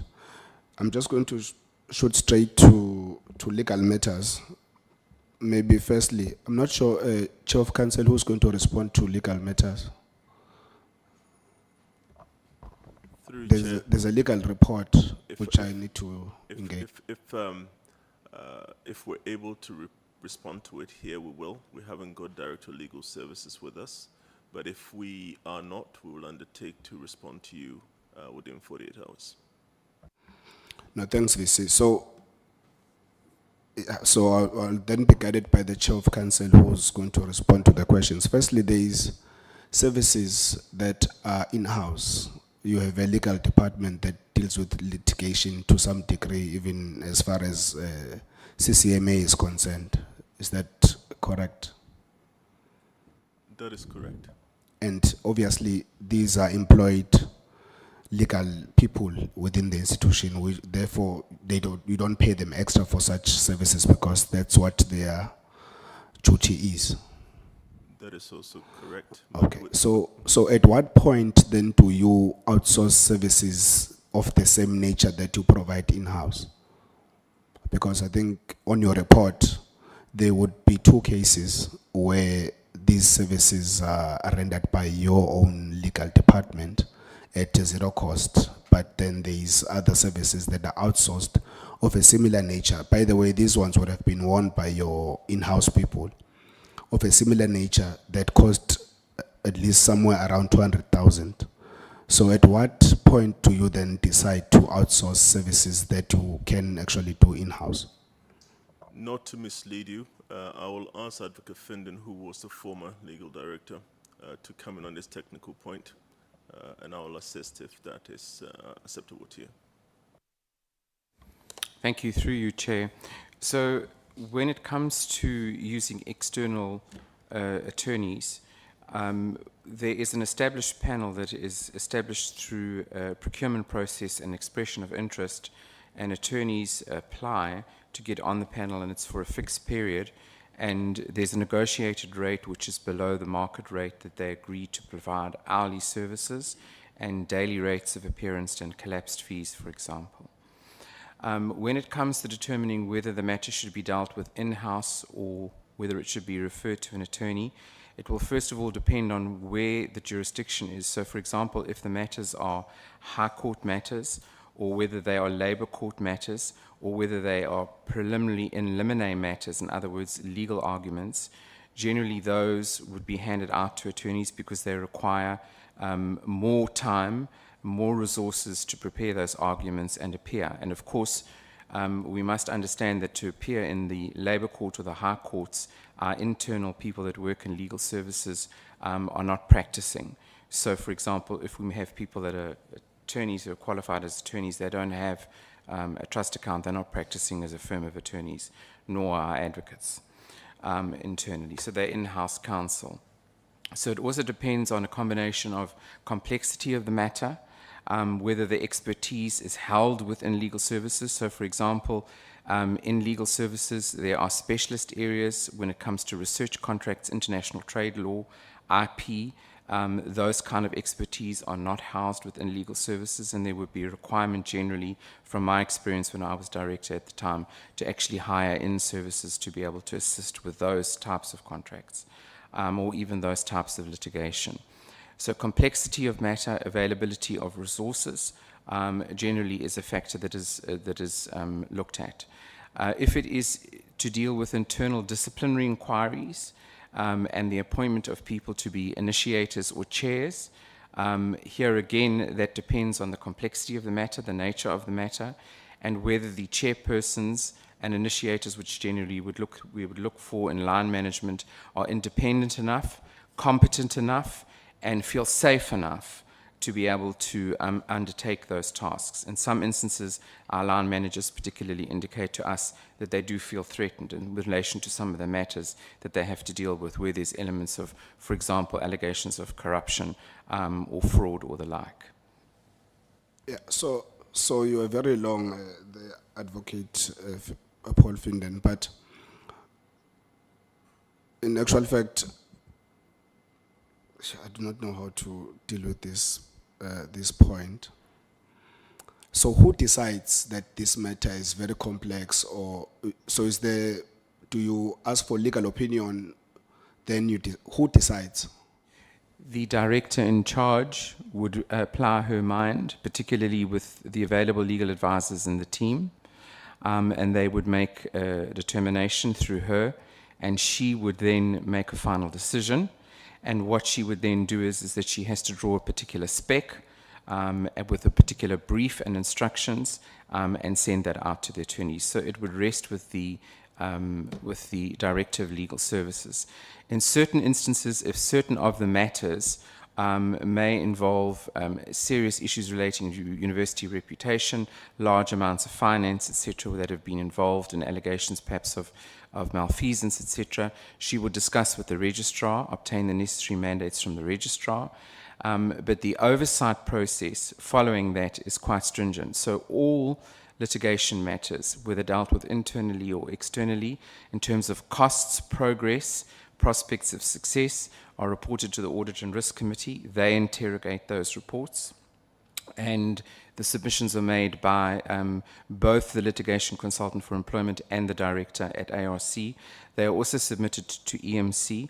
The executive management also receives them and interrogates them with both the litigation consultant and the director of legal services, and ultimately it's reported through to the University Council, and those reports are delivered there.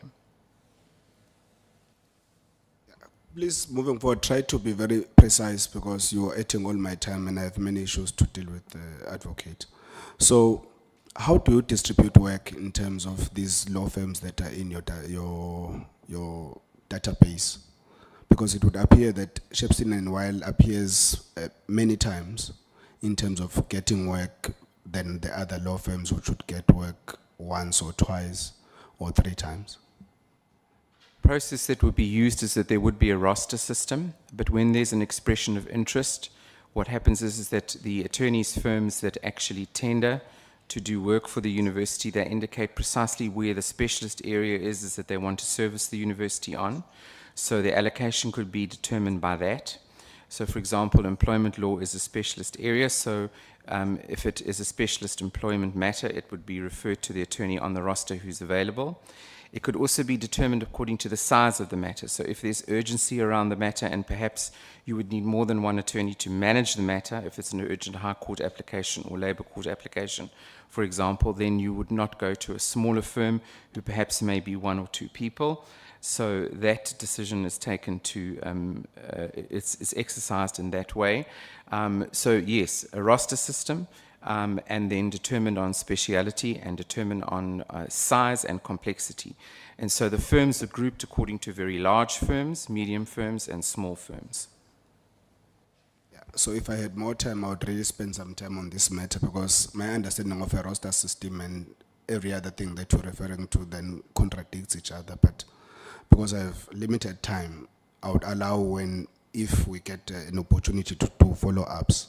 So you, maybe just to close on this matter of legal for now, there's what is called in law a notice to abide, which does not necessarily need you to outsource that service. I think it's something you can do in-house. I know you'd an advocate, you'd assist on this one. And I'm told, well, according to your payment of legal, even notices to abide would be paid thousands and thousands of rands, whereas that actual process, according to the tariffs of payment in this fraternity, would cost less than 2,000. That's per the information that we've been given. Could you just comment on that one? How much does it actually cost to write a notice to abide when you are that respondent in court? A notice to abide doesn't necessarily mean that it simply ends there. It means that, in fact, the person would appear. So they've got to have rights of appearance. So, for example, a notice to abide where you've been cited as an interested party in a court matter means that you will abide by the court, but you do need somebody to be present in court to monitor the progress of the proceedings and what is sent. So, for example, a classic example could be that the matter may relate to how SAQA has registered a particular qualification, which we don't have direct control over, but yet the student may be affected. So what they then do is they cite the first respondent as being SAQA, and then they cite the second respondent as the university as being an interested party. We would have to then put a notice to abide because we're not going to contest the outcome, but we do need to send an advocate there who's properly briefed to sit through those proceedings, because during that evidence, something may be said in relation to the university where the university needs to know and also then needs to defend. So that person needs to be present, so they need to be legally qualified. Okay, so advocate, you don't have an advocate in-house that has the capacity to sit at the High Court? We don't have advocates that are practicing, that are sitting at the bar with registration to appear in the bar. Our employees are in-house counsel. They work for us. They're not practicing attorneys and they're not practicing advocates. Oh, okay, that's fine. Let's pack it at that. Yeah, let's do this. Just to put it into context, you're saying when you give people work, when you brief people to represent the university, it will depend on obviously the size of the matter, the size of the company, you know, as you rotate them, you also look at their capacity. If it's on urgent basis, do they have other people? Just out of curiosity, this case of TUSI, how many senior counsels did you have there? Chair, as far as I know, and I know I'm under oath, so I'm reserving my rights. As far as I understand, there was one senior counsel and a junior. I don't believe there were two senior counsels. So it was one junior and one senior. As far as I understand, yes. Okay. So it's a case, in your view, that required a senior counsel, noting that you did not need a legal person to inform you or to interpret to you what a student may be.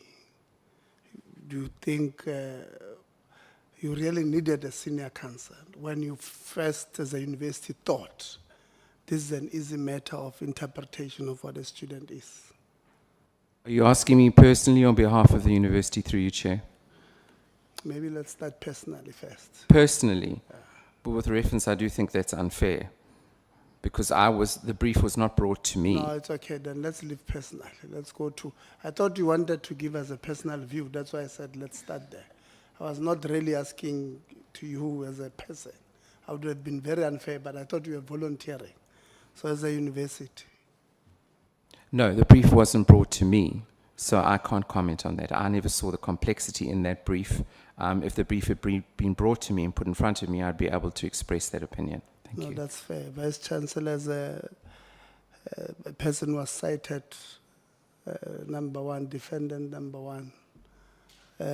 What is your thinking? Do you think, I'm sure you would have been briefed at some point that this is why we're here, this is where we are, and we're going to court and we need a senior counsel. Do you think, all things considered, it would have been best to have a senior counsel on a case that we did not even need internal legal people to help us understand whether we have a case or not? Chair, your question is predicated on hindsight. And I appreciate that, not to necessarily diminish the importance and import of the question. But I'll say the following. I was consulted on this matter not to make judgment on who represents the university or not. I was requested to note that this matter had come up. As a Vice Chancellor, you don't deal with merits of matters during procedural, internal sort of process because there's a policy, in fact, it's very important not to get involved.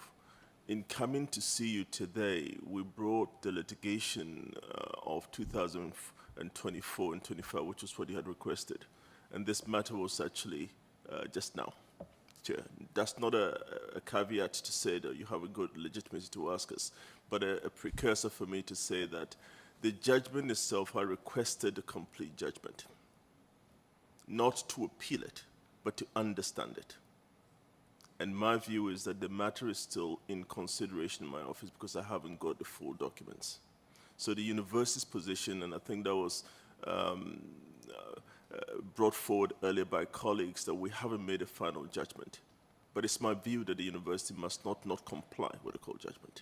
I just need to know what the court judgment is. Really appreciate that point, Susan. I'll give you 1 minute, 50 seconds. But I really appreciate this response. And let's assume that after studying it, the university decides to contest it. I'm of the view that you're going to lose. If you do, I'm of the view, I stand to be corrected.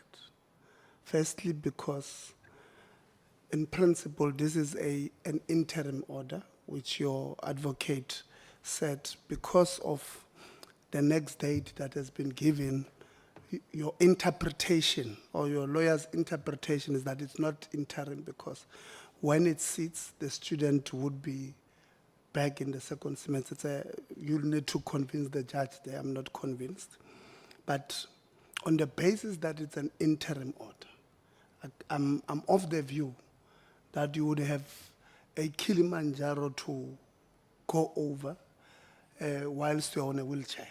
This is, if I want to make it practical. I don't think you'll win it. Now, let's agree that if you decide to take it on, you go to court and you lose,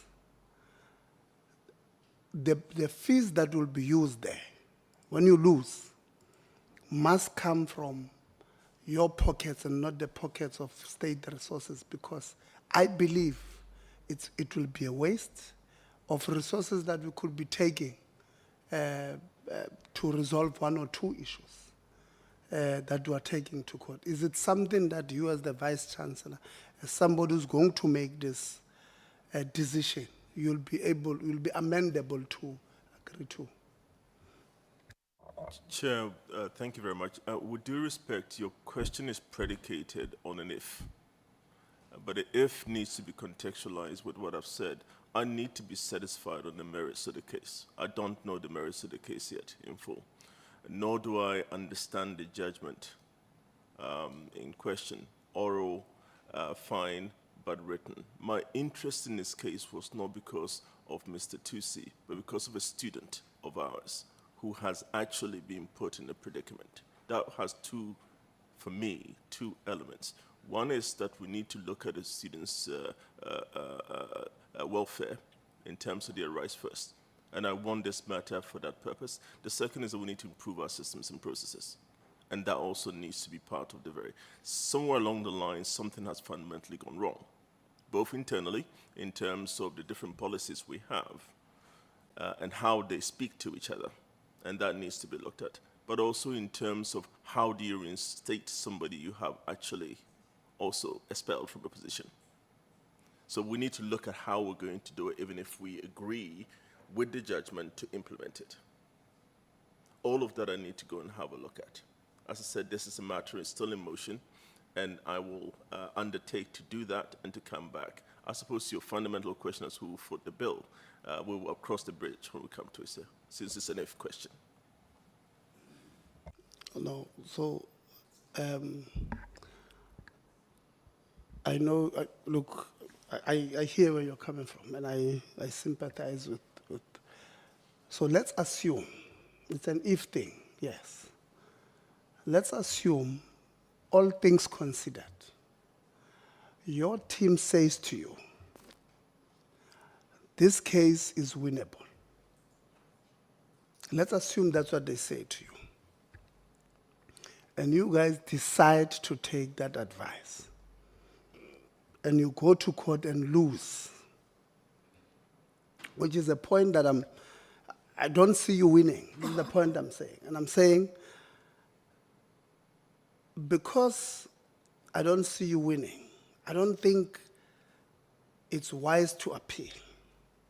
You have a different responsibility than mine, because, like you are correctly saying, it's not only about today, it's about the future. What else, how do we then move, how do we then deal with this thing if it happens again next year? So I understand that's where you're coming from. You want to fix not the problem, but the system, so that it's able to help you tomorrow to make better decisions. That's all well and good, and I respect that, and I agree with you. You ought to do so.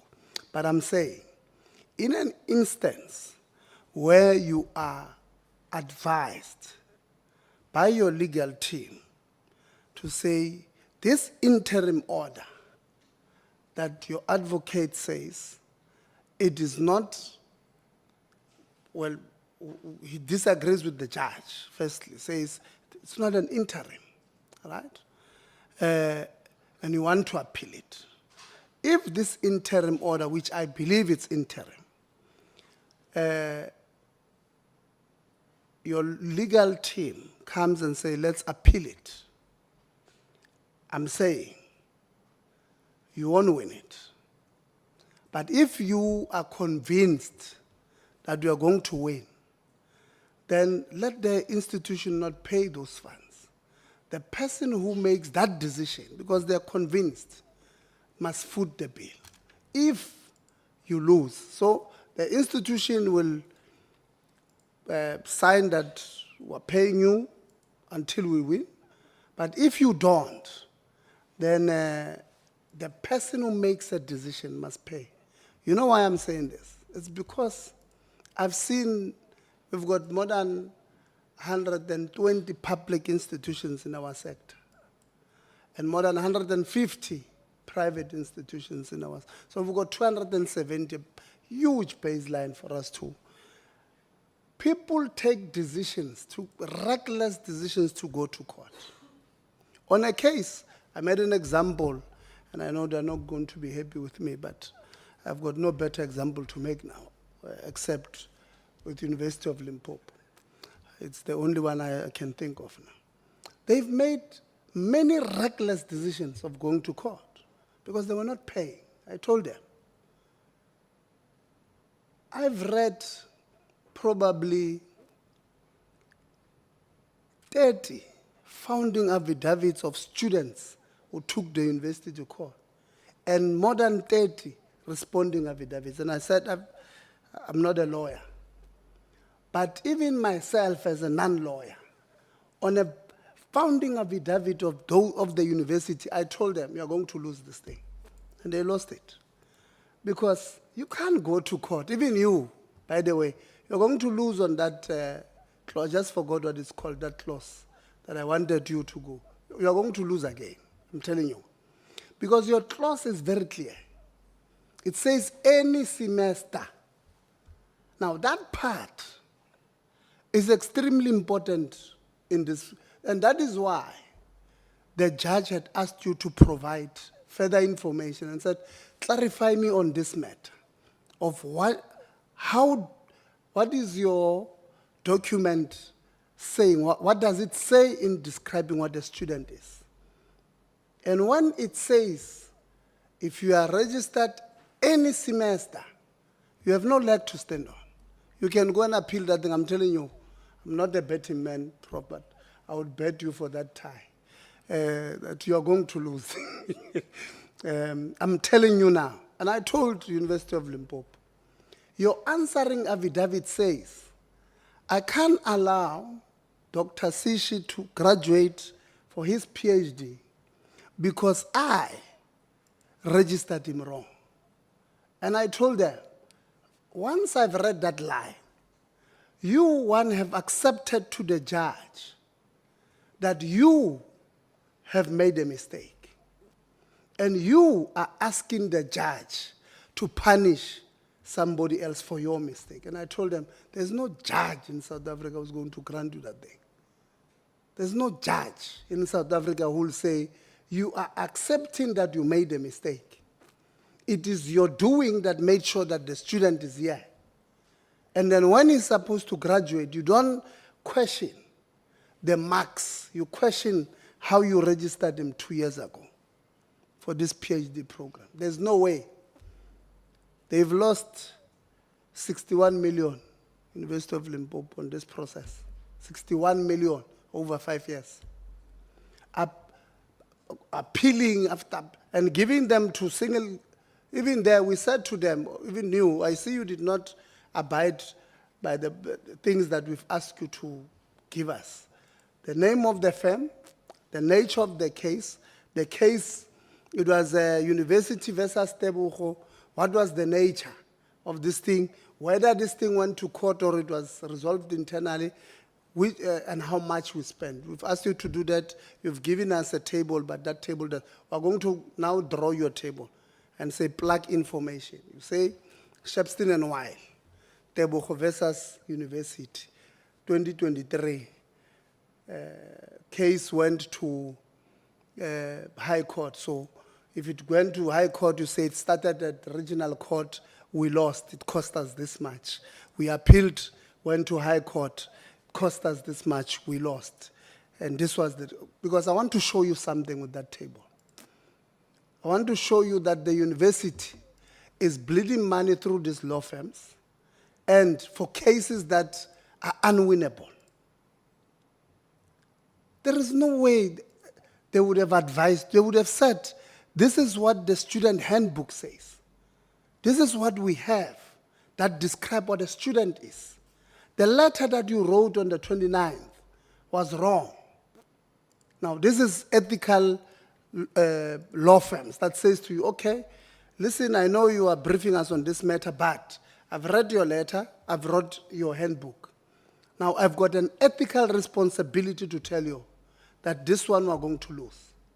Because how you describe or define what a student is in your own handbook is going to cost you in court. They don't do so, you go to high court. You lose in high court because there's no argument about whether you are saying you lost or not. You are asking, you want to hear how your lawyers argued and all of that. You want the transcript. When your lawyers that you paid were there in court. And as you are seated here, I'm telling you, one, you are in contempt of that court. It's a different conversation. I know you may have different views, no problem. But two, there's a student that may be going through a mental, might be going through some psychological issues because they believe that the university is targeting them. You want them out at all costs. And by the way, they do indicate, Chairperson, that few days before that cancer, they were sitting in some finance committee of yours, and they believe you have targeted them because there is some issues they've raised in the committee, the finance committee, that you guys were not agreeing with VC. And 2 days later, they are now told that they are no longer students. They are no longer students. So their point of view is that they are being targeted because they are asking uncomfortable questions. And if you don't have anything against them, the court has said, abide by this. Because you could have said, whilst we are awaiting a legal position on what becomes our position we want to abide by the courts. And we are bringing you until such time that we take a different post. Now, that means, one, you respect the court process. As things stand, was looking at you, and we don't see you as people who are respecting the court process. In fact, we are pushed to a level where we must now believe the other view that says they are being targeted because they've asked uncomfortable questions about in an exco, finance or whatever the case may be against what you guys would have wanted. It becomes extremely difficult, seated here, to think that they may be wrong because you are not making sense on why you are not abiding by the court process. And say, listen, we are temporarily bringing you back whilst we are looking at other options. Because then if you say so, you are seen as a reasonable person. But if you say, no, we're not bringing you back. Well, even though the court says the person you have appointed, that decision is set aside. That person, as we speak now, has got the keys that them song has not written to them. I can tell you now. Has got the keys of the SRC. What must we think? As we speak now, you could have said, okay, we want to check what these things mean. But as things stand, the court said to us, this person that we appointed, this person of ours that we appointed, must not be in office. The same letter that he wrote on the 29th, he could have written and said, when I'm attaching a court order that says you must bring the student card, you must bring the Wi-Fi and data, just like that one. You are not doing it. And seated here, you are not convincing us that your intention to seek these things is honest. It looks like you are buying time so that something passes, maybe to frustrate this boy even more, whatever the case may be. This is what would be able to see from outside. And I'm not saying, this is a view. It's not necessarily true, but it might be true. I'm saying it's a view from a perspective from where we're seated. You may have a different one, and God may know the truth. But I'm telling you, in this case, this is how it looks like from outside. That if you dare question the establishment, we'll show you. Maybe Vizi, you might want to comment before I give Honorable Cezanne again. Chair, if I may come in, I would hope that you would accept that the integrity of the management and council is such that we would not be targeting a student of the institution. So I think your premise was if, and I think it was a hypothesis you put forward, and we accept that. You also indicated that since it's an if, it's a scenario position. So maybe I can put something else to you which might reassure you that we're acting with good intent. The student, in our view, is a student of ours registered for the second semester. Because they were not registered, we didn't see any material risk if I was to wait for the completeness of the report to come to me. I take that point on from the position of good intent, not for penalizing the student. I also take your direction, and particularly because it's within the mandate, and I think it's an important one, that your recommendation will be that the university need to, as it were, interrogate the details before we take the next step. And I think that aligns with my thinking, which I expressed earlier on, that I want to make sure that whatever actions we take is informed by the facts and not to prejudice the student. So I'll take your if and I'll say, I promise as an institution we'll look at the case in its merits of what you have said, be guided by the fact that you want to arrive at the conclusion that if we take the next step and it costs the institution money, we should then come and explain to you who's going to pay. That's part of the consideration we'll also put in our thinking space. And I hope that I'm going to give the floor to the chair of FinCom because I think he was in the committee and I think he wants to come in. But I think I want to reassure you that at no point have we targeted this particular kind because he's an SRC. And I also want to take a step back, and I hope the president will appreciate, and I'm not talking out of confidence. We have met them regularly because they're SRC, trying to find a way forward on this matter. The intervention point has been limited without it being looked like it is biased. So the procedural matter of going through the process and ventilating has been necessary, as difficult as it has been for the student. But it was not our intent to disadvantage them. And we will look at this matter as soon as we are able to make sure we don't prolong any harm to the student. And then they can come and service in their political positions within the organization. If I can go to my... I hear you about the substantive SRC, but the appointed SRC, I made some points that would it not make sense for the university to say, unless if you are saying you are going to challenge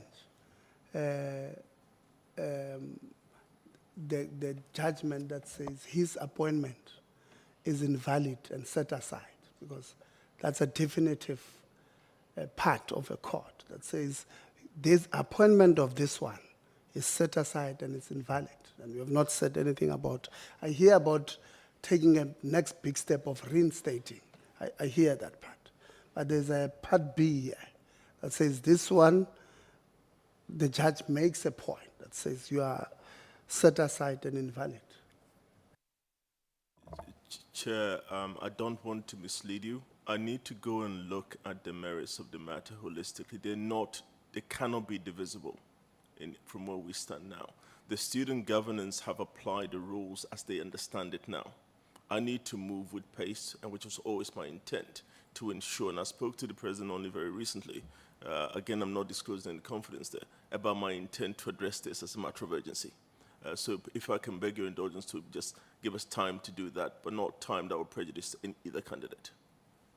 And out of curiosity, as you come in, Branik, has the university had a council meeting where the appointed SGS attended the council? not the new person incumbent, not yet. Oh, what do you mean, not the new one? Not the one that you appointed? Chair, I don't make joke of your question. For the purposes of the internal rules, he is legitimate, but we haven't had a council just yet, or council committees of any sort. Internal rules are subject to country rules, and the country means when the court has made the decision. So it's not a legitimate person, even according to your country internal. But it's okay. I'll take. I hear he has not attended. Okay, you've had a council, no? Okay. FinCom. Yeah, thank you, Chair. I'm not speaking as Chair of FinCom on this matter in terms of the even the issue that the SG made and was not in agreement.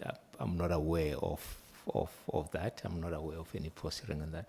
But the point I want to make is really around governance and elevating this conversation to governance where we come in as council.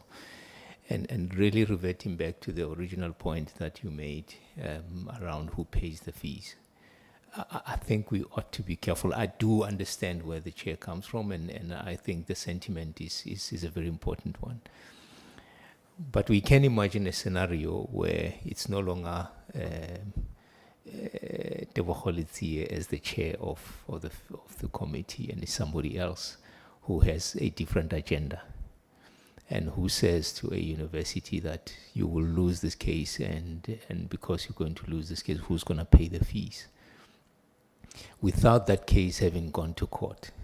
In other words, it's a system that could paralyze leaders of institution to take the decisions that they need to take, because there is a threat that if they lose the case, then they will be liable for the fees. And that, I think, would be a very dangerous precedent. It will even hamstring councils from doing their work, because then people will be responding to an external threat as opposed to the line of accountability. So I think it's a very critical thing that we would have to think about before we go. That what I would recommend is that, and not just UKZN, but as a sector-wide thing, that there must be a greater responsibility put on the risk and audit committees of council to scrutinize legal spending, legal rationale, etc., so that there's a greater accountability and there's a greater sense that even the distribution of work, etc., all those factors that are looked at and are looked at a governance level, but without creating an external threat that may likely paralyze decision making going forward. Thank you, Chair. Well, I do take the point, and I appreciate it.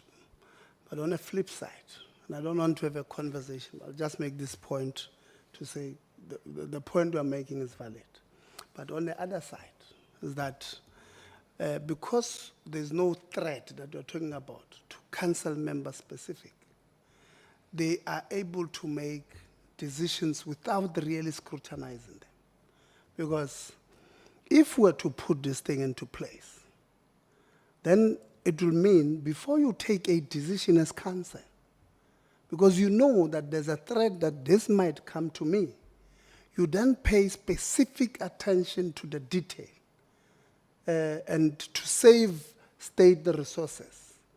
And if that happens, and we're not saying, don't appeal cases or don't go to court, no. But in an instance where your legal team internally comes to you and writes to you and says, we registered Sishi incorrectly, but we want to go to court and defend that we must not confer a degree to you. We must go defend the decision of Senate not to confer a degree on the basis that the register says this person was registered incorrectly by us. Now, when you are seated there and you know if you lose it, you will be liable, you'll be asking, okay, legal, tell us what are the risks here. Legal says, because we are accepting defeat or fault, and there's no fault that we can attribute to him, we are likely not going to win because the court can't prejudice somebody over our mistake. Then you take a different decision to say consequence management in the registrar's office. That's what we go and do. We go to Senate and say, Senate, this one we are going to lose in court. Yes, the person may have not been done, but it's our fault. So let's go and negotiate with these people to do X, Y, and Z, whatever the case may be. Instead of going to court and spending 61 million, there's one company there, something Patel, I forgot the name, but I know the surname is in Patel. That company was briefed 30 times, went to court 30 times, and lost 28 times. Cost the university 13 million rands during that period, in that instance.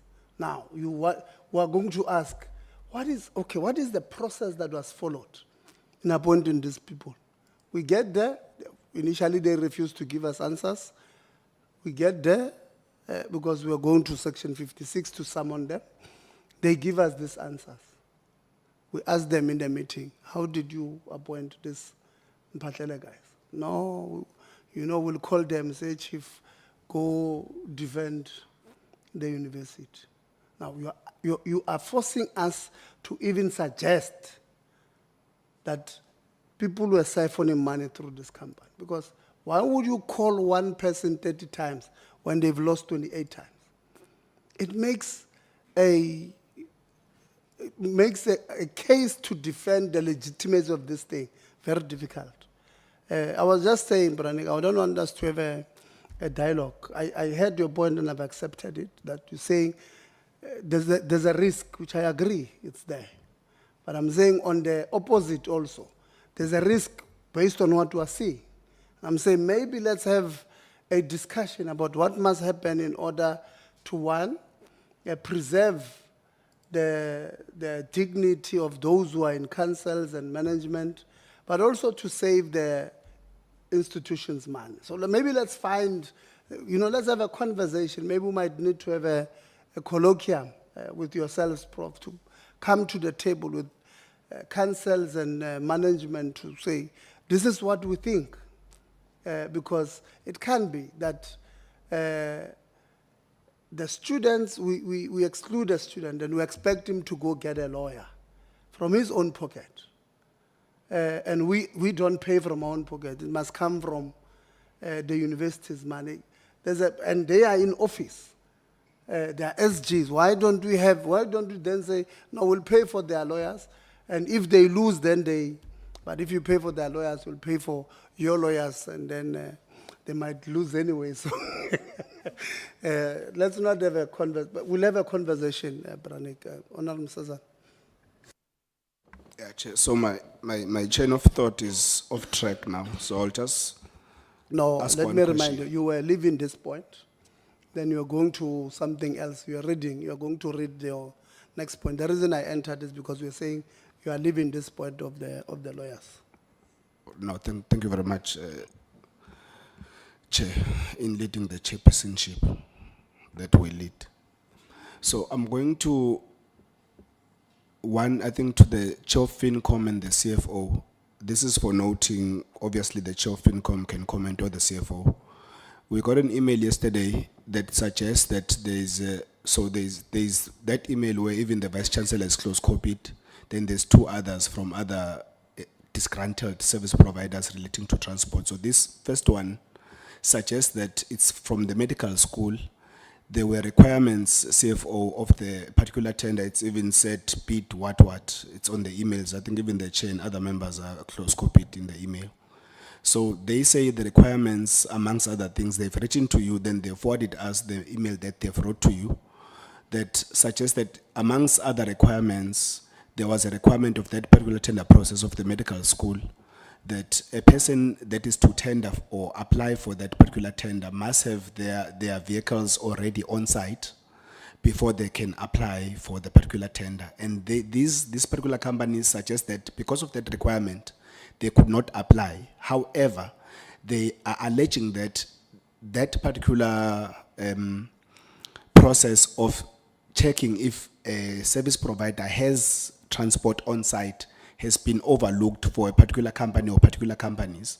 So when I was chatting with Prof. Ngamu as it relates to the medical school, we are told, she says the process has not been concluded. It's yet to come to council, to EMC, Chair of FinCom and CFO. So I'd want you to note that there's such allegations, and obviously on that particular aspect would need to be taken into confidence that when it does get to yourselves, all the boxes would have been ticked because there's such an allegation that the processes would be overlooked for particular companies.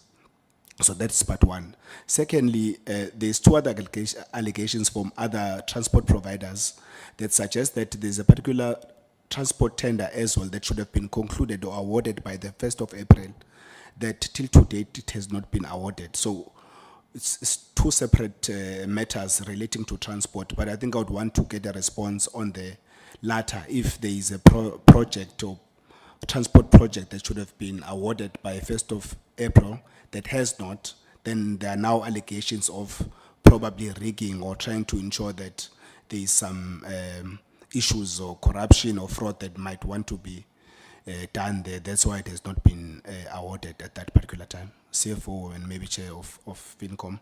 Then Chair, on the other issues, if you will indulge us, provided on time, I still have a number of issues regarding residencies. In fact, one of the issues for noting as well is that the report that we have of unfinished beds don't only relate to the Westville campus where we found a building. There's also issues of unfinished beds in the PMB campus, also other alleged ones in Howard College, which would want to get an understanding of is the issue of unfinished beds only in the Westville campus or the other campus that I've mentioned, because that's what we are told as it refers to that particular matter of unfinished beds. But other issues, Chair, definitely if we get another opportunity, we'll then deal with many other issues. CFO? Thanks, Chair.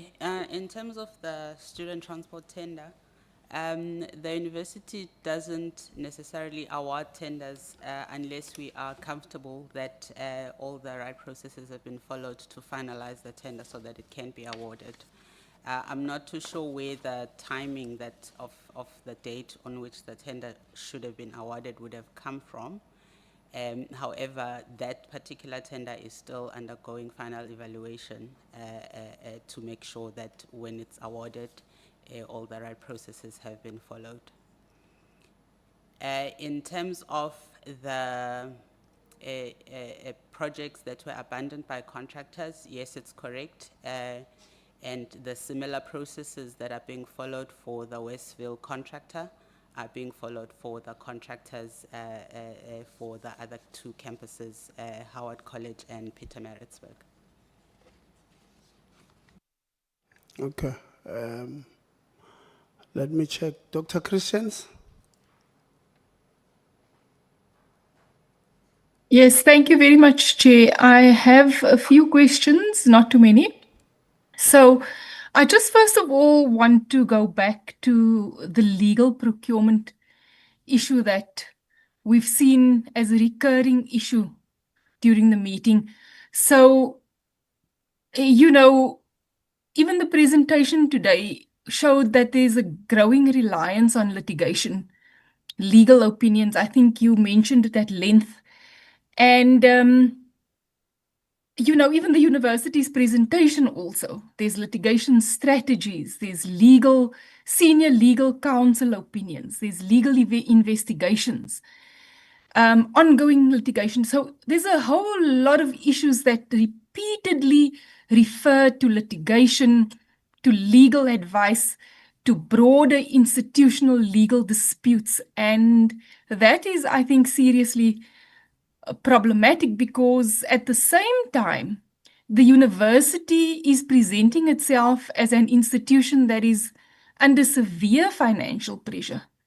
And I think at this stage, we should be asking the question that if the university is spending so much money on external legal firms.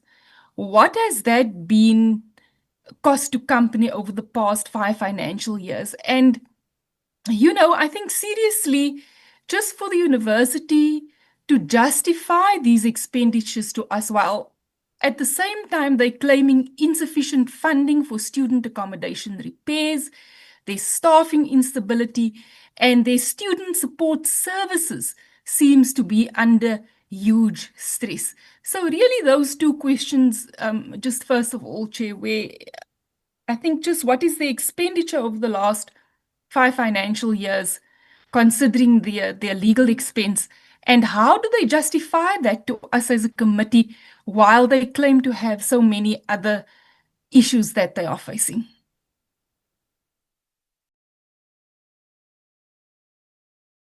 Thank you, Chair.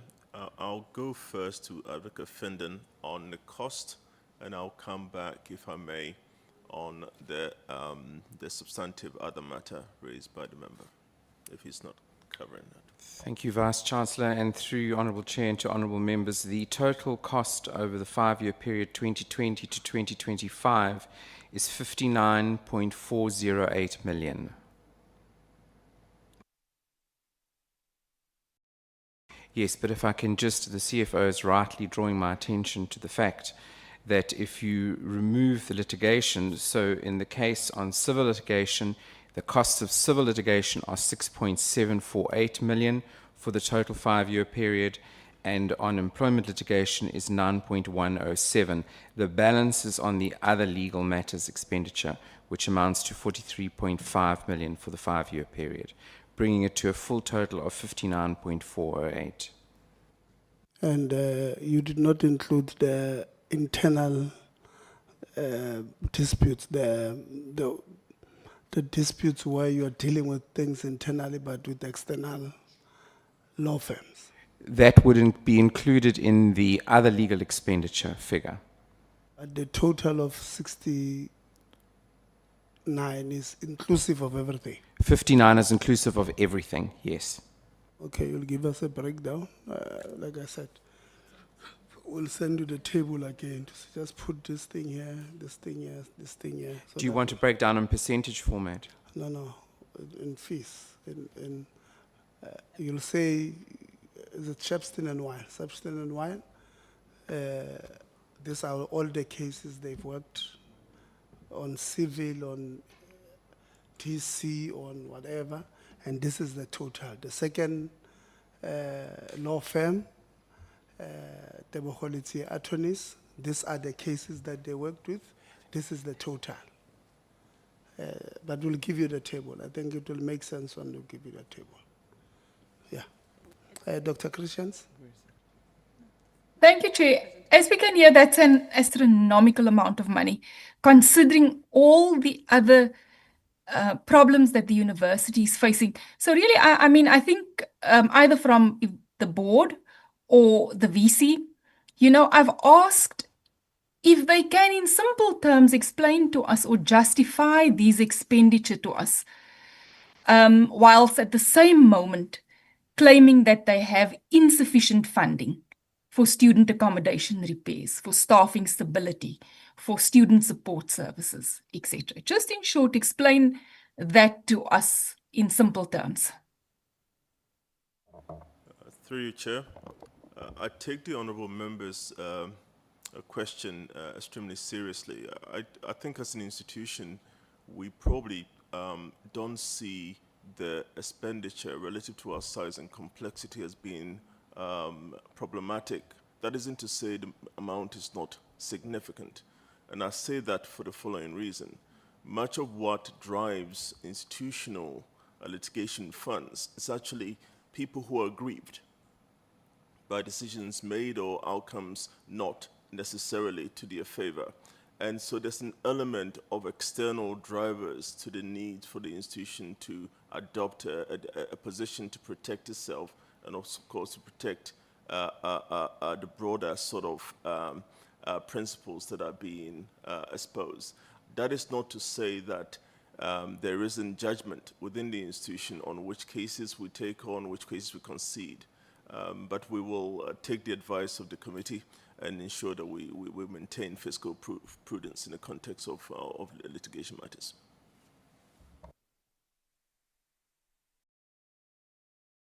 Thank you very much, Chair. And I do believe that if there was a larger measure of stability within the organization with regards to the overall running of the institution, that we would be seeing less of this kind of external legal expenditure.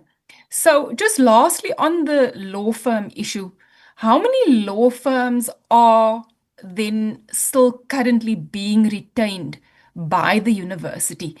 And if you can just shortly explain to us what your procurement processes are in terms of the appointment of these law firms.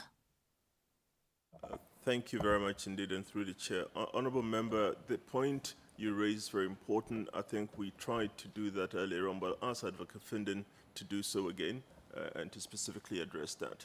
But there is a panel that we appoint, and that is open panel, and they're based effectively on expertise that will ensure that they supplement the institutional deficiencies. Our internal legal team cannot go to court and represent the university because they're not practicing advocates. That's a major consideration between the internal staff we have and the need and necessity to use external firms. But Advocate Finland, please do come in.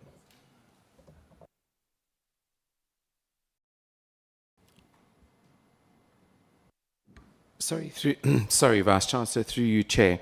To the Honourable Member, I need to just be able to link to the system to call up an email from the Director of Legal Services that sets out the number of firms that we currently have appointed on the expression of interest. There is an email to the effect that she also indicates that on the 30th of September of this year, this current panel expires, and the university is in the process of also conducting a new expression of interest. So with your indulgence, if I can secure that email, I will certainly hand it to the chair and he can bring it to your attention and you can see it clearly with the indication of the number and the exact names of the firms. So before you continue, Dr. Christians, perhaps on the same format, Advocate Finden, can you also outline the process to us of how you then, when you outsource the chairs of committees for internal issues and their cost thereof, can you also unpack that for us in that format that you're going to be given in terms of the law firms? Yes, Chair. So what happens in relation to internal disciplinary inquiries, and here I'm talking specifically about employment disciplinary inquiries, for either initiating or for chairing, the Director of Employee Relations, who is responsible for the portfolio, together with the HR managers for the respective colleges and professional support, they support line management in the implementation of disciplinary matters. So what comes through to him is an indication of the nature of the allegations. He has to make an assessment as to the complexity and whether the staff member as line has the ability to be able to prosecute, and whether there's an appropriate competent chairperson within line to be able to deal with the matter. Some of the matters contain... So Advocate, let me stop you because it's Dr. Christian's time. Yes. So what I was requesting is what you're going to send to us in terms of how you allocate work to law firms. So how, the same process in which you headhunt chairs of internal disciplinary issues, that process of how you do it and the cost of attached to that particular process of internal disciplinary processes. So the process and the cost thereof, not to explain these other things that we're explaining. So we're requesting that you submit the same when you submit what you said is an email from the head of legal. Yes, that's fine. I can do so. No Thanks. problem. Dr. Christian, sorry to disturb you. You can continue. Thank you, Chair. I just want to, go over to really student residences, student safety residences and so on, and particularly the Oval residence, if I'm pronouncing it correctly. So if I'm correct in saying that the Oval residence has been unusable since 2020 because there have been structural defects. And the university has continued since then paying approximately 30 million rand annually in debt just to service this facility. Then also you've stated that you now need additional repair costs of approximately 255 million, which you cannot currently fund due to the financial constraints that you've been experiencing. The SRC has painted another picture to us. They say there's severe accommodation pressures, that there are only about 11,900 beds available, that you have exclusionary accommodation policies. You know, they've also mentioned unsafe accommodation, incidents of violence we've heard, and sexual violence, etc. Now, against this backdrop, I think the main question for me would be, you know, that it'll be interesting to hear who specifically authorized students to occupy residences that lacked valid occupancy certificates. And has any consequence management followed against those who were responsible? That'll be my first question.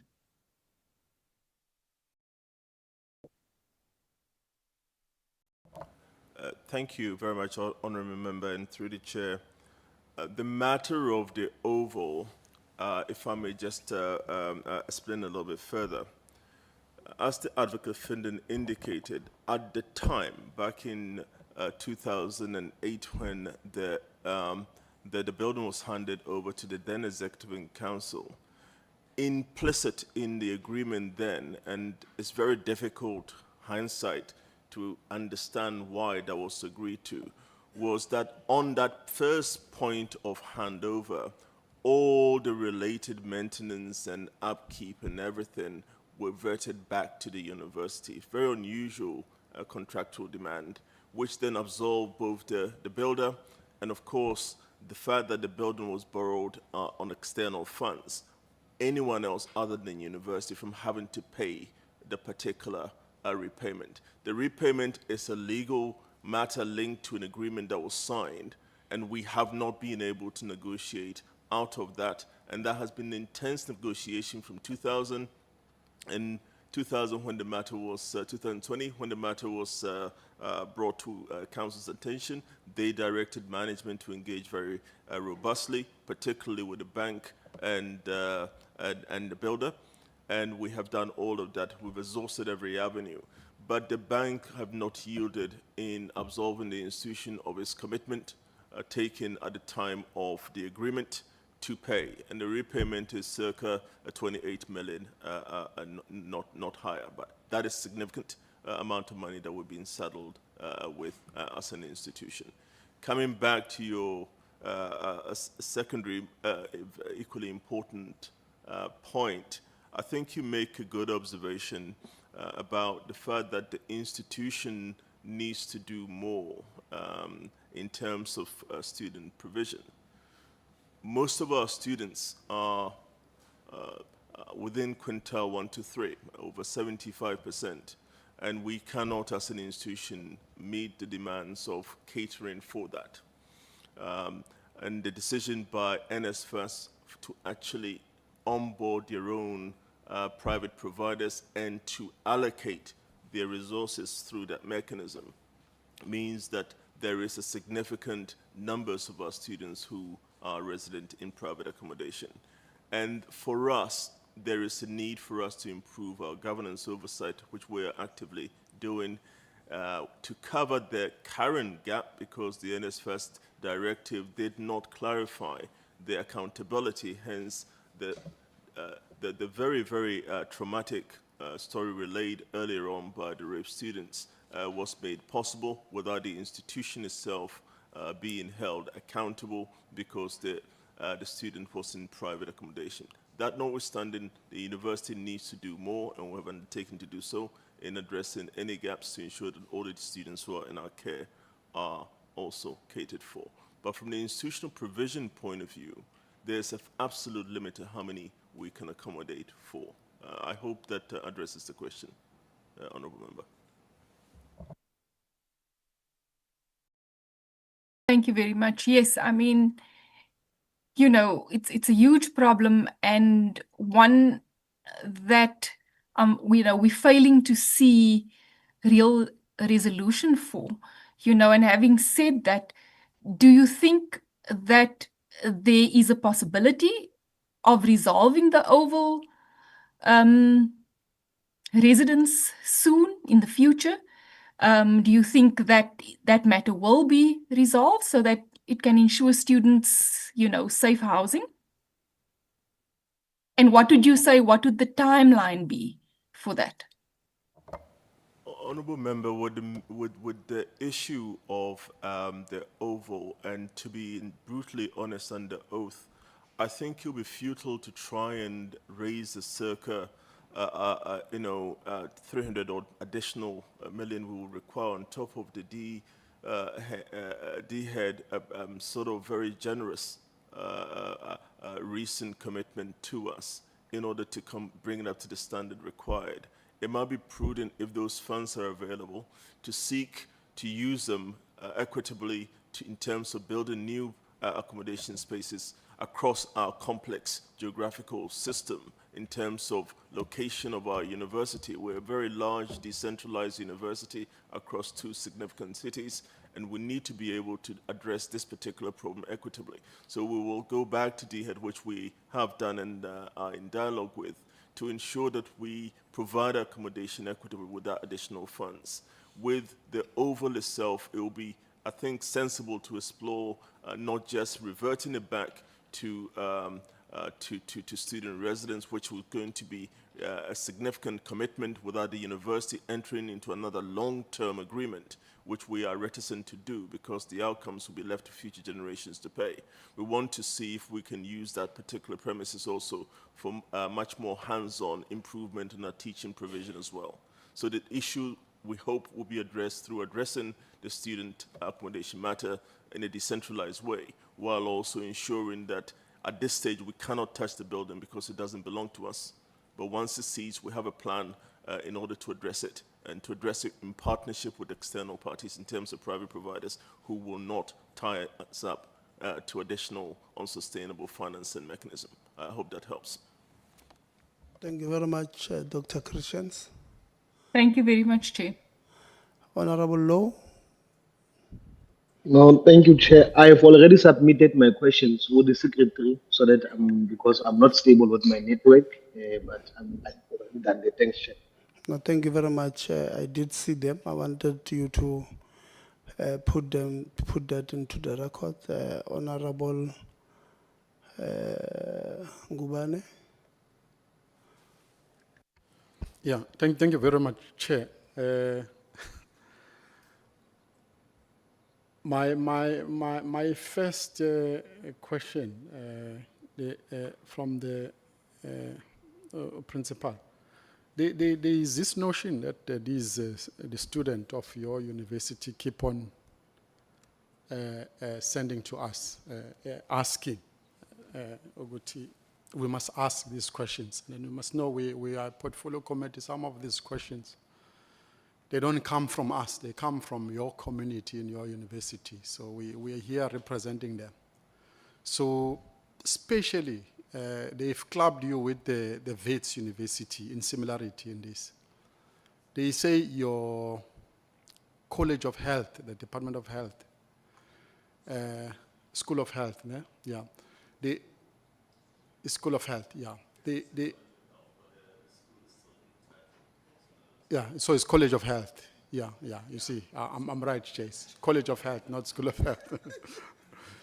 The concerns. No, I was misled by the Vice Chancellor earlier on. He said used to have 19 colleges. Yeah. He has changed them to 9 schools. So I thought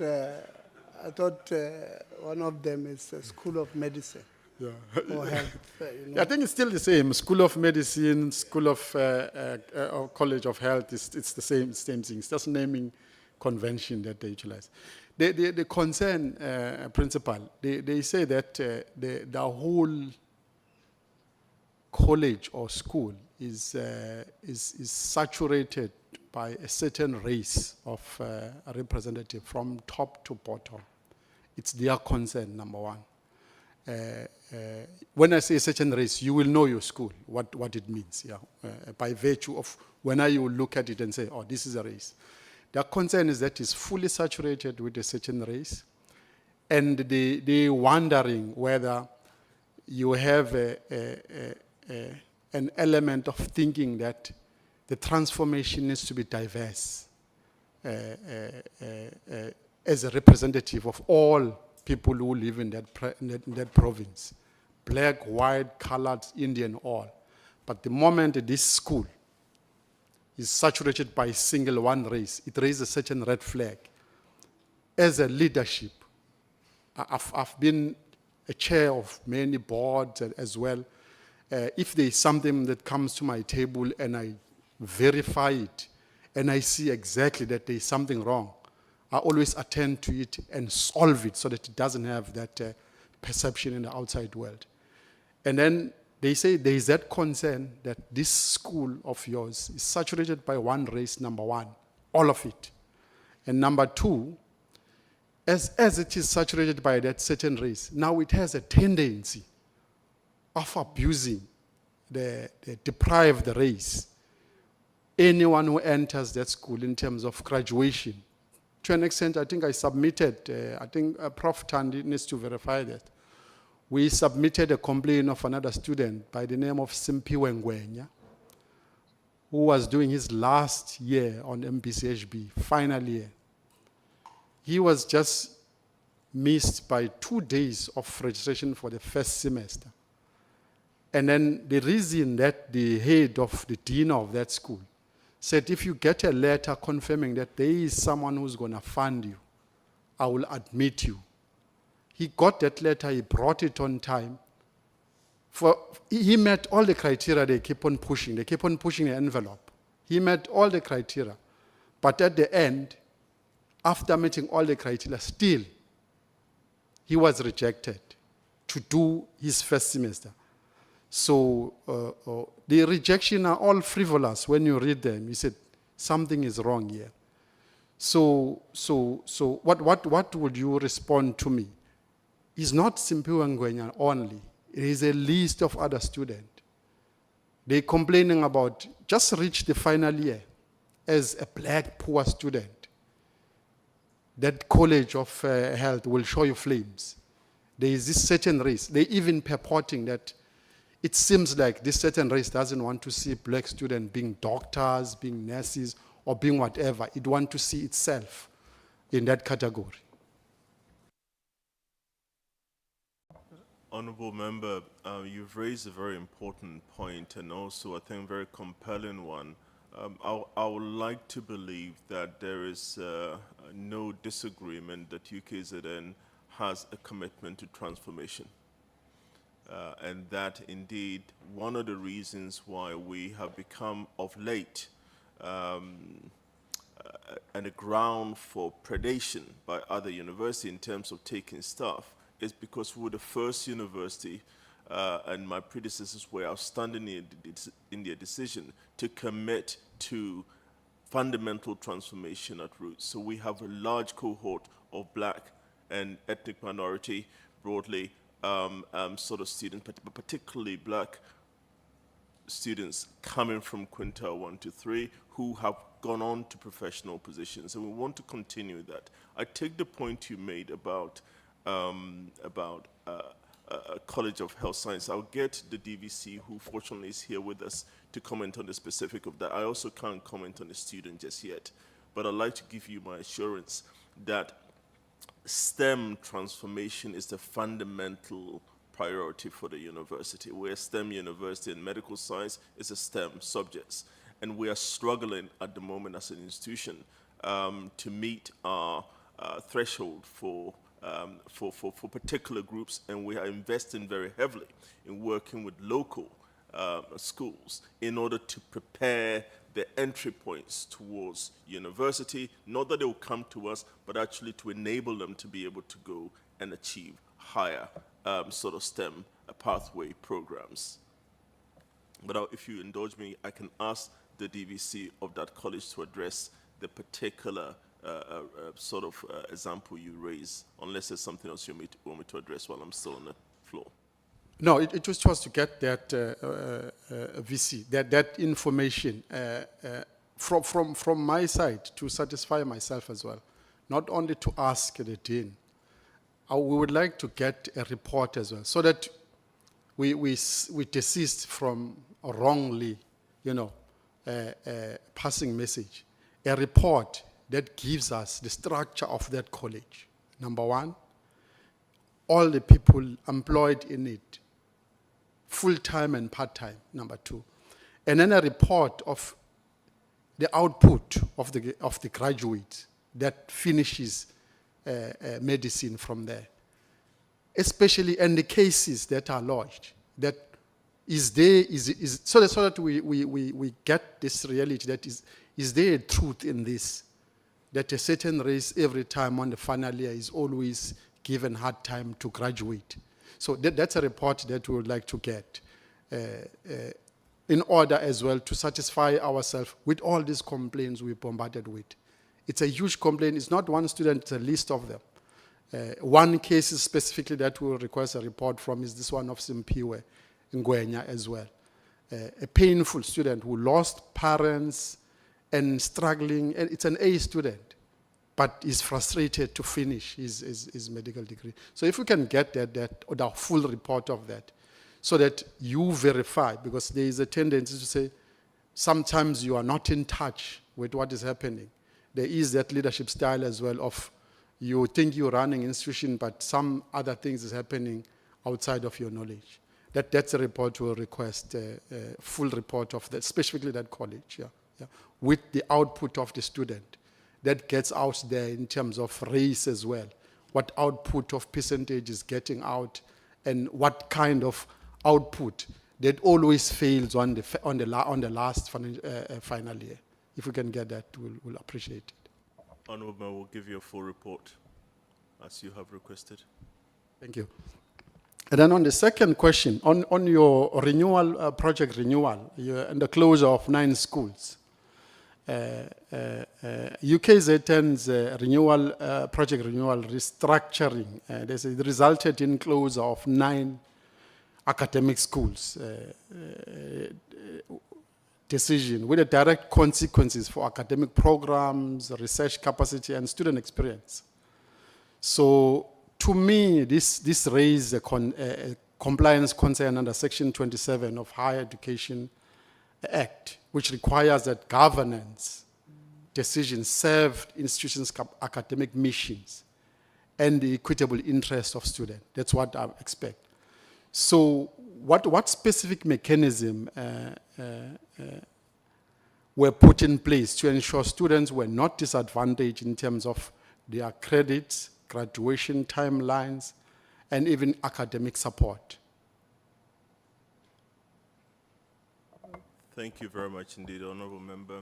This particular initiative was an outcome precisely driving the university towards addressing that very point you made, which is to ensure that the students not only graduate, but graduate with degrees that are informed by disciplines. All we've done as an institution is actually do what we should have done some years ago, and that's a journey that we've been on of convergence of the new college model. We're the only university that, and I stand corrected that is wrong, that has a college model in a decentralized way that we do. The college models make sense, but the schools that were created did not match necessarily the degrees that they were supposed to cater for, with the implication that students were much more likely to be lost in the system unnecessarily. And there's also no real oversight on the governance of the student academic journey, the degrees that they are actually studying, the content of that, and allied to sector norms. That came from the fragmentation of the different schools, where I can register in one college and take modules, programs in about 3 or 4 different, but each of them teach different things. But the question is that you closed these 9 schools. They were closed. They were disestablished by through formal processes by council, yes. Now, what I've asked is in terms of disadvantaging students on their credits Yes. and their graduation timelines and academic support. It will have no material effect on them. It didn't disadvantage No, them no, on not that. at all, no one bit. Okay, No one bit. so the students receive Yep. everything It was purely progress. administrative. There has been no instance where we have disadvantage. Then after closing those 9 schools, what replaced those schools after that? What was the replacement structure? The that is replacements at are present? stronger schools where the schools align to the degrees. We offer particular degrees in the institution, and each of those degrees will be cared for by a singular school. So that the colleges are where the students are housed, but they're registered in a single school and they complete their journey in a single school. So that their journey is monitored and supported strongly, so they don't remain in the system trying to complete a degree, and that degree happens to not be content-wise aligned to what the sector wants. So this is exactly what the institution should do. Okay, but with that post-renewal project, after the outcome of it, did you probably, were there demonstrable evidence that that post-renewal project of yours, it served the transformation more effectively? That evidence will be after the event. We're still in the process of exactly what I'm indicating to you. And indeed, this is the first year the new schools have actually come into effect, and there hasn't been any material challenges of the type that will concern us. But we will do a stress assessments and also impact assessment towards 2028, 2029. So you haven't received the assessments of that renewal? It's not complete yet. Not complete yet. Yeah. Okay, no, it's fine. On the second question, your graduate school of business and leadership. Firstly, is it operationally sound currently? Because on the UKZN College Handbook for 2026, it lists a single formally employed staff member in that school, the dean. I think it's Professor Veriri. Yet academics appear on the school's website as if actively affiliated. So to me, this raises a direct quality assurance concerns under the CHE audit framework. I'm sure you are aware of that as well, which requires that institutions must have adequate staffing for the quality delivery of all registered programs. What is the school's actual staffing complement currently, and what is the formal employment status academic listed on its website?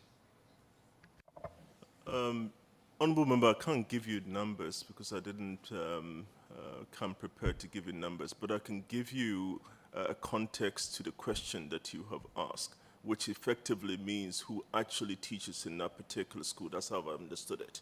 If what you have said is hold constant, which is that if there's only one person listed on our website.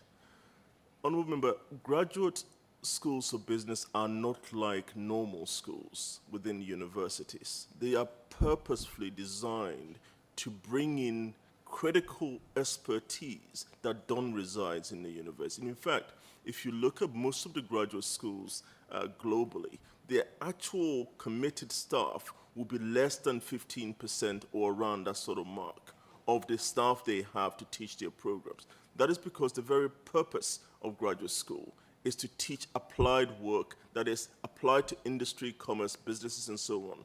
So it is better to have affiliated expertise coming in, captains of industry, offering your time to teach the MBA because they bring that granular. People don't pay for MBAs to be taught by academics. What academics do is that they particularly with graduate schools, the best allied disciplines are economics, mostly within commerce, accountancy, and so on. We have that in the School of Commerce, and they provide the additional theoretical support. We're restructuring that particular unit at the moment. So Chair, I think most of the question, because my interest is focusedly on this change. There's been a huge change in that graduate school of business. Part of it is the removal of leadership, but the school is still continuing with some of the programs. And you haven't removed that Graduate School of Business and Leadership. So I will submit most of my questions in related to that, because there is a concern in the school of some of the lecturers there that the reform is not a concrete reform. It's some sort of flashing out some of the lectures there for certain purposes. These are concerns, Principal, we are receiving, that they complain on that Graduate School of Business as a reform, that no, its purpose of it is just to flush out students. As I said before, Chair, I think one of the things that we need to, I don't know how far with the UKZN, in terms of receiving the number of as well foreign employment of lecturers and whether they're meeting the cap or they're over meeting the cap, because the concern is that some local lecturers and professions, they are being replaced by foreign lecturers, and it's exceeding the capacity that is supposed to be met, and the aim is to erase them from the system and put all foreign academics staff in that institution. But most of the questions I'll submit them ready to the school as well. Thank you, Chair. Yeah, no, thank you very much. Actually, I think, I'm not sure if UKZN did submit through the department the information, but, and we'll ask them to give us this thing. The allegation there is that, Prof, you are hiding these numbers under the postdocs that does the, you know, how you hire the postdocs to do some of the lecturing. So we'll write to you and ask you, under postdocs, please tell us what are the numbers there of postdocs that we've hired and in what fields. But we'll write to you so that we are on the same page. I'm waiting for Dadem Hlongo. I saw him going out. I thought he's coming back. But we'll wait for him. There's a matter I want to converse with him. So, CFO, the students make a point that the registration fee was 5.9 last year, and it was increased to 7.3 this year, which is a 23% increase. Maybe take us through what was taken into consideration. Was inflation taken in? Or what was taken into consideration there? Thanks, Chair. In around about 2021, the Council of the University through FinCom requested management to look at or to devise strategies that seek to address the issue of the escalating student debt that the university had then and still has now. And as part of those strategies that were approved by Council in 2021, or maybe I can just outline all of them, because the registration fees and the gradual increase in the registration fees was part of that package of interventions. What we had found at that time when we did our comparisons to other universities that are similar to UKZN, either in terms of research intensivity or in terms of the profile of the students or the size of the university, we found that the registration fees of UKZN were significantly lower than those of other comparable universities. And the plan was then that those registration fees would be gradually increased over a period, or would be increased over a period of 3 years, so that we get to a level where they are comparable with other universities, and that level was 10,000 Rand.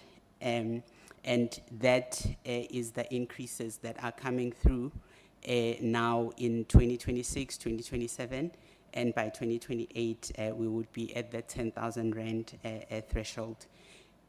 Although that was approved in 2021, it wasn't implemented in 2022 as planned. and the implementation was delayed and only put in place in 2025. And that was really largely because of the considerations that we had to make because of the economic position of KZN, particularly post COVID and also post the floods that had taken place and significantly affected the financial status of a lot of the province's residents. You have not responded to me. Why what would have guided you to do a 23% increase in 1 year? I hear the historical context, we did not do it, what, no problem. But you increase, you think that increasing the fees by 23% in 1 year is reasonable, makes sense? Chair, it's not the increase in the fees that are charged by the university. The fees that are charged by the university have been increased in line with the guideline that we received from DHET in terms of the CPI-linked increases. The registration fee, which is the first installment of the annual fees that the students have to pay, is what is being increased over the next 3 years to get to the threshold of 10,000, and then thereafter it will be escalated in line with the annual increases in the fees. So what looks like the significant increases over the next 3 years up to 2028 in the registration fees is being done in order to get us to a level where that first installment is reasonable enough to address the cash flow requirements of the university during the first quarter of the financial year, because it's the registration fees only that are coming through to the university to assist us to fund the operations.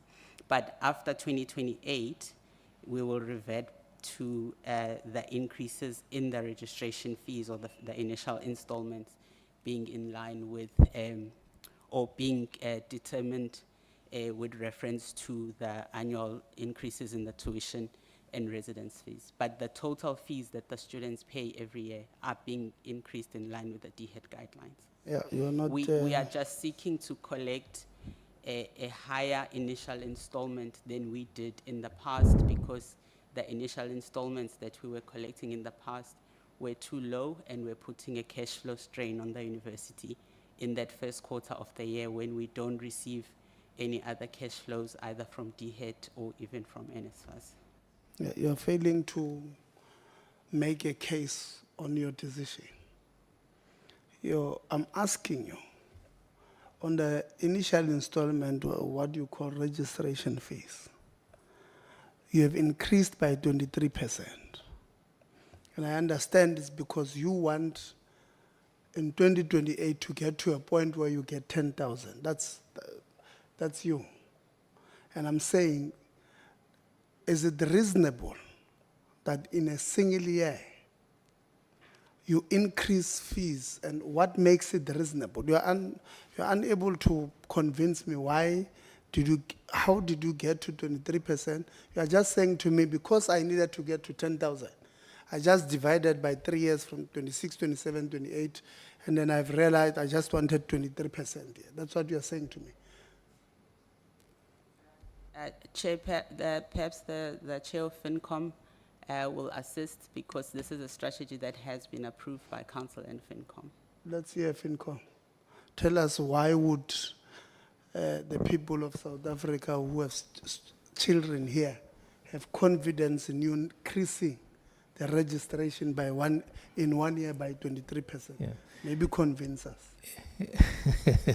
Thank you, Chair. It's a tall order that you're setting for me, but the logic behind it is that the increase had been delayed from the time that it was supposed to have been implemented. So over a period of time, so there was a target date by which Council, based on the cash flow projections that were provided to it, that said by this time we need to be at this level of registration fees to be able to sustain the university in its first quarter of operations.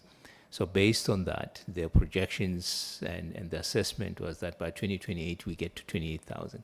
This decision was made in 2021. It was made not last year, in 2021. It was not implemented at that time. So if it had been implemented at that time, the increase would have been gradual. So so there has been a benefit, so to speak, in the period that the increase was not implemented. And now it has to be, there is some clawback or some catching up that needs to be done. Whether that's reasonable, from a consumer perspective, one would say it can never be reasonable. It's the same as if government says we're not going to increase the cost of fuel for now, but next year, or electricity, next year we have to catch up, and then the following year the increase is higher because the costs are not waiting for you at the time that you are holding back on the increases, and that's really what has happened. So the postponement of the implementation of the increase because of the considerations and the economic environment at that time has resulted in a need to accelerate the pace of increases so that by 2028, in line with the projections, we are where as an institution where we should be. Yeah, well, I'm not convinced. I hear you. There's a student who went to UKZN in 2025 to do first year. That person paid 5,000. What was it? 5,950. And this year, the parents were forced to pay 7,300. There's no benefit to that student, as you are putting that others had. I'll give you. Yeah, okay. You know, you must convince parents of these students who are at home why this thing is good. For me, you'll say you've got operating fees that you may need, of course, to pay your lecturers better so that they're not poached to other institutions. I agree. You need to have a financially sound institution to run, you know, an institution that is better. But I don't think the punishing the people who are supposed to bring in their siblings and all of that with such huge. So this person who's doing a 4-year degree enters in 2025, pays 5.9. And then when they leave, they pay 10,000. It's almost 100% increase. So you must convince this parent of this child. Why must they bring in a sibling of this child to UKZN when they would have, since the firstborn arrives here, they pay 5.9. When they leave, they pay 10,000 registration. So it means this parent, from where they are, they would have paid almost 100% on registration fee from entry to exit. And you must convince them to bring their siblings to that institution. That's the point we're making. And I'm not saying you must not have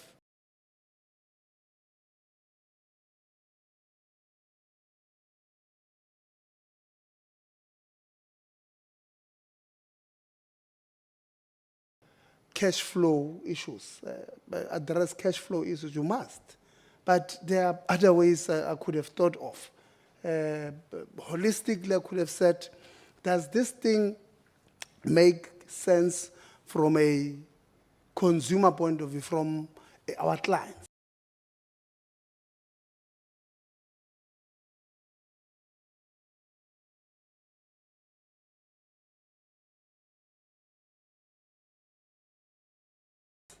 And you take an instance that this child is first year 2025.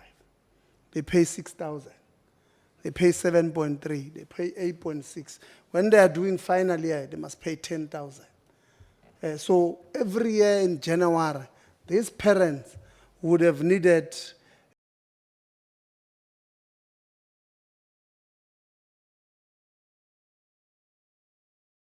more than 31,000, 32, just for registration. But if it was inflation aligned. It will have moved from 6,000 probably to 6.4, 6.5. By the time they leave, it's at 8,000. I'm making an example. So now this person, if they look at inflation,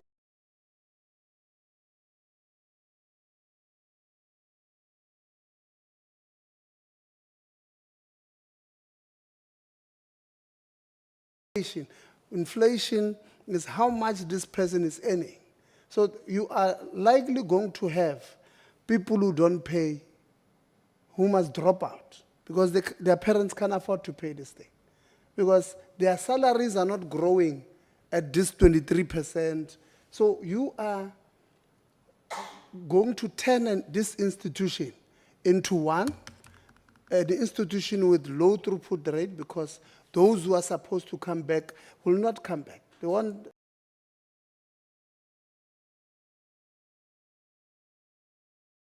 won't register, number one. Number two, you are going to turn it into an institution of the rich, because these ones who are in the missing million, whose salaries increase by inflation-related matters, they are not going to get their children to come back here. So your strategy of trying to have a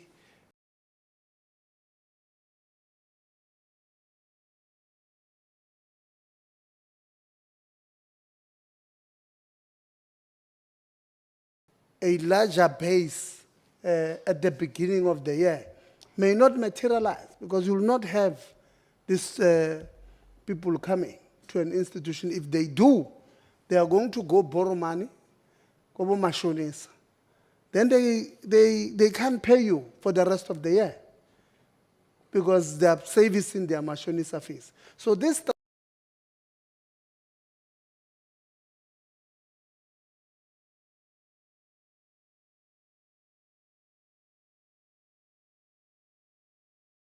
strategy of yours, I don't think, personally, this is my view, and you are willing, you are allowed to disagree with me, but I don't think it was well thought out in the context of South African economy, the South African people, your analysis of your own students, and who, because you could have said, let's sit down.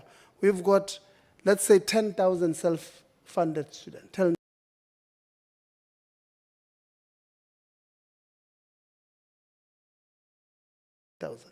How many of them are able to pay from April, May, June? You'll realize the numbers are low. You'll probably 8-10%, those who are paying during that time.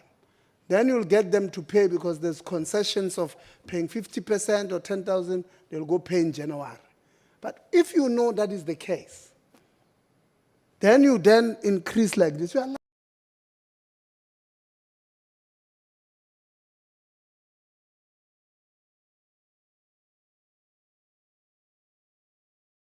likely not to get these people pay.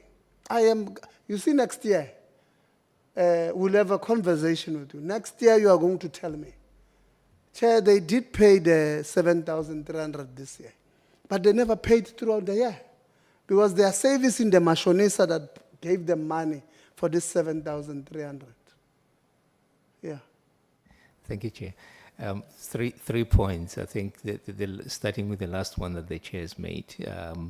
If there is a failure to pay, in terms of the data, now speaking the data that we look at, that would not be something new. We already are dealing with that problem. We're dealing with a problem of increasing and exponential increasing student debt.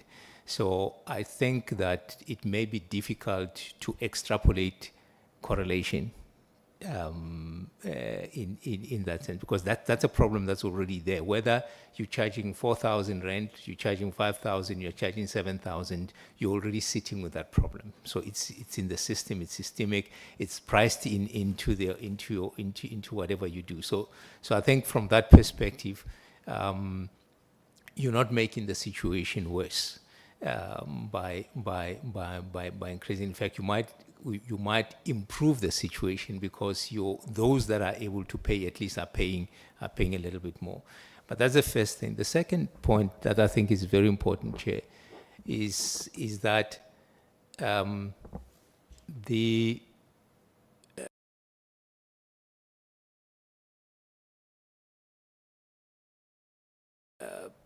if the student, let's take student Tanduklolo starts at 2021. If we had implemented the increase, the registration 2025 would have been, say, around about 6, 7, and I'm just quoting numbers to prove a point or to make a point. We've got about 6,800 rands. It wouldn't have been at 5,000. So that very student that got in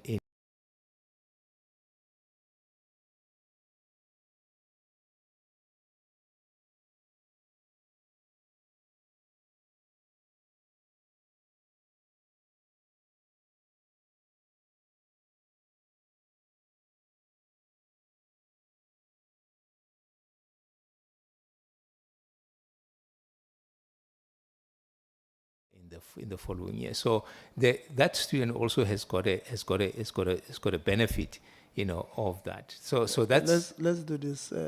CFO, what was the registration in 2021? Because I want to disprove that the increment would have been there, but it would have been aligned to inflation. Maybe in 2020. no, not aligned. Maybe If 2020 or 2021, you did not do it because of COVID. If you can allow me just to correct that, because that's the point, that was going to be my third point, that Yeah. we're not talking about inflation-related rate. No problem. Okay. CFO, do you know how much we're paying in 2021? Press the mic. The baseline in 2021 was 4,000 for tuition and 3,000 for residents. Thank you very much. So from 2021 till 2025, you had moved from 4,000 to 5,900. So have that in mind.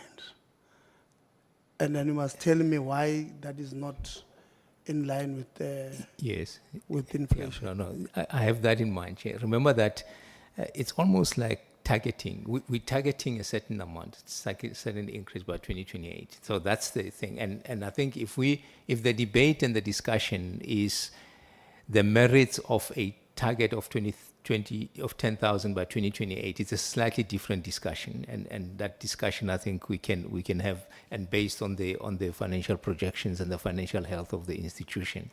But assuming that we came to that decision, it's a rational decision to get to 10,000 by 2028, the journey of getting there would have determined or dictated the increases that we have on a year-on-year basis. And certainly it wouldn't have been at an inflation pace. It would have outpaced, it would have been higher than inflation.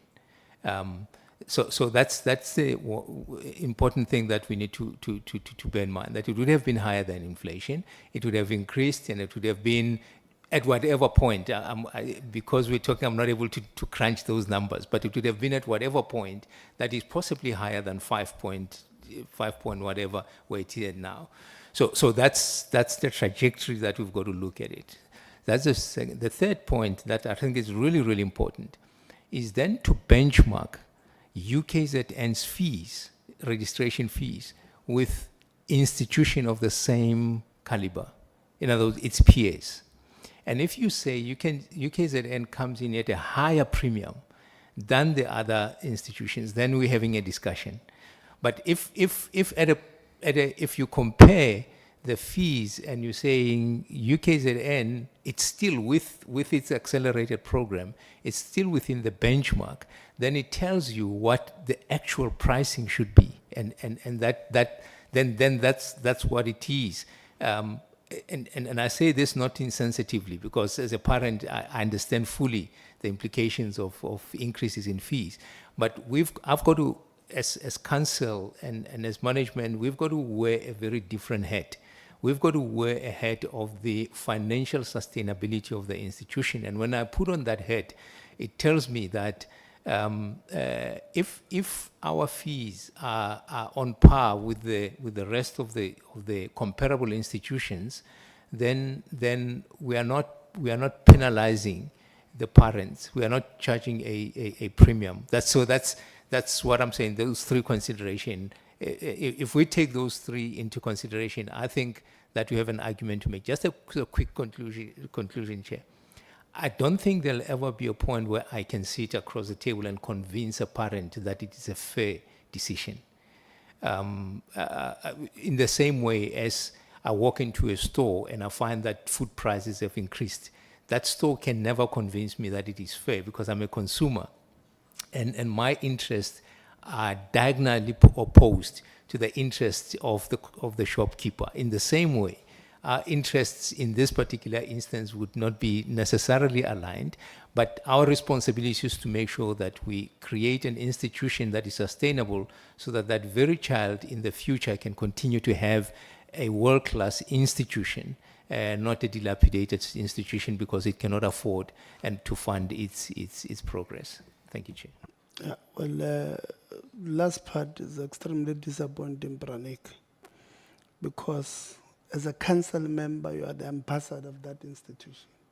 You must sell it to the people, why they must go and study there. And if you are saying to me that as a parent, you can't sit there and convince, or as a council member, you can't sit there and convince the parent to take their children, that's a very a disappointing statement, number one. On the basis you are making an example about just like you can't be convinced by a teller at the shop why their food is extremely expensive.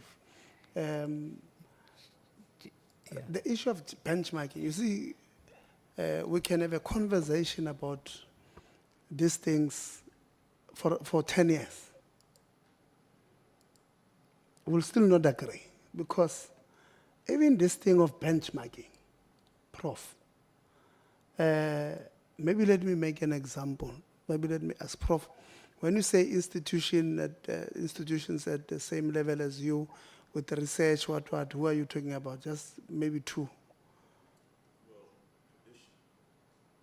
Traditionally, the universities we bench ourselves with are the research-intensive universities, WITS, Pretoria, UCT, Stellenbosch. But Thank we you. also, if I may, Chair, just so that I know where, just so that I can give you enough evidence from which to judge us fairly. This particular intervention has been deliberately phased because we are still never going to catch up with those institutions. This university understands its commitment to its catchment base, and we're trying to keep the university afloat while at the same time marginally discomforting each other in terms of ensuring that we get the very best education for every student who comes through. So the benchmark we do is not like for like in a real sense. It's weighted in favor of transformation. If I may say, my Chair of FinCom's fundamental point about the conversation with the parent is that parents instinctively will not want to pay more than they think they can afford. And we understand that. But what we've tried to do is to triangulate what we think is reasonable within the catchment base of where we're located. So our pricing is set not just with the comparative institutions who we never catch up with because of the geographical dislocation of financial income, but it must be comparable to universities that we don't normally bench ourselves with. And those, I'm not going to name them for respect to them, but we think that for that catchment, we are competitively priced. And those are the same universities employing the same quintile of students that we do. Thank you. No, thank you very much. So, and I think maybe your second point assists, but the argument that FinCom makes is that the reason why we wanted to get to 10,000 in 2028 is so that we get to the level where our direct competitors or the people that we pitch at the same level as That's the argument. Chair, if you allow me, I think it would be important that I just correct I might have maybe the words I've used, but I need to correct that perception because it would be really Which one? wrong. We are not saying that the reason for the increase is to catch up with the other universities. I've said that based on the financial projections and the model and the needs of the university, that's where the target comes in. When I brought in the comparison is that, are we competitive? Are we more priced than our peers? If the price is higher than our peers, then there's something wrong in what we are doing. But and as the VC said, our aim has always been to be competitive. You are more priced than some. So you have said to us, the peers that you are talking about are the people that you pitch at the same level, at least at the research level and all of that. Yeah. That's why I asked, who are those? Yes. And the prof answered. Yeah. So you can't say you are not, if you are, you will be priced than other people who may be in the metros, for an example, because even, like I said earlier when I wanted to say, the usage of benchmarking, it's subjective. It's what you decide. You said research intensive and all of that. Somebody can say, we're benchmarking on a metro basis. Those institutions that are based on it, that's benchmarking. You did not take that. You took research because that's what subjectively wanted to use. You may think it was objective, and it's okay, but I'm saying I can come and say it's subjective because you could have used the size of the university in terms of the number of people. You could have used the quintile 1 to 3. I mean, UCT, Stellenbosch, UP, Wits don't have majority quintile 1 to 3. You've got other people who have majority quintile 1 to 3 who you could have benchmarked against. So the issue of the standards that you used for benchmark were subjective based on what you want. Now, you got that 10,000 from this subjective or contested, maybe let me not say this principle that may be contested. If I can have one last bite on this, and I will not. Yeah, I want us to move from. Yes, yeah. Just one last bite on this. So there's a hierarchy of decisions that we had to look at here, and that hierarchy starts first with. It starts first with the needs of the university.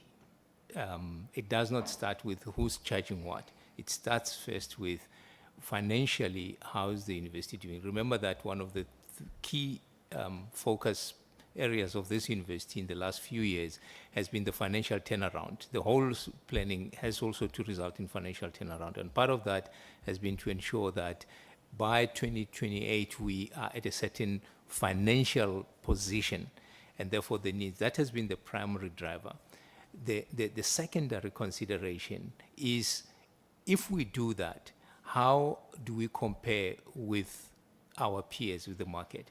And I take a point around the choice of benchmarking, but and I would really love to debate that with you when we have time for that at a different in a different setting, because I think it is a matter of debate, and yes, there's a level of subjectivity to it.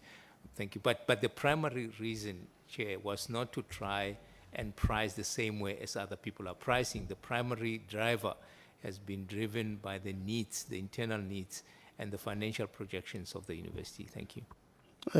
It's what, at least we have fixed it, but we were taking from what you are telling us.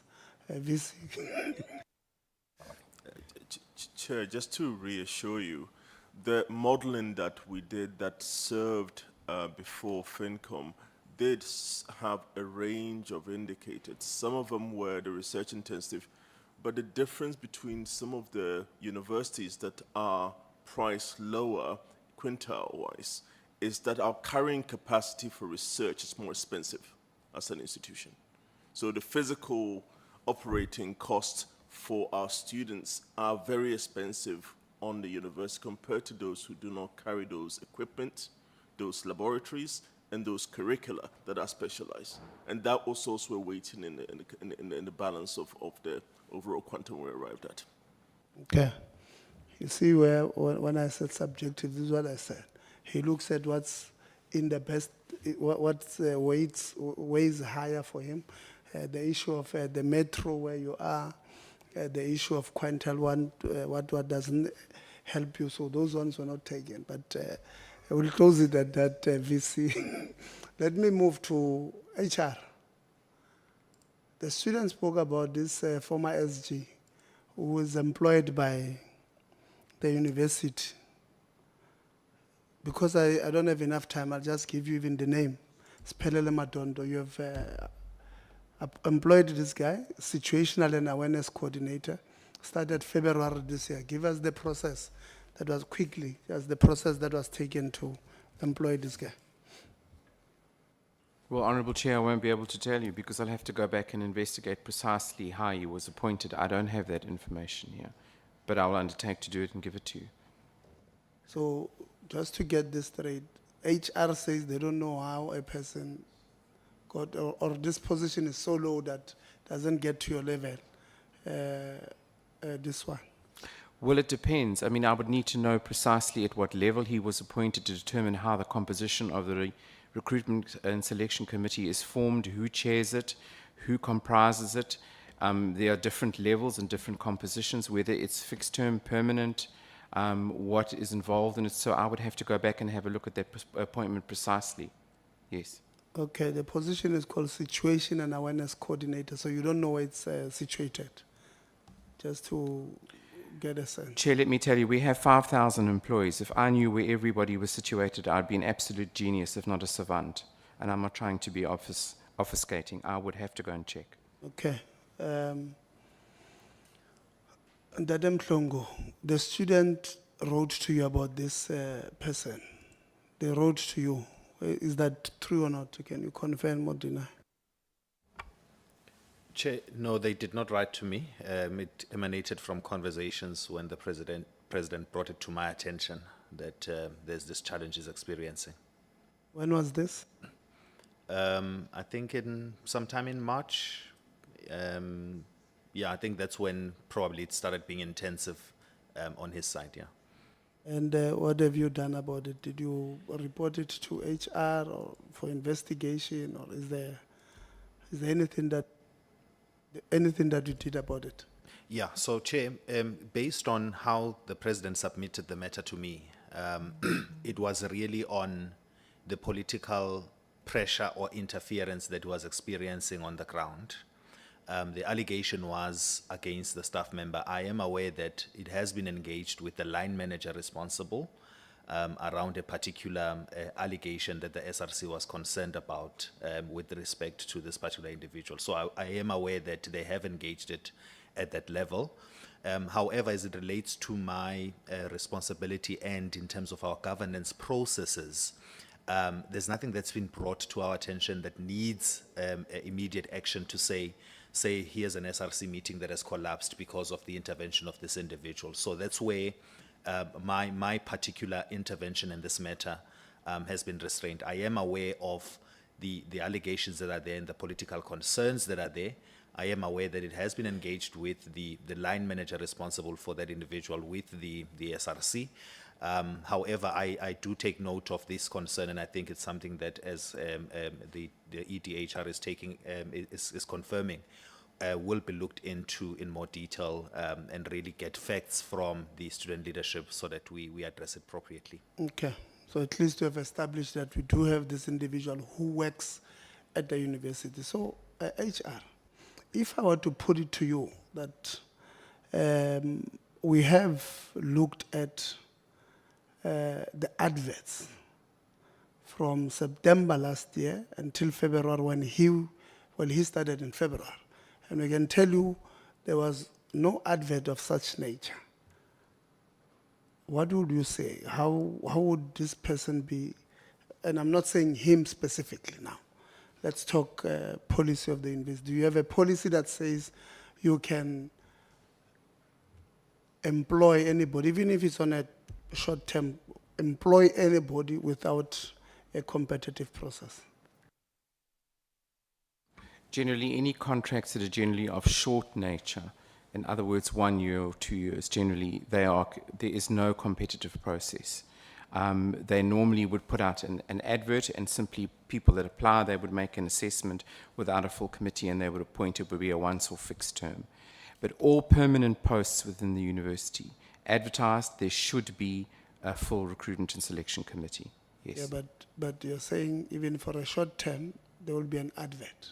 So that's, correct, yes. That's creating space for people who meet the requirement to submit their CVs to apply. So that's competitive. Correct. At least you are giving people a chance to advertise, to apply. So you are saying to me, you don't have a policy that says you can go appoint somebody without at least that basis having been met. Well, the practice would be for short-term contracts, we would put out what you would say is an advert. We call it an expression of interest. And it would go out and people would be able to apply. And then generally within HR, they do an assessment process with the line manager and they find a suitable appointment.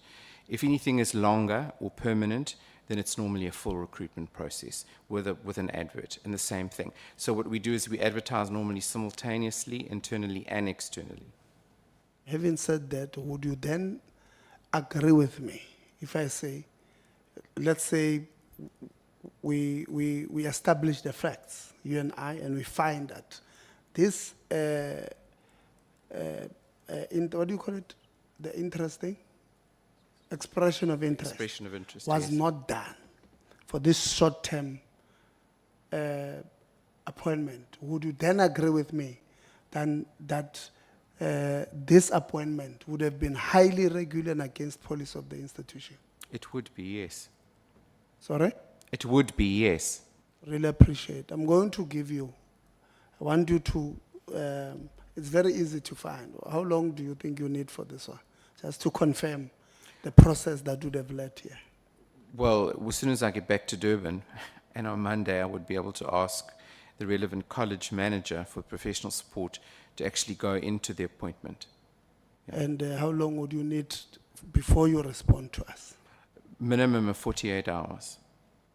That's too short. I'll give you 7 days from Monday. That's fine, thank you. You see, I'm very considerate because you may need some information from them. Now let's assume you find that this person was indeed hired without this process, which makes it irregular. What ordinarily should be something that you should be doing to safeguard the resources of the institution? What should be the next available platform or next available step? Well, there would need to be consequence management firstly for those involved that have allowed it to happen. So that would need to be investigated and we would determine who's responsible. And appropriately, there would have to be appropriate remedial action taken against those people. And against the person who's benefiting? Against the person who's benefiting, one needs to understand what intent and knowledge do they have or ought to have known under the circumstances. If you put yourself in a position of somebody who comes from outside, they don't know our internal policies and rules, and they may think that everything is above board, only to find that their employment is in jeopardy. If their employment is, in fact, irregular, then generally what we would have to do is we would have to look at how we could terminate the services of that person, and appropriately under the relevant heads of law. In other words, either an incapacity or a misconduct or whatever it is.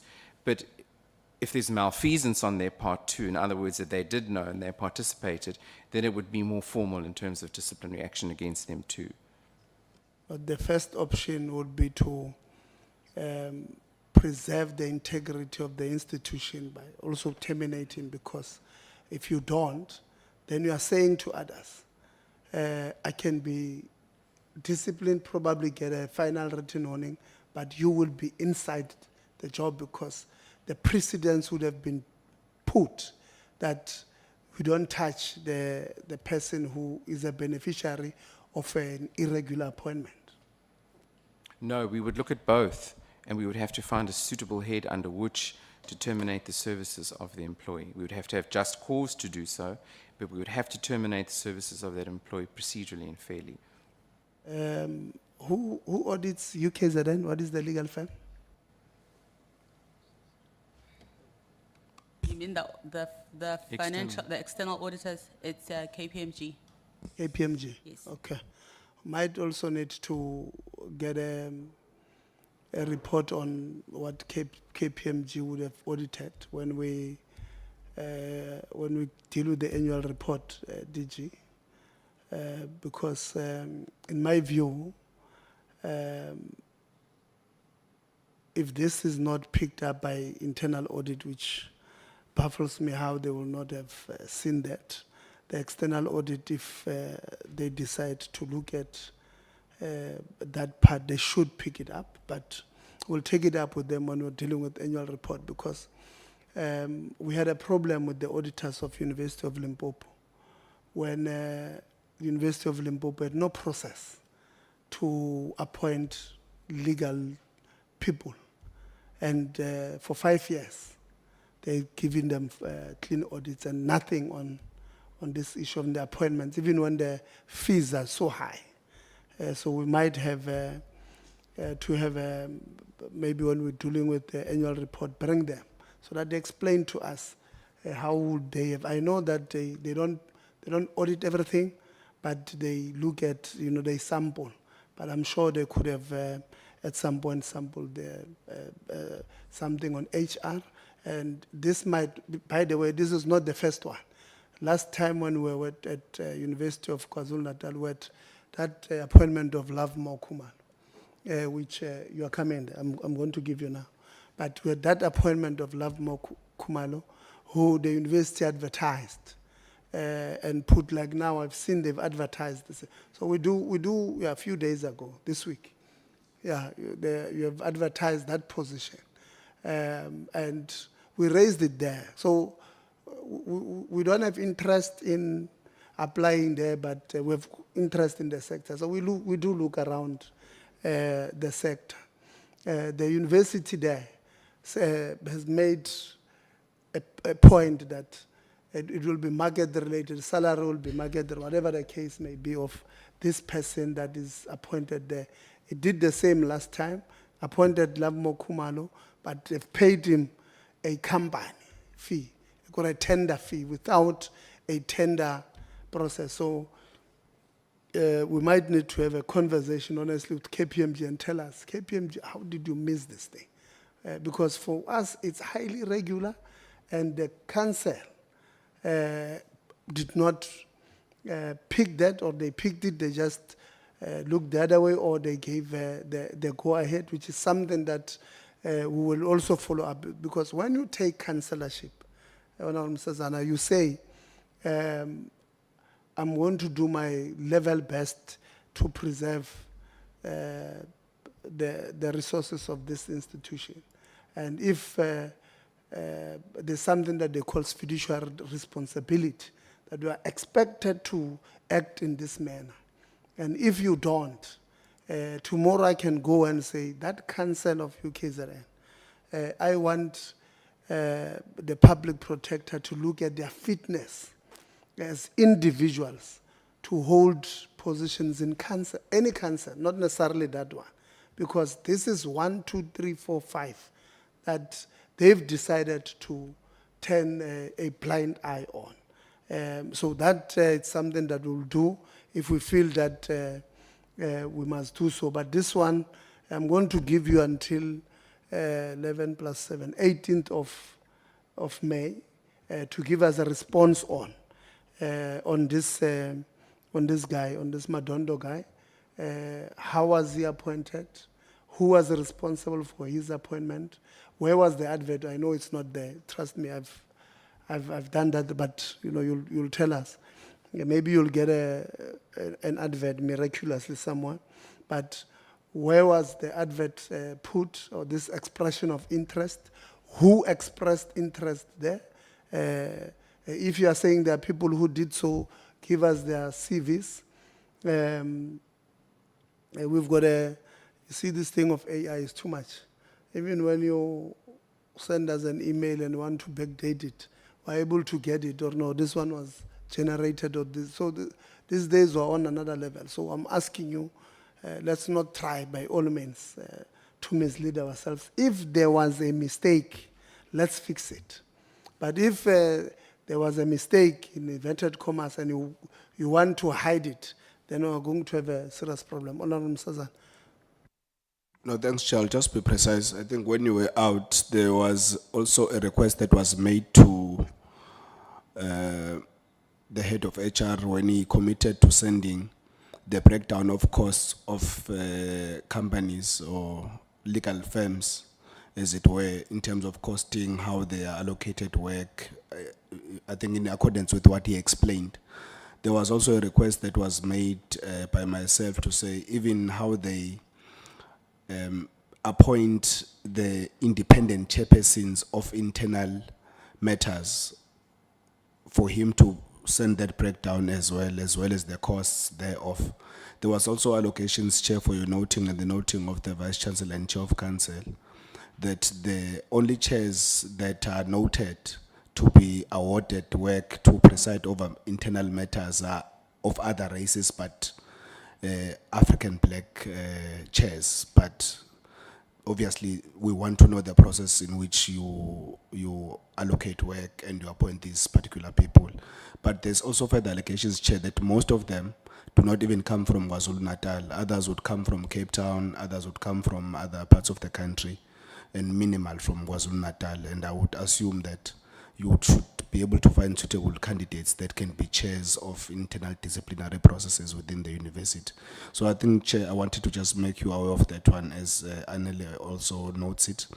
But obviously, Chair, I think we would have not been satisfied with the responses we would have got by the university as it relates to the issue that you have mentioned of the security, the acting security head, if he's acting or if he's contracted.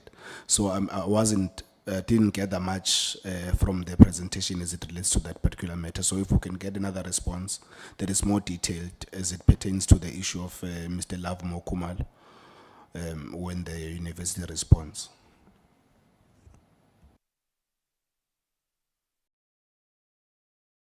VC, are you taking this one or are you giving it to HR? Chair, I'm not aware of not providing a detailed report and how that matter was dealt with at that point. And perhaps the honourable member can tell us a bit more what it is he's looking for, and we can provide that. VC is saying, please, he does not remember the details of how we ended, but he's asking if you could give the details of what you are looking for in the appointment. So if he's speaking to the latter of Mr. Love Mokumal, the chair has just indicated now that the remuneration of the gentleman in question was not of an individual that would have been hired through a process by the university, but that of a service provider.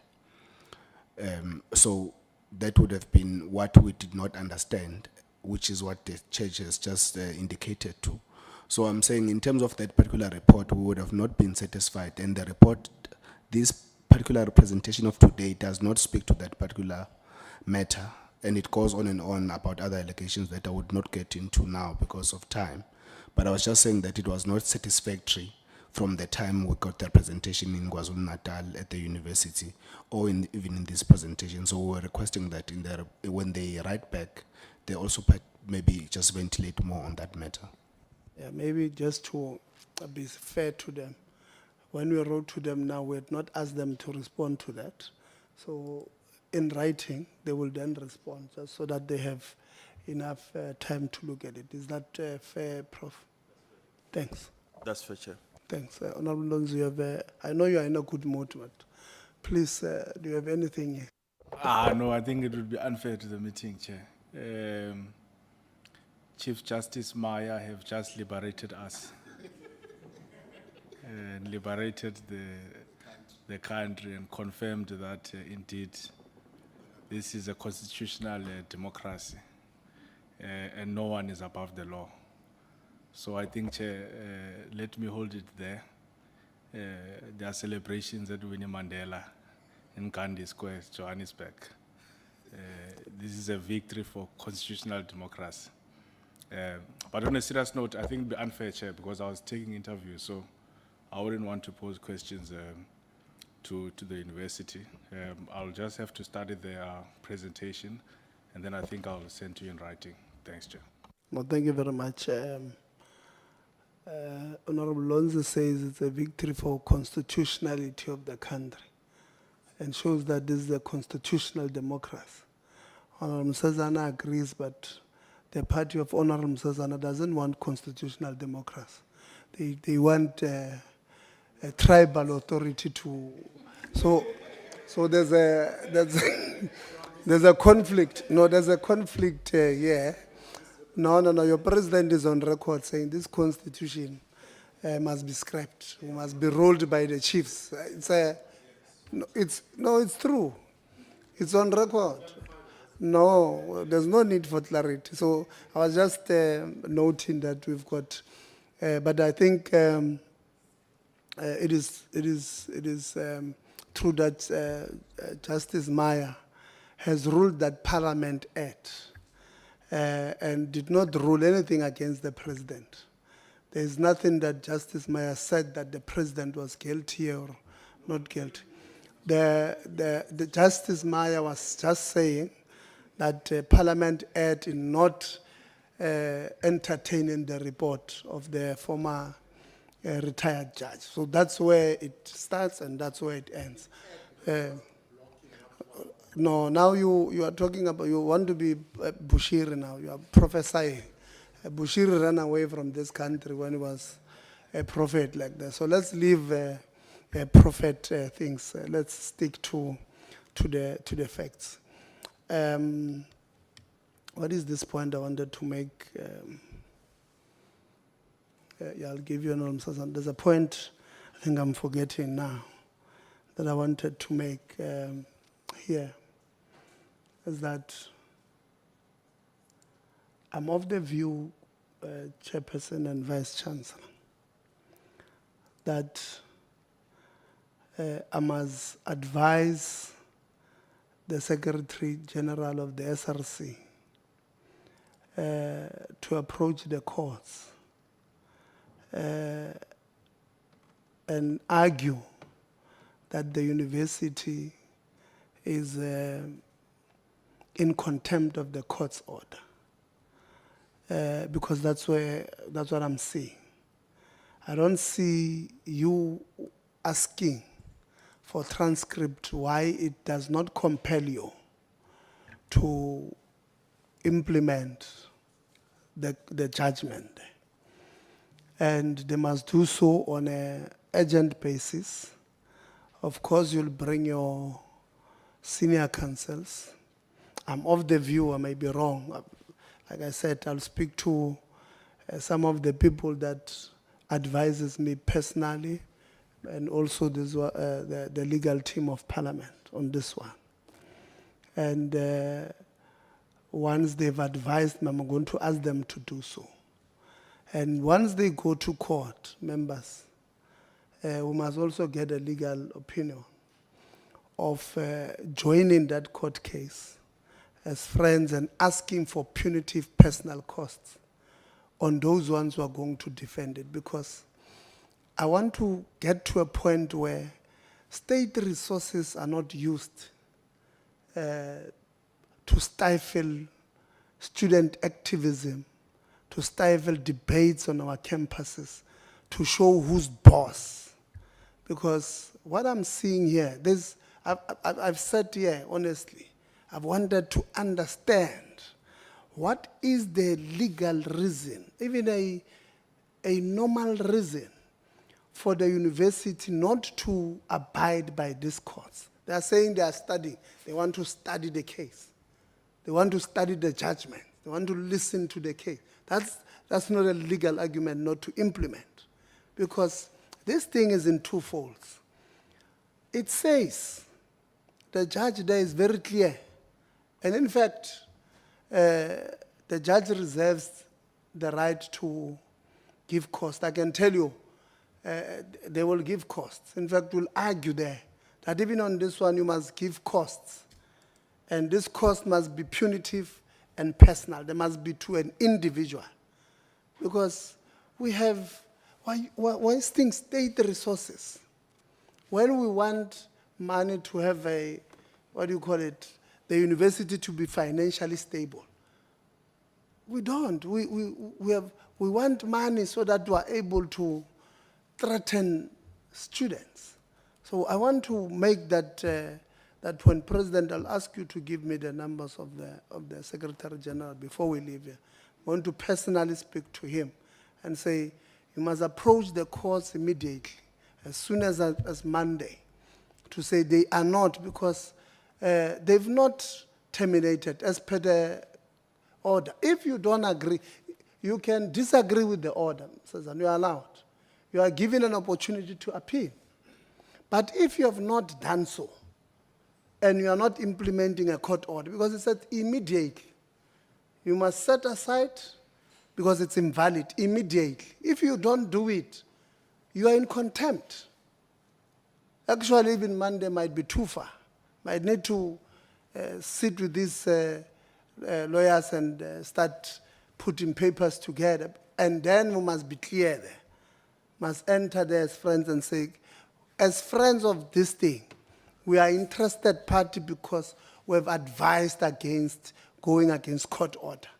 So we have a legal locus standi on this matter to say we want to see our universities abiding by the Constitution.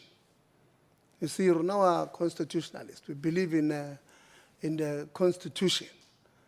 And we want you to have all the people who are cited there as defendants liably, personally liable for this thing. And the university, by the way, will get, if the university pays those lawyers, we'll get them during audit. There's no problem. They can pay them, then tell us that they've paid, no problem. We'll get them during audit. I've said, during the annual report, we will have a conversation now on audit processes with UKZN and KPMG. We'll have to do it. And then we're going to ask them that you are paid for by, there's somebody once said to me, you can't bring private companies here, not when it comes to public resources. We brought those 4 companies, Bo Izaka, Bo what, brought them here legally.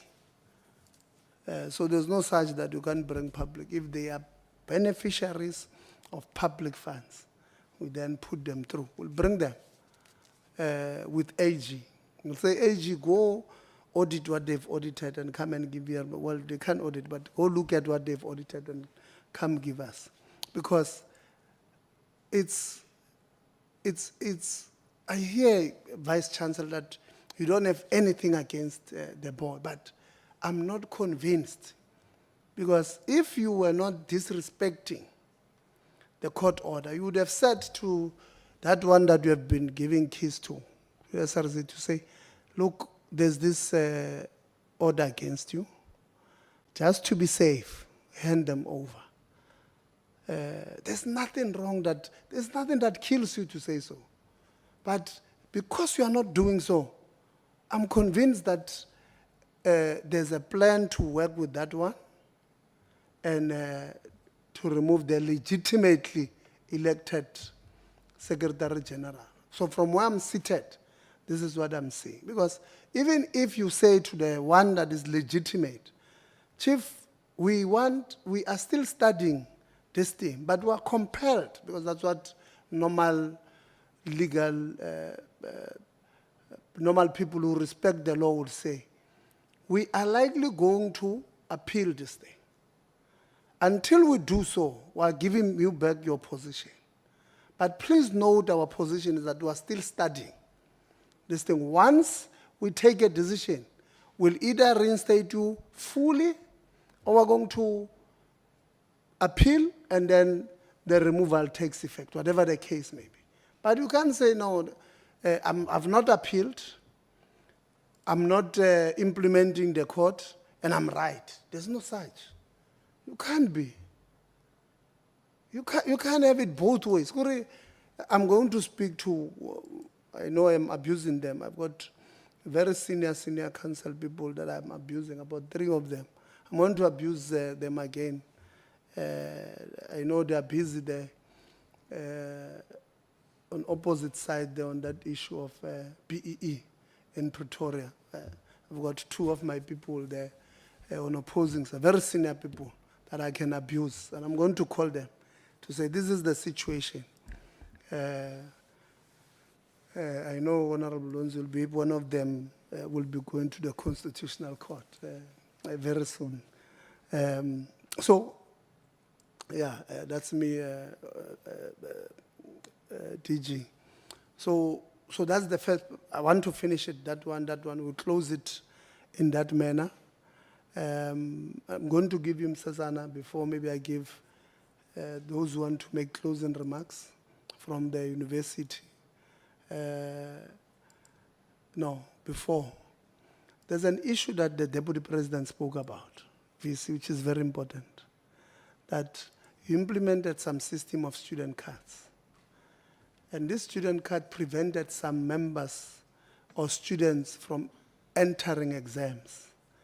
And there was no mechanism on campus at the time that would have ensured that those students must write and then come back later, fix the issue of, whereas previously you had a situation where if you don't have your student card here, we can verify you by some system here, then you enter and write. But this one prevented many students from writing exams. You ask them to go and write supplementary exams. Now, the problem we have there is that NSFAS students, it's government saying they don't have money for anything. So we want to help them because they can't afford. Now, these students are now prejudiced by the system because you're studying, every system that you study is likely going to have problems. That we understand. But you don't have a recourse mechanism. Now it's prejudicing against these poor students to go get money firstly of traveling back to the institution in January, December, whatever the case may be, and then getting, because your student accommodation is not open that time, and then they must have money to book somewhere and money to pay for a SAP result. So the system that you create has a fault, and it's the poor student who must then suffer. That can't be correct. I don't know who's going to answer on what happened there and what is the recourse, because this child, if probably they were doing final year, they may have borrowed money again from Mashonis and paid for this SAP, paid for a bus back to Durban. Maybe they're from Eshowe or they're from Orange Farm, where I'm deployed in my constituency, or they're from Alexandra. They had to take a taxi to Johannesburg, take a bus to Durban, probably because they don't have money to book for accommodation, travel overnight, arrive in Durban at 5 and write an exam at 9. That's a serious prejudice for these children. And the person who took a decision that if the system fails, we're not taking responsibility. We're not saying, let the student, let's take a picture of the student, write the student number, put a number on, whatever the case may be, to show that this is the face that wrote, whatever the case may be, so that we don't prejudice. And if we find from the system that this student number, when we punch it on our system, shows a different face than the one that wrote, then we charge the student. There's nothing wrong. But if you say, if you don't have the student number or the student card, or the student card fails to scan, whatever the case may be, you are not writing. And later on you find out that it was your system that was misbehaving. Who then takes responsibility? VC, you'll direct who must then answer this. Chair, the example that was brought up is not something that I'm familiar with. What I am familiar with, and I'll look into that when we get the opportunity to speak to the SRC for the details, so we can look into it and at closer sort of level. We have introduced a new system in. We did experience positions where individuals could not verify their identity at the point of sitting exams. That was a risk to the institution. Those individuals were not allowed to enter the examination halls. I'm not familiar with turning students away because of any other reason. But as the SSC raised, we'll look into that matter and verify what happened, and we'll advise accordingly. Well, that's a fair one. I can't say you must put me there because I can't know. That's a fair one. But I'm saying in an instance where, but we'll have this conversation, you and the SRC, and you'll give us a report on what really transpired as far as this is concerned. There's this issue of Rule 14.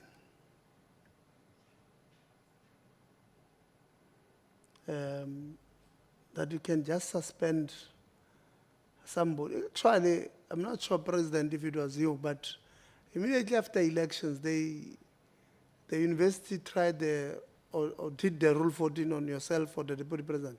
I can't remember, but I remember I received emails around that. It was against the SG. Kade bamqali. So immediately after exams, you did the Rule 14 on the SG. Yes. No, Chair, it was not done, but it was. No, I'd seen letters. The letters were written to explain why we should not suspend you using. I'm sure if I can look at my emails, that was done. You see, VC, maybe it's not you, but it was done on the same person. This Rule 14. And our rules, by the way, the Constitution of the country says, any organization, non-profit, profit, company, their rules or their constitution must not be in conflict with the Constitution of the Republic. How did you, DG, allow the statute of this university to have this apartheid era rule that says, if I think you are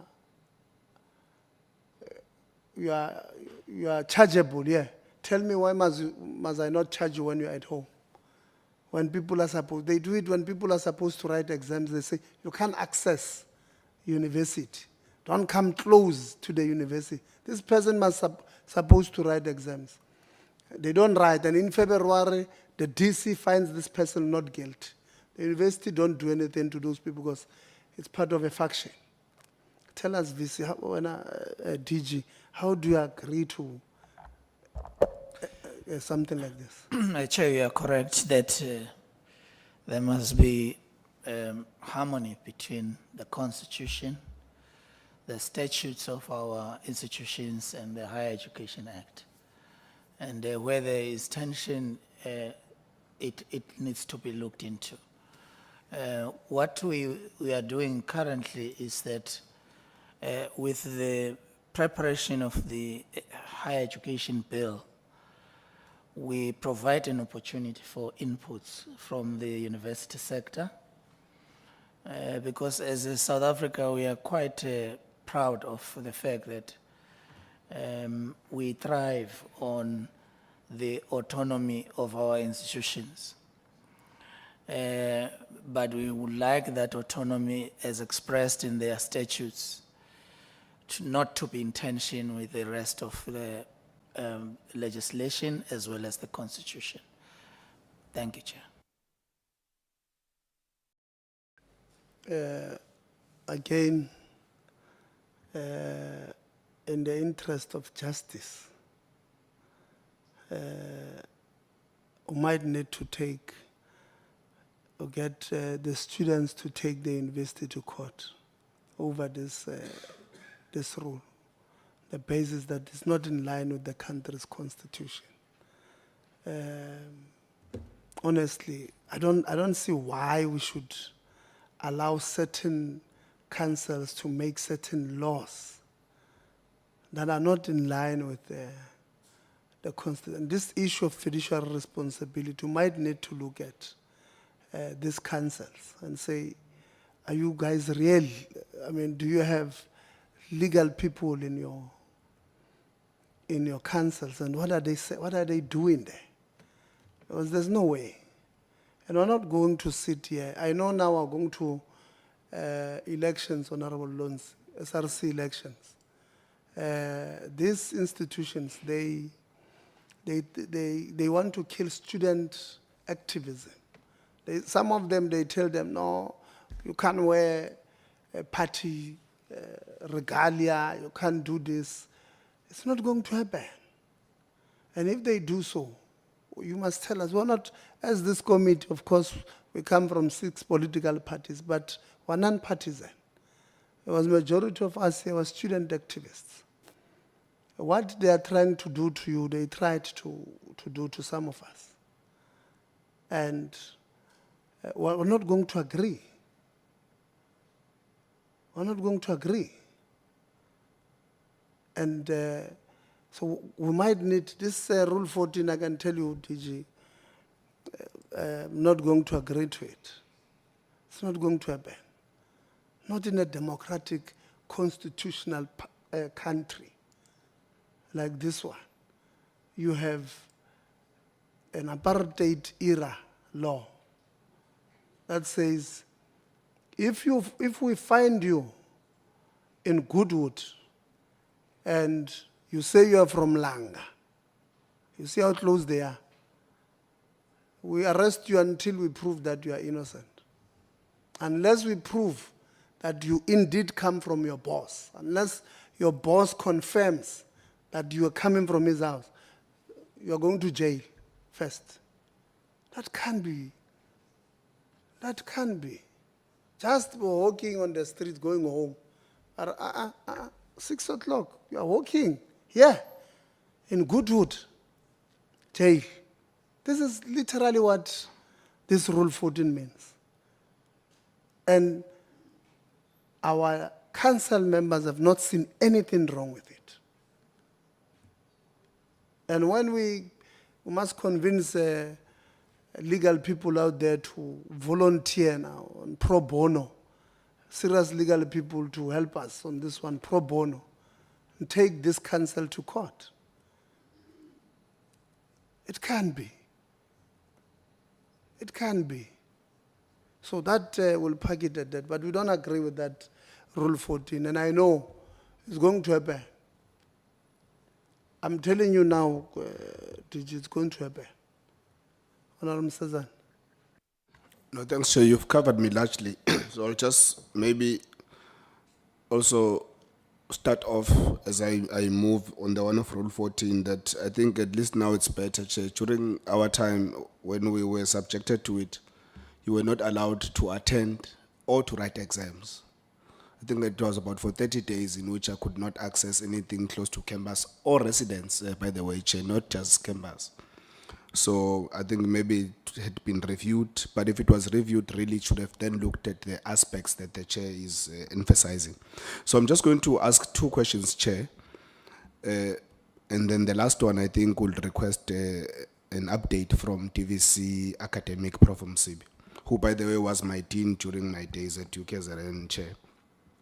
So one, it was the policies relating to access to university accommodation. The president or the deputy president ventilated that there is policies that do not allow students that are self-funded to occupy residencies. Now I would be concerned if, I know that the requirement is that you must pay deposit, pay rest deposit before you can enter into a university-owned or leased accommodation. That would be the requirement. So I'm not sure if it's different now. President will assist us.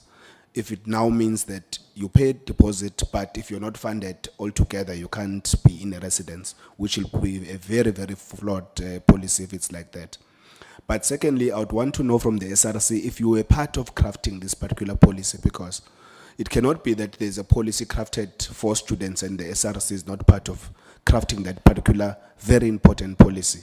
So I just want to get clarity on that one, then I think the university will then assist us. But finally, Chair, My last question before the submission I'll make in passing to the DVC academic. This policy, Chair, if it's a policy or a rule that says Vice Chancellor, I think we would have argued this before, that the SRC cannot access university during registration until they are all registered.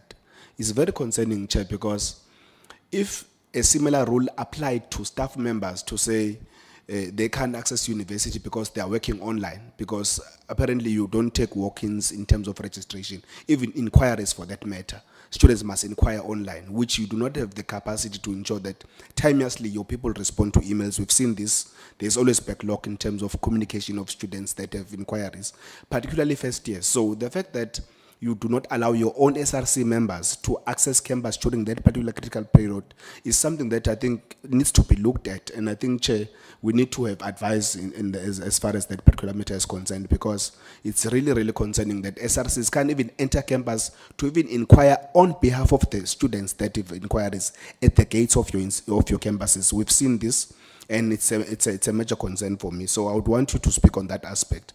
But finally, Prof. Msibi, there is a matter that you are aware of that I would have made you aware of last year, Chair. At the Edgewood campus, there would have been a paper that was leaked for a major module, an exit module for the education students there. Education, I think it's 420 or whatever it's called now.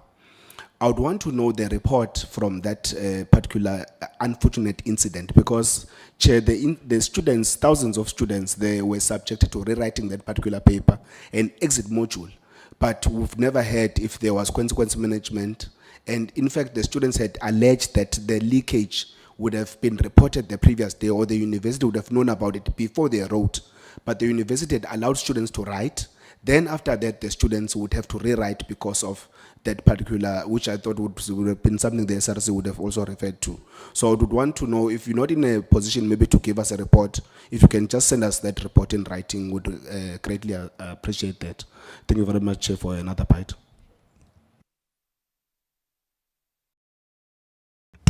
Thank you, Chair, and thank you, Honorable Msezana. Yes, I just want to indicate that this was a very serious matter that we acted upon as a university. The matter was handled through the VC's office, and there was an external party that was invited to investigate the matter.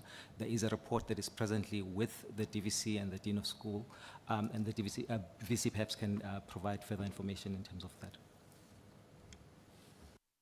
Through you, Chair. Yes, indeed, that matter was so serious when it came up that I did take it upon myself to commission an urgent review of the process, and we did that through forensic external support.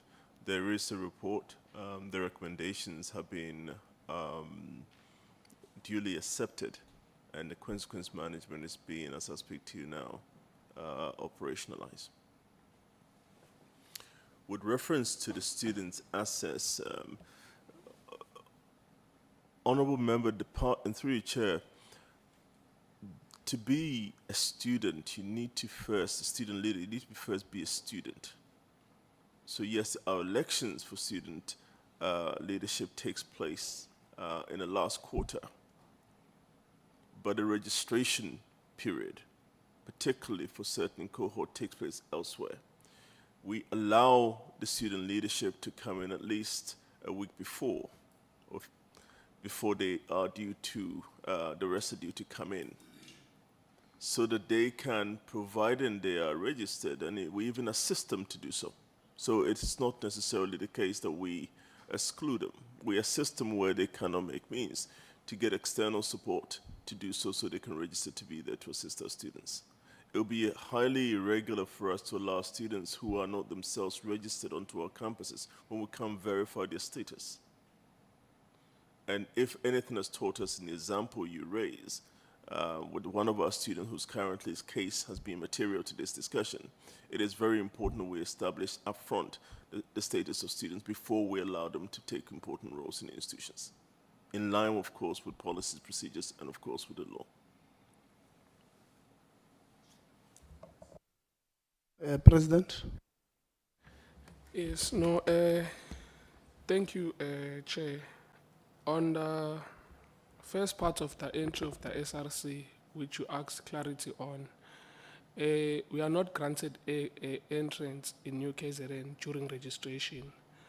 So to us, as the 2025-2026 SRC, we deemed ourselves as though we were temporarily suspended to be SRC members on the basis of registration. And I think it's something that has to be looked into closely using the Higher Education Act on the SRCs, because it can't be that an SRC member cannot access an institution that they are serving under. And in some instances, there are SRC members who couldn't attend meetings because they are based Kwanongoma, which is Emakaya, others are based in the townships. So I think to ensure that the next administration of the SRC does not face the same, we need a clarity on that. And on the SRC engagement, when the UKZN placement policy was done, the engagements or the policy was adopted, if I'm not mistaken, in 2024. But then I don't remember a time where SRC members were called to have maybe sittings around this policy. But it was a policy that was developed by the department, it was passed, it was implemented in UKZN. The only time where the SRC got to see this document, it was on committees. But when it was developed, there was no engagements. Thank you. No, thank you very much. As we move towards, because I'm worried, the Chair of Council said to me, she wants to check in, and I don't want her to miss the flight. Just advocate to help you in your investigation. When you investigate, you'll realize that Spelele Madonda it comes from Ongoti. So that favorite company of yours, Ongoti, yes. He comes from Ongoti. He has an email address there. Corey, I'm just helping you. If your investigation comes and says no, I can give you the email address. My scorpions are too biting, they're too far. And so we really need this investigation, because at least we can hear that we believe that there is some wrongdoings that are happening there. On the companies, VC, that are abandoning projects there. It's not the two that we concentrated on, the some at Howard College. When you go where there's a company that was putting some wires there, they are exposed. But these companies are not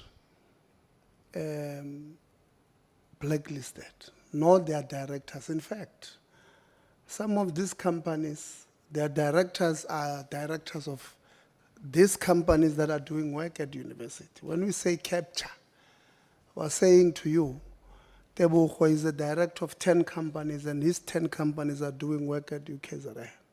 So he's using 10 companies so that if some people find out, or if some people at finance flag a company, they will say, but this company got 2 jobs, in 3 years.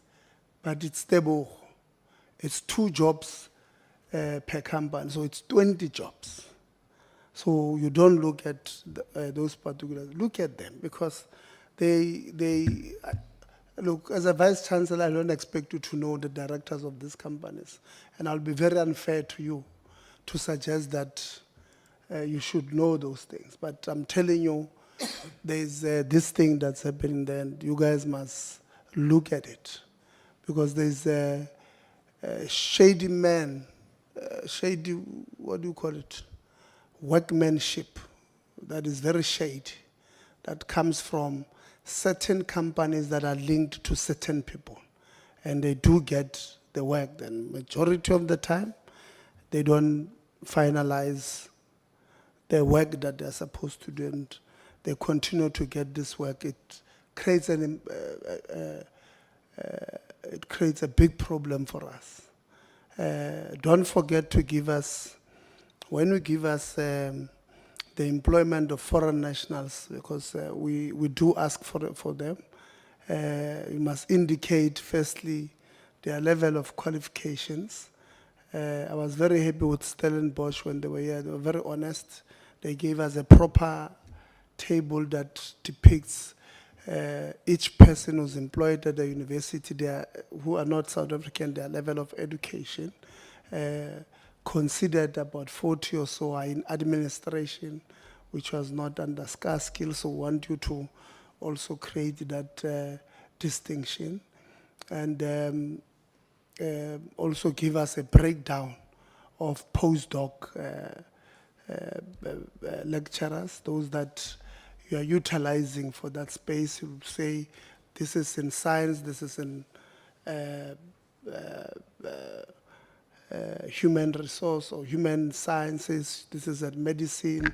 We want those things to deal, because there are certain people who, by the way, who are going for interviews of this postdoc, whom we know, Prof, who told us that when they're being interviewed there will be 5 people interviewing them, and there will be only 1 South African and 4 foreign nationals, which is a cause for concern. So they would have told us that, look at this. So already these are people who have been in the system there. So they know, they will say, look at this department, look at that department. But we don't want to cast aspersions. We're going to give you an opportunity to give us those numbers, and then we'll look at them and then come verify in person. The council members, the responsibility of council is quite an enormous one. Ours is not to rubber stamp things that are coming to council. We must question them, and we must question our deployees. These are your deployees. These people that are running the institution, from a vice chancellor, they are your deployees. They are employed by council, and council's response has got a fiduciary responsibility. We don't want to take them to court for the courts to declare them unstable to be directors of anything, because they would have failed to exercise their responsibility. We're not afraid to do it. We just don't want to do it. But if the councils believe they're right, we'll do it. We don't want to do it, but we're not afraid to do it. We'll do it. How this matter of the SG was dealt with from the beginning, I know we did not deal in detail about it. From the 29th March letter, which in my view seated here, the court has simply said that decision you have taken lacked reason, and it was invalid, and it should not have happened, including the letter that the register wrote to council, because your letter register was actually more scathing, because you are saying in your letter that the student has got nowhere to appeal. So you are the alpha, omega, and God himself. So you are everything. You are saying, listen, you are not going to council. You are not longer a member of council. You are not a student, and there's no way you can appeal. That can't be. That's what the letter said. Don't shake your head. You can read it here. That's what the letter said on the 1st of April. Which is, it can be. We can't run an institution as important as UKZN, by the way, DG is a very important institution. During COVID, these people ran serious medical tests there. They must not be taken for granted. But we are unable to speak about those things because of how we were reducing the university to a Mugabe-like arrangement. It can't be. This institution during COVID saved us. Their director there, which was appointed by the Minister of Health, comes from the medical school. I forgot his name. Huh?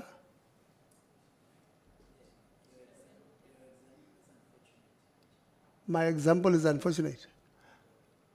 Oh, no, that one. May his soul rest in peace. What is the name of the doctor that I'm talking about? Huh? No, Kasim. No?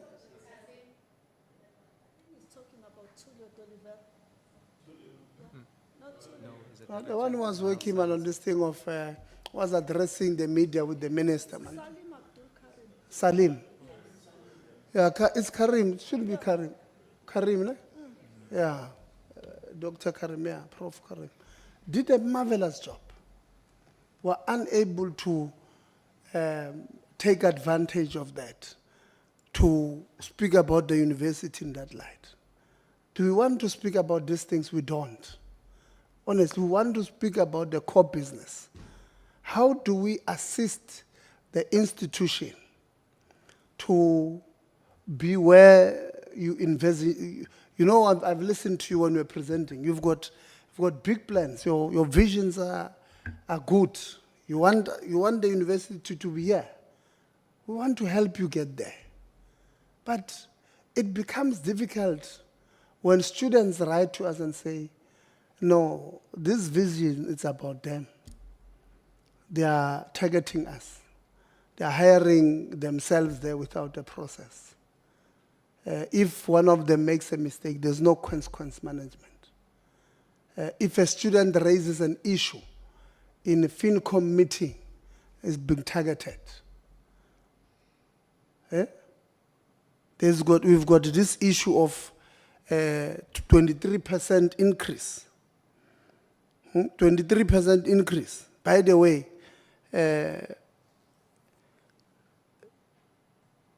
this is over and above the fact that this monies, it's over and above the fact that before you can even pay this registration fee, you must pay 50% of what you owe. And those are facts. So this student owes 45,000. Before they can even think about paying the 7,300, they must pay 22,500. Plus the fees that they agreed that they were going to pay last year on the AOD or the concession. So they must pay 40,000 before they get to this 7,300. We can't honestly claim that that is a progressive view or proposals, taking into consideration the content, the real content, which is 75% of the students here comes from no fee paying schools. They come from no fee, they are SASSA beneficiaries. Maybe let me put it that way. And then we want to sit here and say, no, this is a progressive. It's not. It's anti-progressive. And we're not going to agree. I hear you want stability. It is anti-progressive. This person, government, said to them, we're going to give you 2 meals a day whilst we are doing grade 7, 8, 9, 10, 11, 12. We're not going to ask you to pay school fees because we have assessed the financial situation at home. They get to university, we give them NSFAS. The first thing that you do is that you put them in an accommodation that is above their NSFAS cap. So they are still going to owe anyway. They are going to owe. And then they don't graduate because of this anti. Let's say somebody gets a job there. They get 351,000. They can't afford even to give these people 3,000 every month for food. Gero was speaking because we're earning. We know the value of the salary. Then that can be, I think council must go and relook at these things. You can't say you have 75% students from no fee paying school And then you are saying you are increasing by 10,000 in 2028. The registration must be at 10,000 in 2028, excluding the 50% that they owe and the money that they've agreed to pay last year under AOD. There's nothing progressive there. Nothing progressive. So we're going to close our meeting in that fashion. That person I was talking about is Dr. Karim. Yeah. Let's go and fix. Want to speak about these good things that are supposed to. We want to help you. Want you to say to us, Chair, we believe that because the department is not perfect, the department actually are to blame for some of your problems. They don't give you your grants on time. I know, you have not told me. We have not gotten to that point. You see, the department has been in this meeting the whole day. They look like angels. They are not. Because they are also stifling your growth as an institution. But we have not gotten to them. Because we're not ourselves as an institute. You are making it difficult for us to speak for you. So let's build a relationship from now on. And this relationship must be, we must be student-centric. You must be, concentrate on your research ability. We must try to get you money from the system for you to be sustainable. But we must not be against this poor 75% that, you see the VC at the beginning of the meeting was proud. Yeah, this university, the profile, 75%, quintile 1 to 3. When you come later, you say, no, they must pay, look, no. It can't be. It can't be. I'm seated here, Prof. I'm still saying, I'm going to, please, President, you must give me the numbers when we leave of the secretary. I don't think we must allow, you know me where I come from. I come from a township school. We used to have bullies. I don't like bullies. People who can bully others because those ones are, no, I don't agree. So that's why I always stand with the victims. If I see a victim, I want to stand with them. And I don't think what the university is currently doing to the legitimate SRC is correct. I don't think the university refusing to abide by the court order is non-understanding of issues. I think it's legitimate. I think it's intentional. And I think if it's contested in court, the university will lose. Even if the university go and try to interdict or to challenge the interim order, they lose. And once that happens, I'm going to, like I said, I'm going to lobby legal minds in the country, those who must do the pro bono. I'm going to get them to go after this case, and will be people of interest will say where we're entering is about saving public funds. The university is right. They've got a right to contest. They have a right to challenge this interim order. But when they lose, and we're not going to say if, we're saying when they lose, we want it to come from their own pockets. That's where we enter. We're entering as friends of the court on that basis. I'm going to get legal people to do it pro bono for us. And we want to send a message to other institutes. You can't do that. You can't do it. You don't have money. You are wasting, you are saying 59 million on this case and that case. And many of them is around students and employees. It's not about fighting these contractors that are robbing you. Many of them, of this 60 million that we are talking about, is from these fighting students, and it can be. It can be. So you'll give us a breakdown. We'll give you the letter. But we will want to make it clear here so that you are not surprised that you hear that we are contest, because we don't agree with this decision. We don't think it's a fair decision. But we want to, the VC, the Register, Chair of Council, I think, and others, but those ones would have been in their graduation today. And want to thank you for sacrificing. We don't take it for granted that council members, vice chancellor, and the register, and I'm told the president was supposed to graduate today.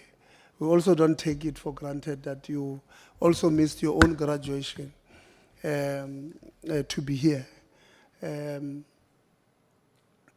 We don't take it for granted that you took accountability serious.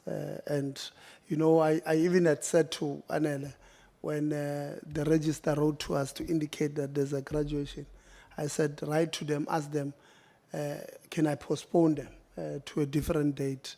But before he could write, the university wrote and said, but we will come. We'll bring a team that will be there, and we really appreciate. But I was going to give you a different date after I know your graduation ends next week Friday. All the best with the rest of the graduations. I know the graduations of UKZN are very dramatic, you know, by nature, because majority of the people who are graduating, they are first-time graduates from their own families. So, and imagine if you had cancelled graduation, those who are supposed to graduate today, and they come from rural areas, they were going to say, maybe they are bewitched. Why is a graduation not happening? But we really appreciate that point. I think there's a lot that we can do to fix things. Let's try and fix things. Let's not be seen to be fighting against students.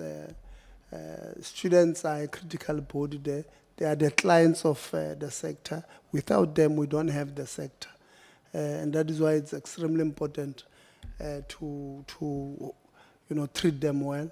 You know, you've got, even I think I said this when we were on campus, you've got a team VC of young people in senior management, which is good. Want to see more of those in the sector. We're unable to speak about these things for long because of the challenges that we get. As I promised earlier on, as we go out, Chair of Council, I'll walk you out. There's no van outside. There's no police van outside. I'll walk you out so that you are able to get into a car to the airport. If you get arrested after leaving here because you are speeding, you can't say it's me. It will not be because of me. Yeah, no, from here, I think all of us are going to the airport. We'll be in different flights, obviously. Me and the DG are always on the same flight. And I hope you're also on that flight so that we'll just change seats so that you sit next to me and, you know, we're able to catch up. So that tomorrow I don't wake up again and the speaker is giving me another letter. Another letter that I promised that you'll be arrested. Having said that, colleagues, we really appreciate. I don't think there was a Mandisa from News 24. Thank you very much. I know you've been here. You arrived after the introduction. Everybody had introduced themselves. So we really appreciate the media having interest in the sector. She's going to write very well about you, about UKZN.